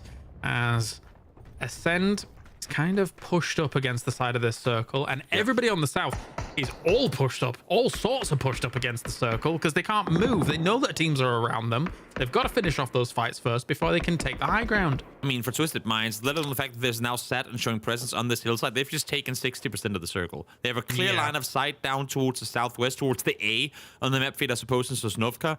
They have so much control. Everyone is sat down below on the other side. Now they can set 3 guys over to really just put a complete stop to any push coming this other way. As Chris falls, that's actually so 8C. Pains falls as well. Ascent can't do a whole lot to get out of here. Only 1 kill to show for in this match. Would have hoped for some more, but in their defense, all teams tried to cross west, and they were sat for 10 minutes trying to hold the bridge camp east, but no one ever came to them. It's an interesting Killia Kai angle on this webcam, but this is going to be the hydraulic press coming in from Twisted Minds, right? They need to just press down on this spot, and yes, they will. Even the webcam angle's not going to save him from that one. As examples, peppering some shots through that smoke against that tree. See if we can shut down some more of what's going on the other side of things. But again, all these teams still in the south, locked in against one another, and then the hydraulic press is going to come smash them. Exactly. Foot wanting to reset fully, try and see if they can get Vart back on his feet. Pixel 5 kills so far. Foot needs a really good finish to qualify through, straight through, I should say, to the grand finals. I'm not sure exactly how they're positioned as of yet, but the more the merrier for them in terms of points. 8 kills, 12 on the side of Twisted Minds as well. I mean, we've not really been able to watch too much of what's been going on their side. We've been really focused on that south side, but yeah, as soon as they've come out here with this, then they are blasting. This is, as you said before, they had what, 60% of the control of the circle, and now it feels like to a degree we're getting even further higher percentage coming out from them. They had 60. Now Don't Panic and Foot has 6% to share. That's approximately where we're at as the Nate Barrage come over. A lot of it does damage, but even if not, blinded. Oh, not blinded, but no audio cues available for the players, making it hard for them to really track the movement of Foot. They do get a knock, and that should be the time for Twisted to pounce. It's going to be up to 80 now. Try and keep them at a distance. Important points, important kills. Foot with 10. We already kind of The desk alluded to the fact that Foot needs to do a lot today. Will it be enough? There's still one more game in hand, but can they do something against Twisted Minds? Because Twisted Minds, you're right, it's almost only 6% that Foot had looking at that, because Twisted Minds is rapping. Yeah. They are trying to control everything here, even just slightly sneaking up here on the west side. They're just setting up traps all around, believing in the capabilities of their individual skill. Take on Foot, and Foot, I mean, you can see with the crossfire they've set up now. As soon as one starts shooting, that's when the other guys peek up. They're all just waiting for the perfect opportunity. As wow, okay, fair enough. You just see the top of a helmet, instantly goes for it. Pixel found by Perfect Dix, and I don't see. I mean, I don't want to take anything away from Foot and their skill set, but with how Twisted is positioned here, they win this 9 out of 10 times, if not even more. Yeah, it's not only no team in EMEA would want to go up against this this setup, it's no team in the world would want to go up against this setup from Twisted Minds. As I mean, technically, if they're able to win out on some of these 1v1s, then great. Things could open up for Foot, but they are just corralled into such a small space. Yeah. That's 2 down from Batulins here. That's the 3rd. It's gone. It's Twisted Minds all day for this game. 16 kills. Gets them successfully way up towards the top where they belong, and what a performance. I mean, again, didn't have to do much from inside the buildings early on in the game, but after that, the way they push out and just instantly take full control of the circle, it's a very Twisted Minds way to close out a game like that. Yeah, I mean, the two wins we've had from Twisted Minds have come off the back of them having a decent compound, actually. And I'm a little bit less used to that being the case, right? Oftentimes those wins come very varied from Twisted Minds, and they're able to just keep sweeping things or whatever. But yeah, if you give them a compound, they'll take a mile. Like it's going to be very difficult to shut down Toby. Definitely not too much you can do against the warm Twisted, shown here once again as we do hop back to the desk and let them break down the second to last match of the group stages. A second win for Twisted Minds. No surprises there. A bit of a masterclass as well in that final fight, Mark. Walk me through exactly what it was that Twisted Minds did to ensure the victory. What didn't they do wrong? It's insane. They just set traps up at the guys at the end. Control, calm, they sweeped in at the north, no one else remaining, and they borderline took some fun out of Foot at the very, very last minute there. I think they were waiting for the push, but never happened. But really good micro plays from them. Macros are also really strong for them, and what to expect. As the guy said, they're a team you don't want to come out 4 versus 4 in the final, Sam. I'd take anyone else but Twisted Minds. Avenger, they are just one of the greatest in the world, right? And it's always such a pleasure to watch them play. Yeah, that execution was perfect. And you would think, like, you go up 4 versus 4, you have a chance, but no, they just shut it down. They have the angles. You can also see, you know, Shadow stepping forward, making sure that they don't give any information away. And they just have insane crossfire, multiple angles. Take on, you know, the MG3, no problem. Utility on point then. Batulin strikes at the right time. Gets 2 easy knocks. Huge impact from all around of Twisted Minds. 16 kills to boot as well on a military game. That's already so difficult. Yeah, it's just a masterclass, isn't it? A masterclass, and hopefully it will be enough for them to move their way up that leaderboard. Let's take a look at now, Erangel. Mark, I mean, some of your other thoughts around this particular match? Yeah, well, Flightpath obviously came in really like sort of down, pushing towards that military, and then we saw it sort of appear, a lot of early fighting as well, and then it was about who could get to the military first. Multiple E pickups. I actually feel like the last one was sort of positioned at the wrong time. I thought the guys should have actually waited a little bit longer, and they would have had a better entry into that final zone. But then sort of that mid-game, Sam, it was only Ascend really on the west, and I was on the Easter egg, and I was so surprised that no one else really pushed him, and they didn't push either. They're a team that are also sitting this kind of danger pack. They need the kills, they need the not just the placement, but they didn't push forward.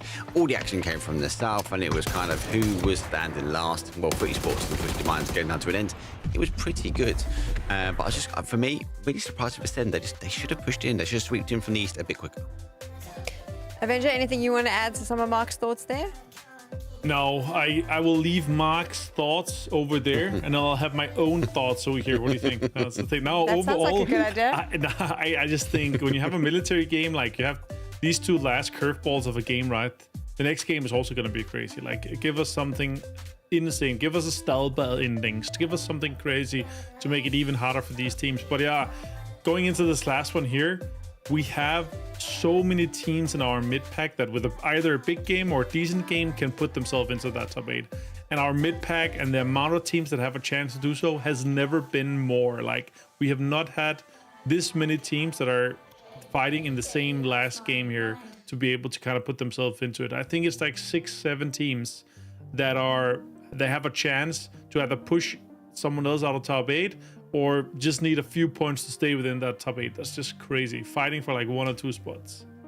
Do you think that just speaks to the level of competitive PUBG in the region right now? Yeah, for sure. 100% agree. That's we're on a different level in terms of how EMEA, like the depth of EMEA has become, but also because we are able to put together new rosters that are able to compete with that mid pack that is just on a different level. Sure, they're still setting themselves apart a little bit. Twisted Minds, Game Gladiators at this point, FaZe, Na'Vi, Virtus Pro even are still on a little bit higher scale, but then we have this 10, 12 teams depth that are fighting for that 5th, 6th, 7th, 8th, down maybe to the 10th spot of who's the best of the rest.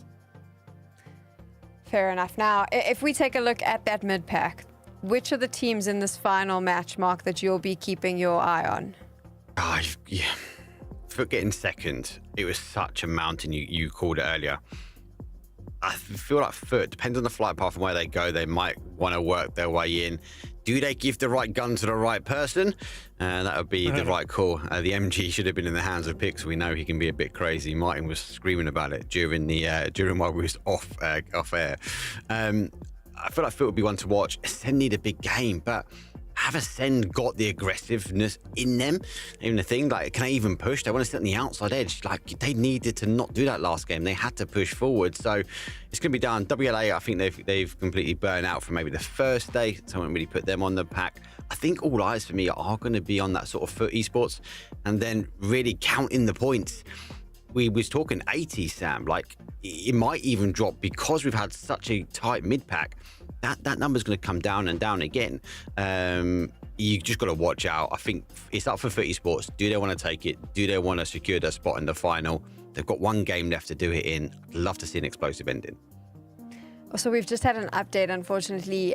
Team Digger, they aren't going to be able to play the last match. One of their players has actually got no electricity, and you can't start the game with less than 4 players. I know this well. I live in South Africa. We have something called load shedding. They just switch our power off randomly.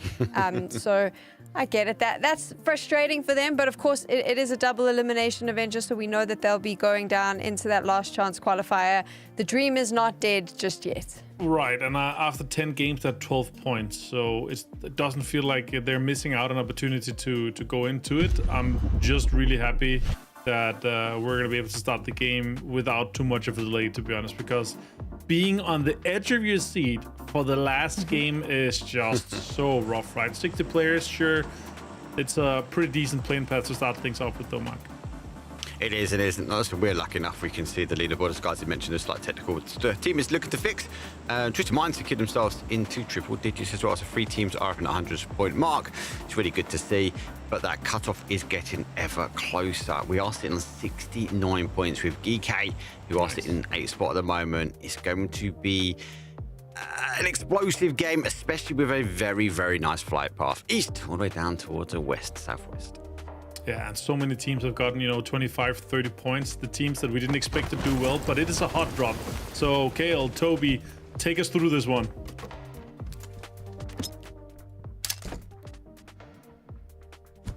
All right, well, yep, we have this hot drop going on once again, as they have apparently not learned their lesson, or they want to run it back and get themselves bragging rights for last chance, or maybe just challenge for it. We'll see. They had us in the first half. Is what you hear them say as Seifu connects with an AK straight to the dome of Subby. Good start on this one. Circle now favoring them to stick around here for a little while longer as well. Grove Street want to make something happen here. Pistol in hand now, try to get the flush. Not quite going to happen. But damage done on the other side as well, excuse me, as they try to stay put. Bit of an aggressive start on all of that here. MP5K in the hands of Oxel. Seifu tries to find himself a little bit more, gets himself a Dragonov, and he has an 8 times too. So, yeah. But he is close to the rest of what's going on here. I mean, he's really going to be up on the frontline player here to make some space. Shotgun in hand. We'll see if he's going to be successful in doing so. Up against an MP5, Dagrill got a tough task ahead of him, but if there's a gun to do this with, Molly. Shotgun ain't bad. Might have hit them both with that Molly, actually. So. I think he did. He did. Can we follow up on any damage from that? Some nades came through as well. One The down. Quilt is actually with knock boxes, so that's gone as well. So 1 for 1 at the moment in terms of the knocks. Talk about buying time. That was perfect. Yeah. Imagine if you don't run into that Molly on the pickups. Yeah, exactly. Exactly. So, trying to now make a run for it, but he's far from safe. Grove Street still on the hunt as we have a fully blinded Dagrill trying to get inside, but I think they might have accidentally blinded themselves with it too, because he was stood face in a wall. Easy pickings, but not quite gonna happen. Oh, he doesn't realize. Oh, saves things. That could have gone disastrously. Oh my lord. That, I mean, if you're Wasu right now, you go, wait, what? Oh, safe. Yeah. Thanks, mate. I appreciate that. Of course, Cheers, they have different roles and what angles they hold when they run in, but that could have gone very, very poorly.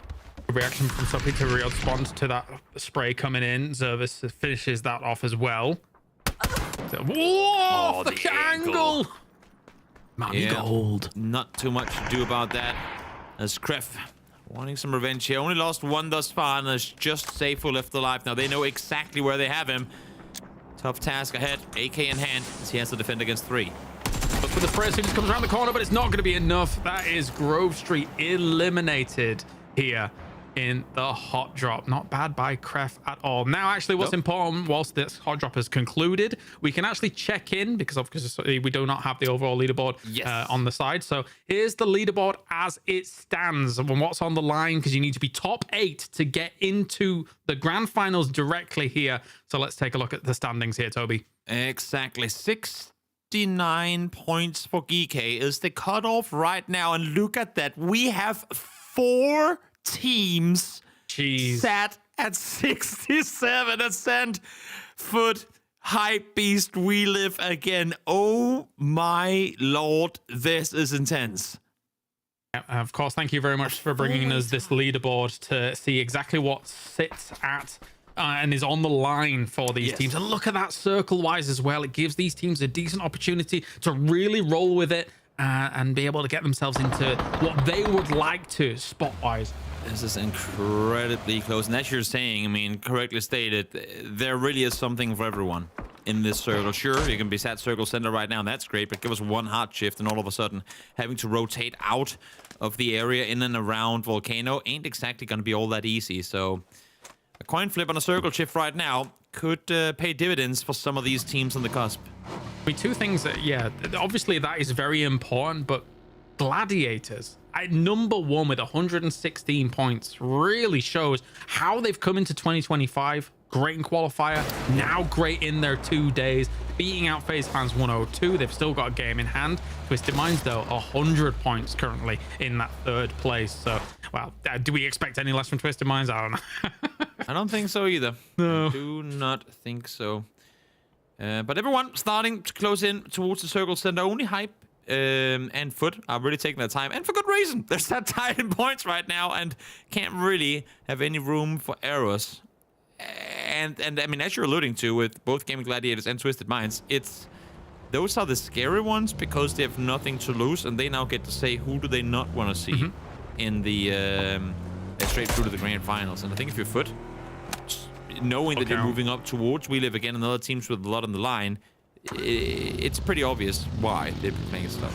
Honestly, Foot have traditionally been one of those teams that's been on the cusp of qualifying through to certain stages, certain other tournaments and stuff like that, but then still had a target on their back because people respect what they're able to do if given the room to do it, right? So, yep, they could be one of the targets, definitely. Again, to reiterate, those teams on 67 points, We Live Again. Hype Beasts have had a day and a half. Yes. Foot Esports, Ascend, they're the 67s. Then below that, Exhalation 63, Eternal Fire 63. And if if the PUBG gods wanted right, we could have 3 of them sat very close to one another real soon, because we live again, still in Boatyard.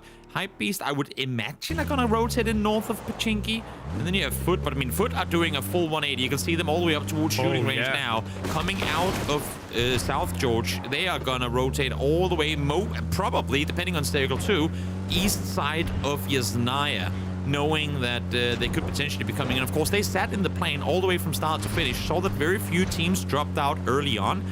So assuming that the east side, as we can see that it is going to be open. So a good read in the strat book on the side of Foot Esports.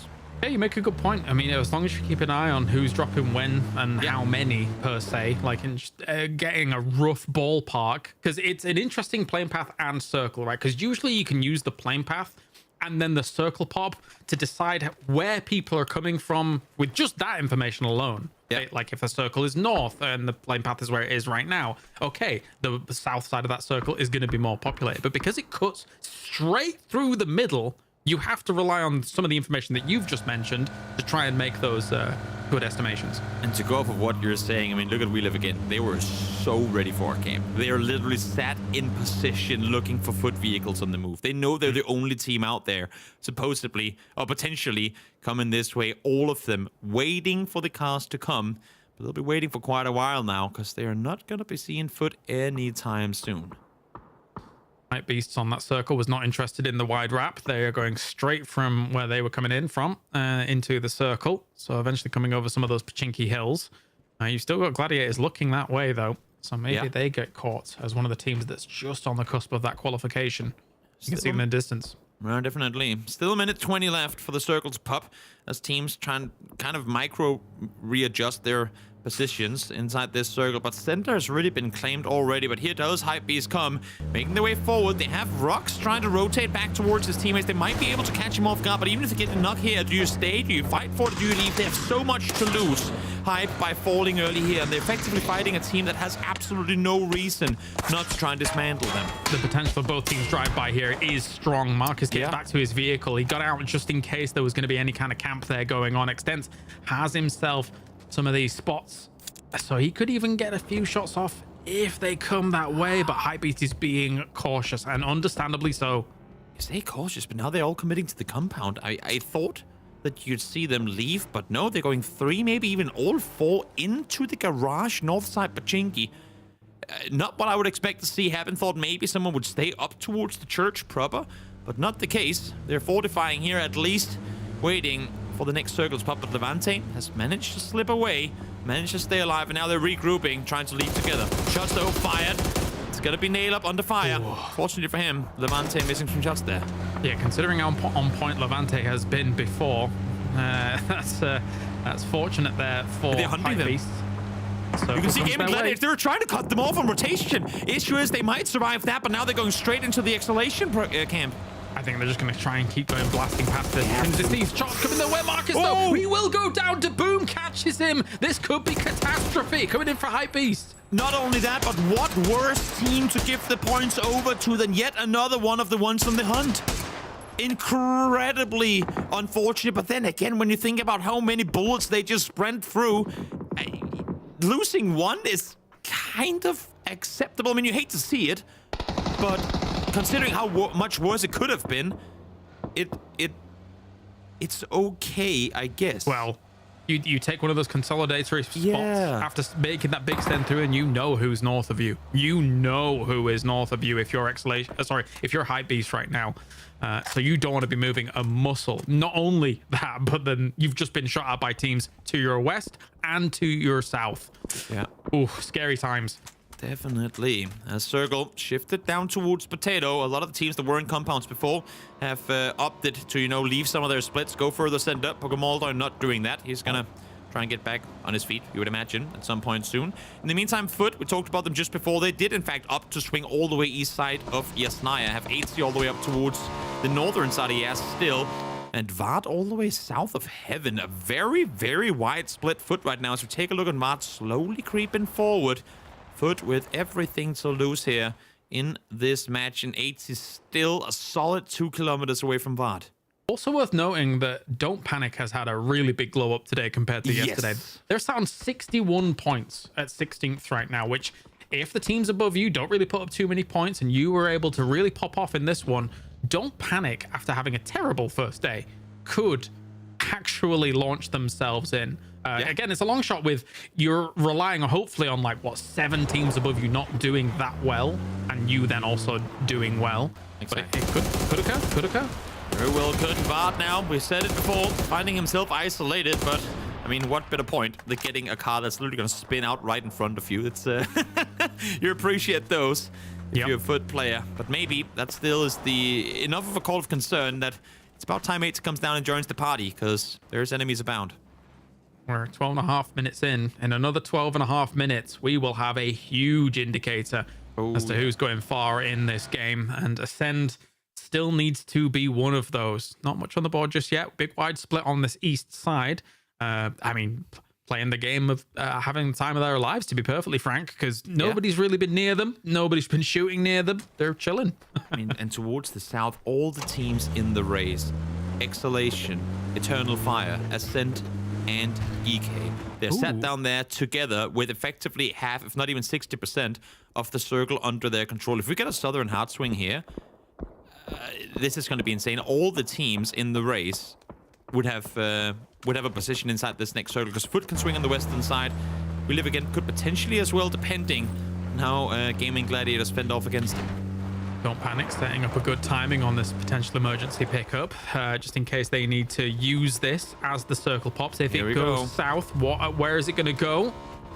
Away from them. They could use this to head straight to the bottom of this circle and maybe get away unscathed. 5 teams in the race inside this next circle. As Keda does get found on rotation, that means High Beast down to 2. 2 on the emergency pickup. I'm a little bit surprised that maybe they didn't go for the rest. We'll see how it plays out. We'll see how it plays out, because it's going to be a mad dash to get anywhere near his teammates, the ship list. Yep, it's going to be hard. No doubt about it. Snail up. I mean, they just gotta lay low. They gotta let all. They know there's so many fights happening within the next couple of minutes, with all these teams trying to make their way down towards Potato. Winner Die being one of them, with a lot to lose by falling here. Exhalation sat on the other side, ready for this fight to come their way. I say that, but it's only really the Boom in position to properly take this fight. He has teammates further towards the south. They spot Leosh, but no knocks so far. You do something about this. Does the Boom goes Boom with that nade in distance. As an update as well, it does look like Schiller and Global Army got down on the ground. The Boom has to also get on that ground and get on out of there. Oh, the second nade. The fence did him dirty, and hello, my bad, landed right on top of the car. And there should be no way they come up and fortify. No way they get back to pick him up. Don't panic in a smoke at the moment. They did have reinforcements coming along. So technically they're all down here, but again, Global Army is a little bit disconnected. You can see him in the distance. Is shipless. They had that bike available. I don't think any of the tires got popped. No, but even getting out of here might be very dangerous. Trying to silently make their way past, but running out of speed in doing so. And now that's going to be easy pickings for the 2 don't shoot players. Or don't panic players, I should say, making their way down here. Shipless able to get the knock, but it's going to be Quizzy stealing the point away. Another team that really wants the points. They're the ones on the cusp and able to get 1 point, potentially a second here as well if they can find Schiller. But now Quizzy's been seen shipless, able to take him down. Yeah, GK and BB team need to be 2 teams that are setting up the defense, because BB team is only 1 point ahead of GK at 70 points as well. So they also need a little bit more. Gladiators is just ripping people apart on the other side. Pokemon is going to say, no, you're not getting that for free. I've had enough of this. Let me bring a Panzerfaust to the AR party. Able to get one down. Nade, cooked a bit too long. That one, though, bounces back the other direction, but cooked too long as well. Not going to get anyone with it. Fortunately for After All, it looks like they will be going to a last chance, especially if they're falling at the hands of a very hot Gladiators right now. With Spray coming around the corner here in the blue as well, and Hibako will actually get knocked extent. So not too bad on that trade, but they're all dying off to the blue. It's a bit of a disaster here for After All. Yeah, it's only phase 3, but they were both down to low HP after the good spray coming through from Extents early on. Now, Rox trying to make his way to the other side. They have to start moving towards this circle as Clem able to find Levante with back turn circle, swing south once more. A big fight happening on the east side now as well between Ascent and Foot. Both sat tied for points coming into this game. Foot has 1 down, 2 players knocked already as Brex finds T-Bone. Still lots to do. Yeah, but Vard's gone now completely. Ascend will be getting the upper end of this engagement. Pixels trying to swing around here with the US, trying to get out of dodge, but he will go down. Yeah. It's looking done for Foot. It's not good, that's for sure. It's just 8 left alive, and where do you go? I mean, you got yourself a shack, but you would have to imagine Ascent knowing that that's the only place you could have gone, that they would want to clear him out as fast as can be. Yeah, hunting that down, considering how close they are to you, as long as you're doing it relatively risk-free, right? Like, Exactly. a little bit of util in there should be able to dislodge him, and even if he runs out, you can just blast him.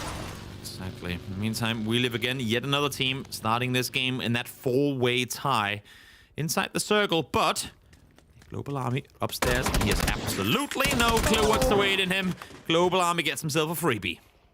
The only problem for Global Army is he needs a few more of those as a solo. Just a few. Yeah. Just After a all's few. gone. Yeah, it's looking like Don't Panic's probably going to that last chance here unless Global Army can make magic happen. We have seen magic happen from solos already today. BB team potentially losing Molodox here. And again, they are in a defensive posture. They are trying to get themselves a little bit more clear of that cutoff point. I mean, the fact that Chris commits to actually going all the way down inside the building could be dangerous. Now it is just that, because it's outside circle with the rest of the team set up high. And with how these buildings are structured in the woods around them or the trees around them, it's so hard to defend from behind. Talking of, I mean, not wanting to go for 8C. Speaking of him, look at the minimap on the bottom right. He's pushing out, having just heard this go down. He knows that all of Ascend is looking the other way. Yeah, if you can try and steal some of this away or even dash their hopes against the rocks, that would be perfect. That's a lot finished off. It's Chris. If he gets pains here, that is Ascend playing with absolutely no high ground cover, and he's seen them. He has seen him. He stood there, just wait for him to sit still in the car.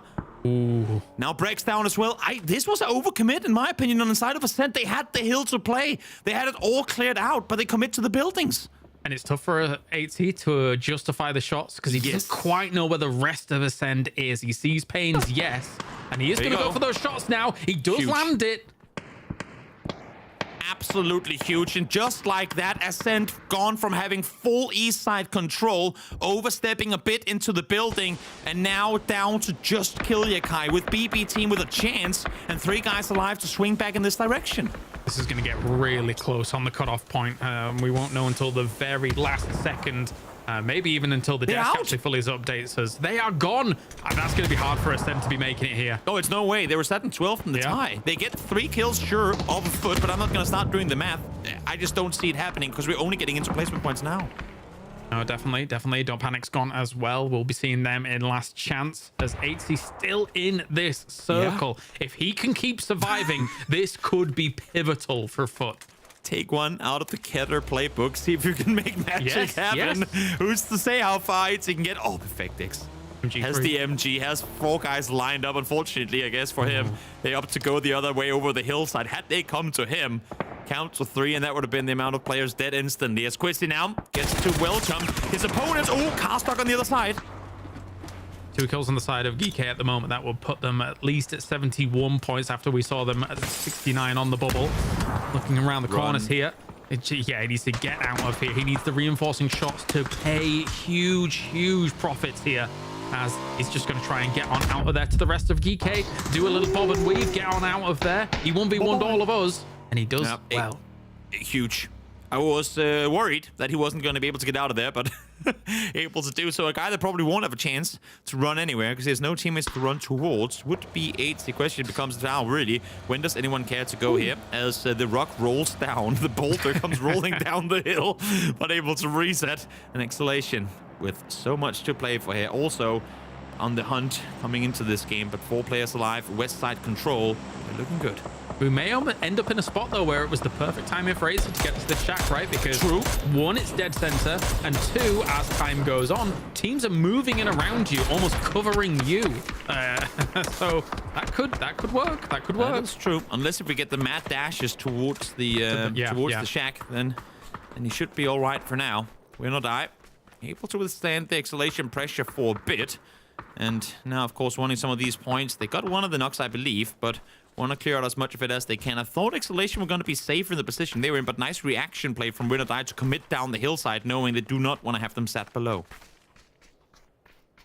I'm getting nervous watching this because we know it's so close, and also we currently don't have it updating right next to us, which we're kind of normally used to again, right? But again, due to technical issue, that's how that's gonna go. Exhalation is gone, so them on that 63 prior, it's not gonna be enough. Can't wait to see all of chat just constantly spamming math. Like we have 1,600 kill feed trackers in chat trying to live update the leaderboard for everyone in the chat.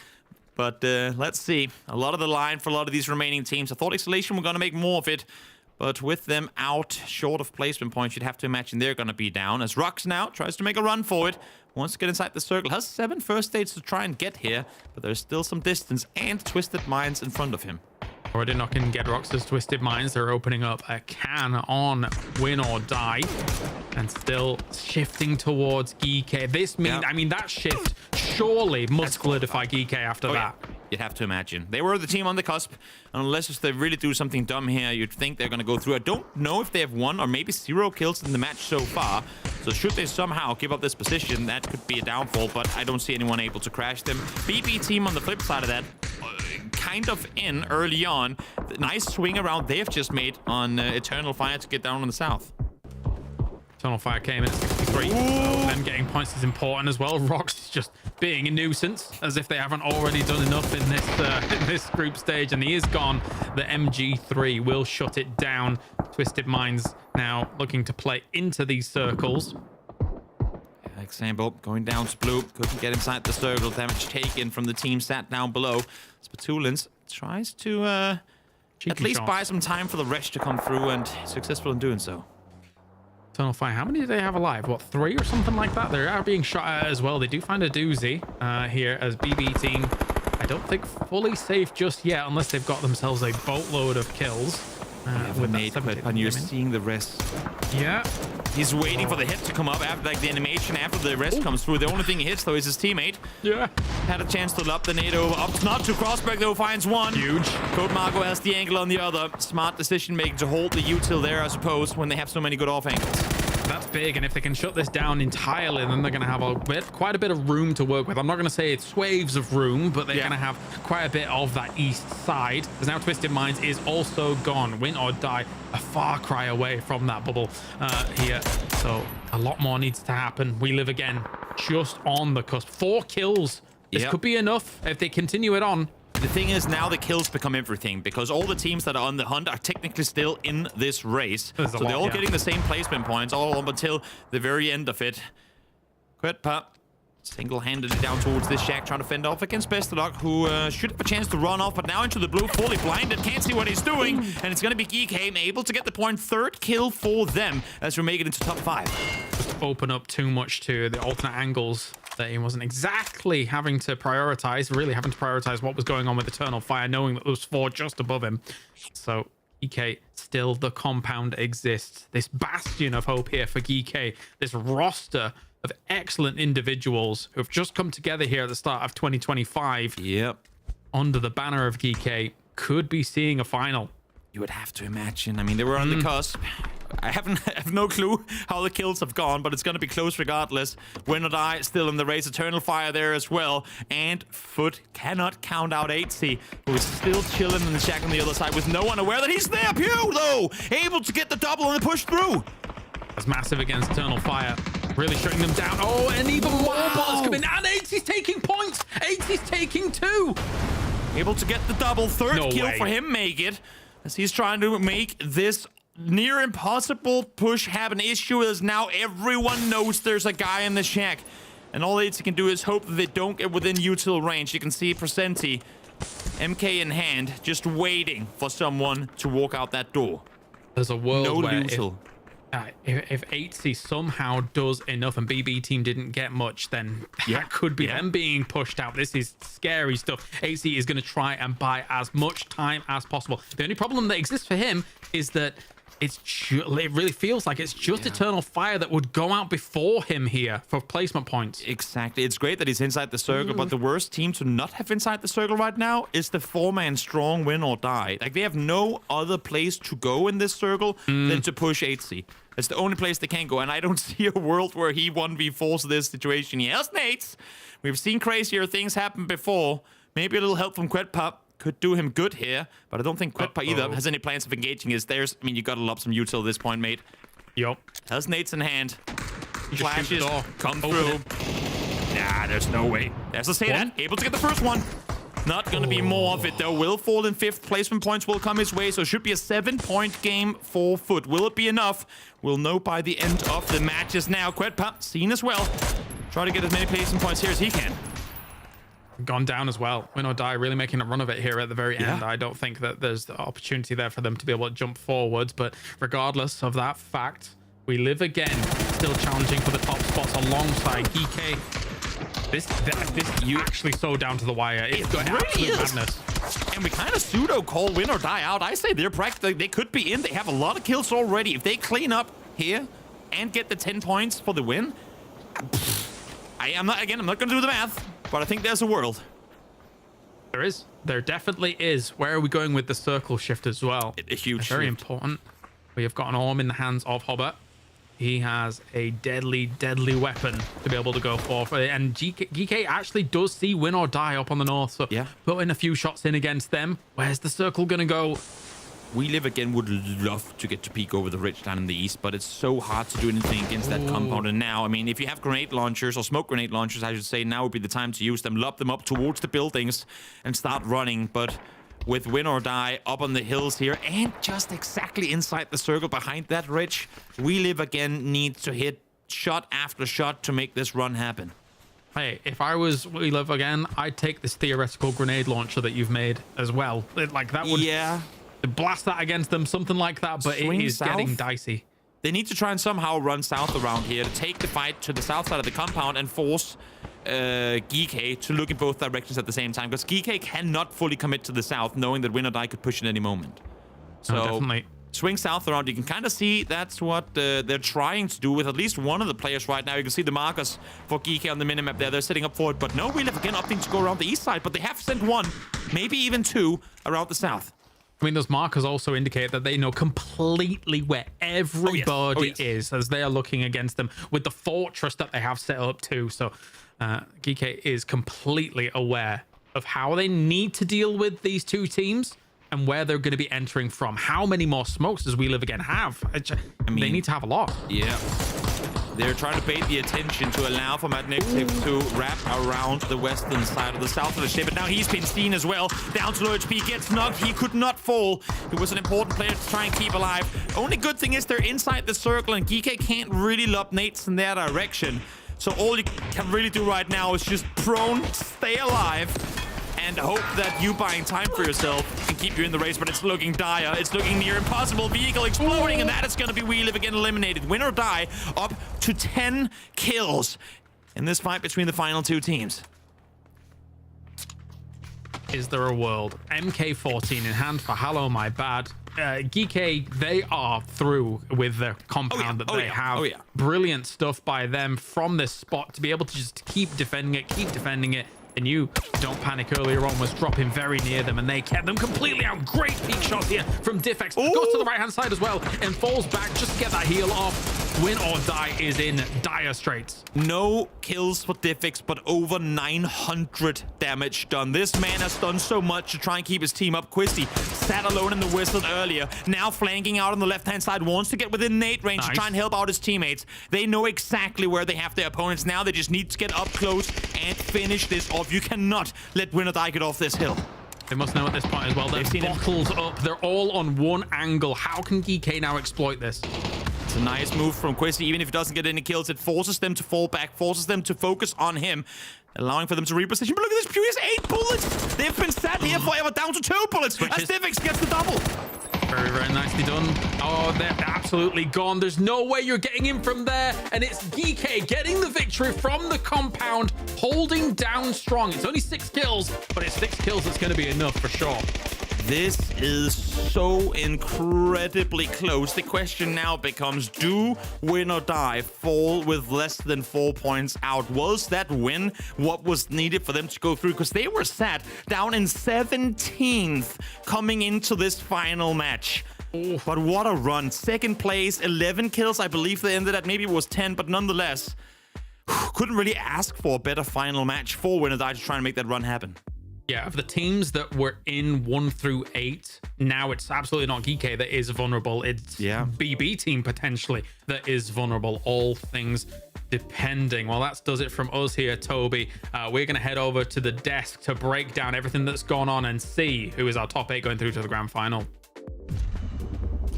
Thank you so much, Kel and Toby. It's been absolutely incredible. The group stages has popped off. Obviously, we're not going to shy away from it. We don't have that leaderboard in the game. And I know that for some of you, you might have been complaining about it, but let's not lie. That was so much fun watching that. Not quite sure who's made it through. I accepted a long time ago that maths wasn't my strong point. So I just got to sit listening to Mark and Avenger trying to do maths and move as fast as they could to figure out who was making it through. We will be able to confirm that in a little bit, but I actually kind of enjoyed that. I'm just going to say it. Maybe that's what we should do for the last game of the group stages in the future. Just take it all away, let everyone try and guess who's going through. What did you think of that final Erangel game, Mark? Calculator broken, Excel sheets broken, AI broken, just trying to keep track between me and Mike. Going, how many kills did they have? What placement did they get? I'm like, oh my God, I don't know. Too much information overload. Look, we got a hot drop. It was good. Was it expected again? Yes, back to back. The outcome, kind of irrelevant when it comes down to the big thing. It all comes down to the rotations. With the zone moving its way down south, but Esports having to rotate, and they went for a huge rotation all the way around to Stalbar, down onto their alt drop spot, in towards that Yaz, part and parcel, obviously tracking those drops, even down to the Ascend on the outside, and then it just unfolded. BB team versus Ascend. For Esports wanting to also take a fight as well, reading the kill feed. All of it came down to the final game, final zones, nearly the final bullets for GK there, as PWD was nearly running dry. What did you think of that final map, Avenger? Yeah, that was as exciting as we were hoping it to be. And yeah, I gotta be honest, it kind of feels like you're back to, you know, watching stuff without having your phone out, recording everything. And it's just you're enjoying it. You're not getting all the technology. You're not getting all the dopamine straight in your face from your hand with the tiny screen in there, just enjoying it. Oh my God, what's happening? What's that? All these small calculations coming out.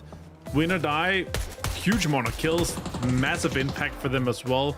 BB team having a little bit of kills, a little bit of placements, being wiped out for a turn of fire. It's all our mid-pack teams fighting and wiping out each other, and that's just fantastic to see. Yeah, GK, of course, having a fantastic game there. PUBG, Diffx, they had some insane impact shots.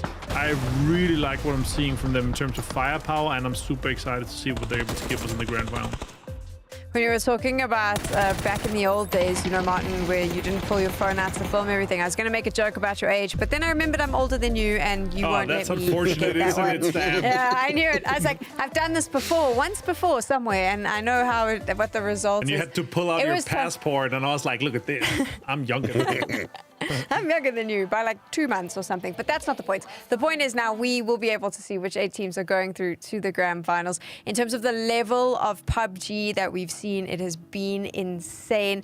And I'm really excited now because the winner of our last match is with us. Quizzy from Geeky gets to chat to us about their game plan. Quizzy, welcome to the show. You've got to be pretty happy after that victory. What's the spirits like in the team? Hey everybody. I mean, yeah, it's always glad to win the last game whenever you were chasing circles for 5 games in a row and you actually have that last game just to sit. Yeah, so it's a blessing, you know? It is a blessing. What changed in the team from yesterday to today? Was there any sort of conversation that happened, any game plan? Because obviously it was almost like you just went up a gear today when you came into the lobby.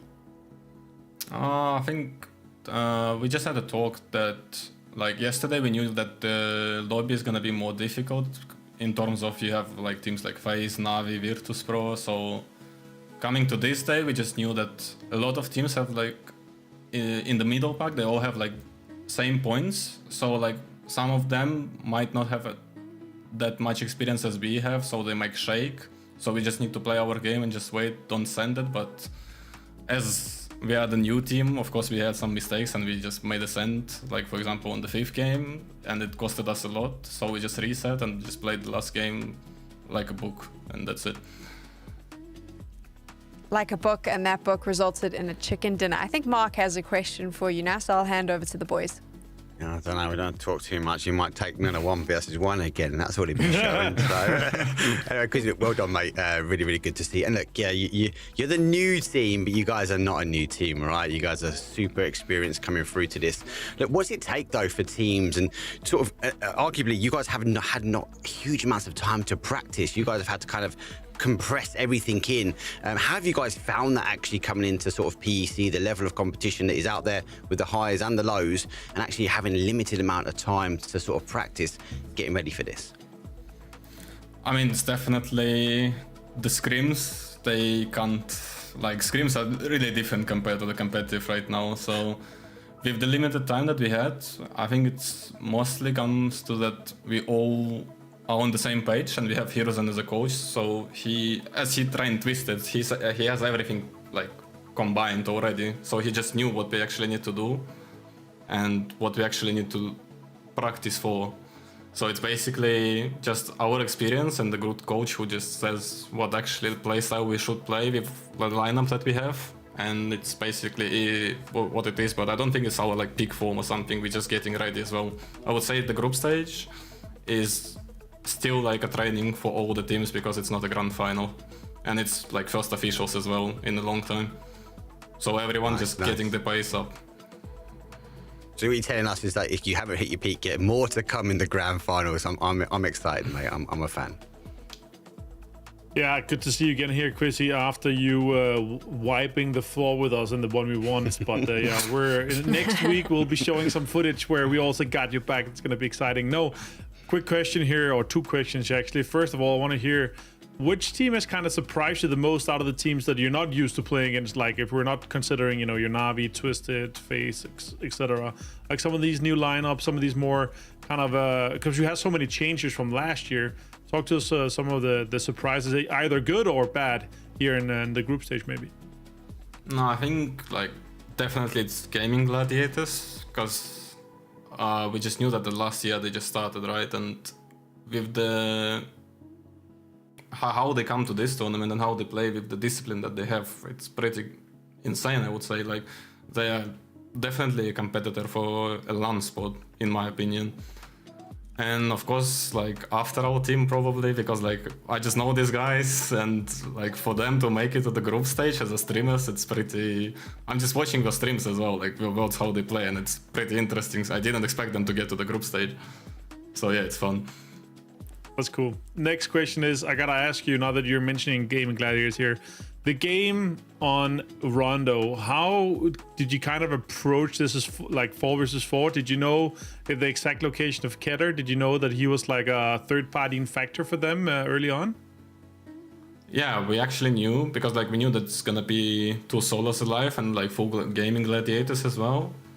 And as soon as we found solo on our side, we just knew it has to be behind them, because we never had to hype in the kill feed when we fought. So we just tried to wait as much time as we could so the solo can strike and help us to win the game, but still, like we made some mistakes, didn't play together. That's why it costed us like only 3rd place, not even winning the game. Yeah, exactly. All right, fantastic to hear. And yeah, congrats on getting into the final. It's gonna be sick to see you guys even warmer with the potential that you guys have. Thank you. Always good to be on the desk, so I hope we see you again. We hope we get to see you. Yeah, I hope we get to see you in the winners interview, okay, Quizzy? And then we'll see. And then I'll see you on LAN, maybe. I hope so. There we go, Quizzy. Thank you so much for chatting to us. We're going to let you go now because I have some good news. We have a leaderboard for you. There they are. The 8 teams that are going through to the grand finals. Look how damn close that was, no way. boys. 3-way tie, 74, 3 points away from WA. Oh my god. Win or die, Mental. they could have farmed 3 more points in that game and take away We Live Again. I feel like that 10 kills, that's such a good game of the last one, sure. But I feel like they had more opportunity to farm a little bit more on the north side. That is just so close. Eternal Fire as well, like 6 kills away. If they won the win or die spot, they would have been in instead of We Live Again. Like, it's so close. It's mental how close that is. BB Team, Win or Die, Foot Esports, they're going to be kicking themselves when they take a look at this and you think to the last 3 maps already that they were in those final fights in the top 4 mark. Like, they're like 1 or 2 points away from what they needed to do. They are going to be dreaming about their mistakes tonight and tomorrow night and all the way through to the last chance qualifiers, right? Insane, Sam. If that one graphic doesn't show you how good the EMEA region, how stacked, how close, it came down to the last game, people. And you're right, Martin was saying, like, for me, like, Win or Die should have lived by that first part of their name. They needed to win. They needed to go get that win, and they would have been securing through. BB definitely would be going back and reassessing here. I actually thought BB team would have made it in. I'll be honest with you, I generally thought they were going to sneak in. And actually, if we go back to the very beginning today, we thought, did TMO, guys? Yes.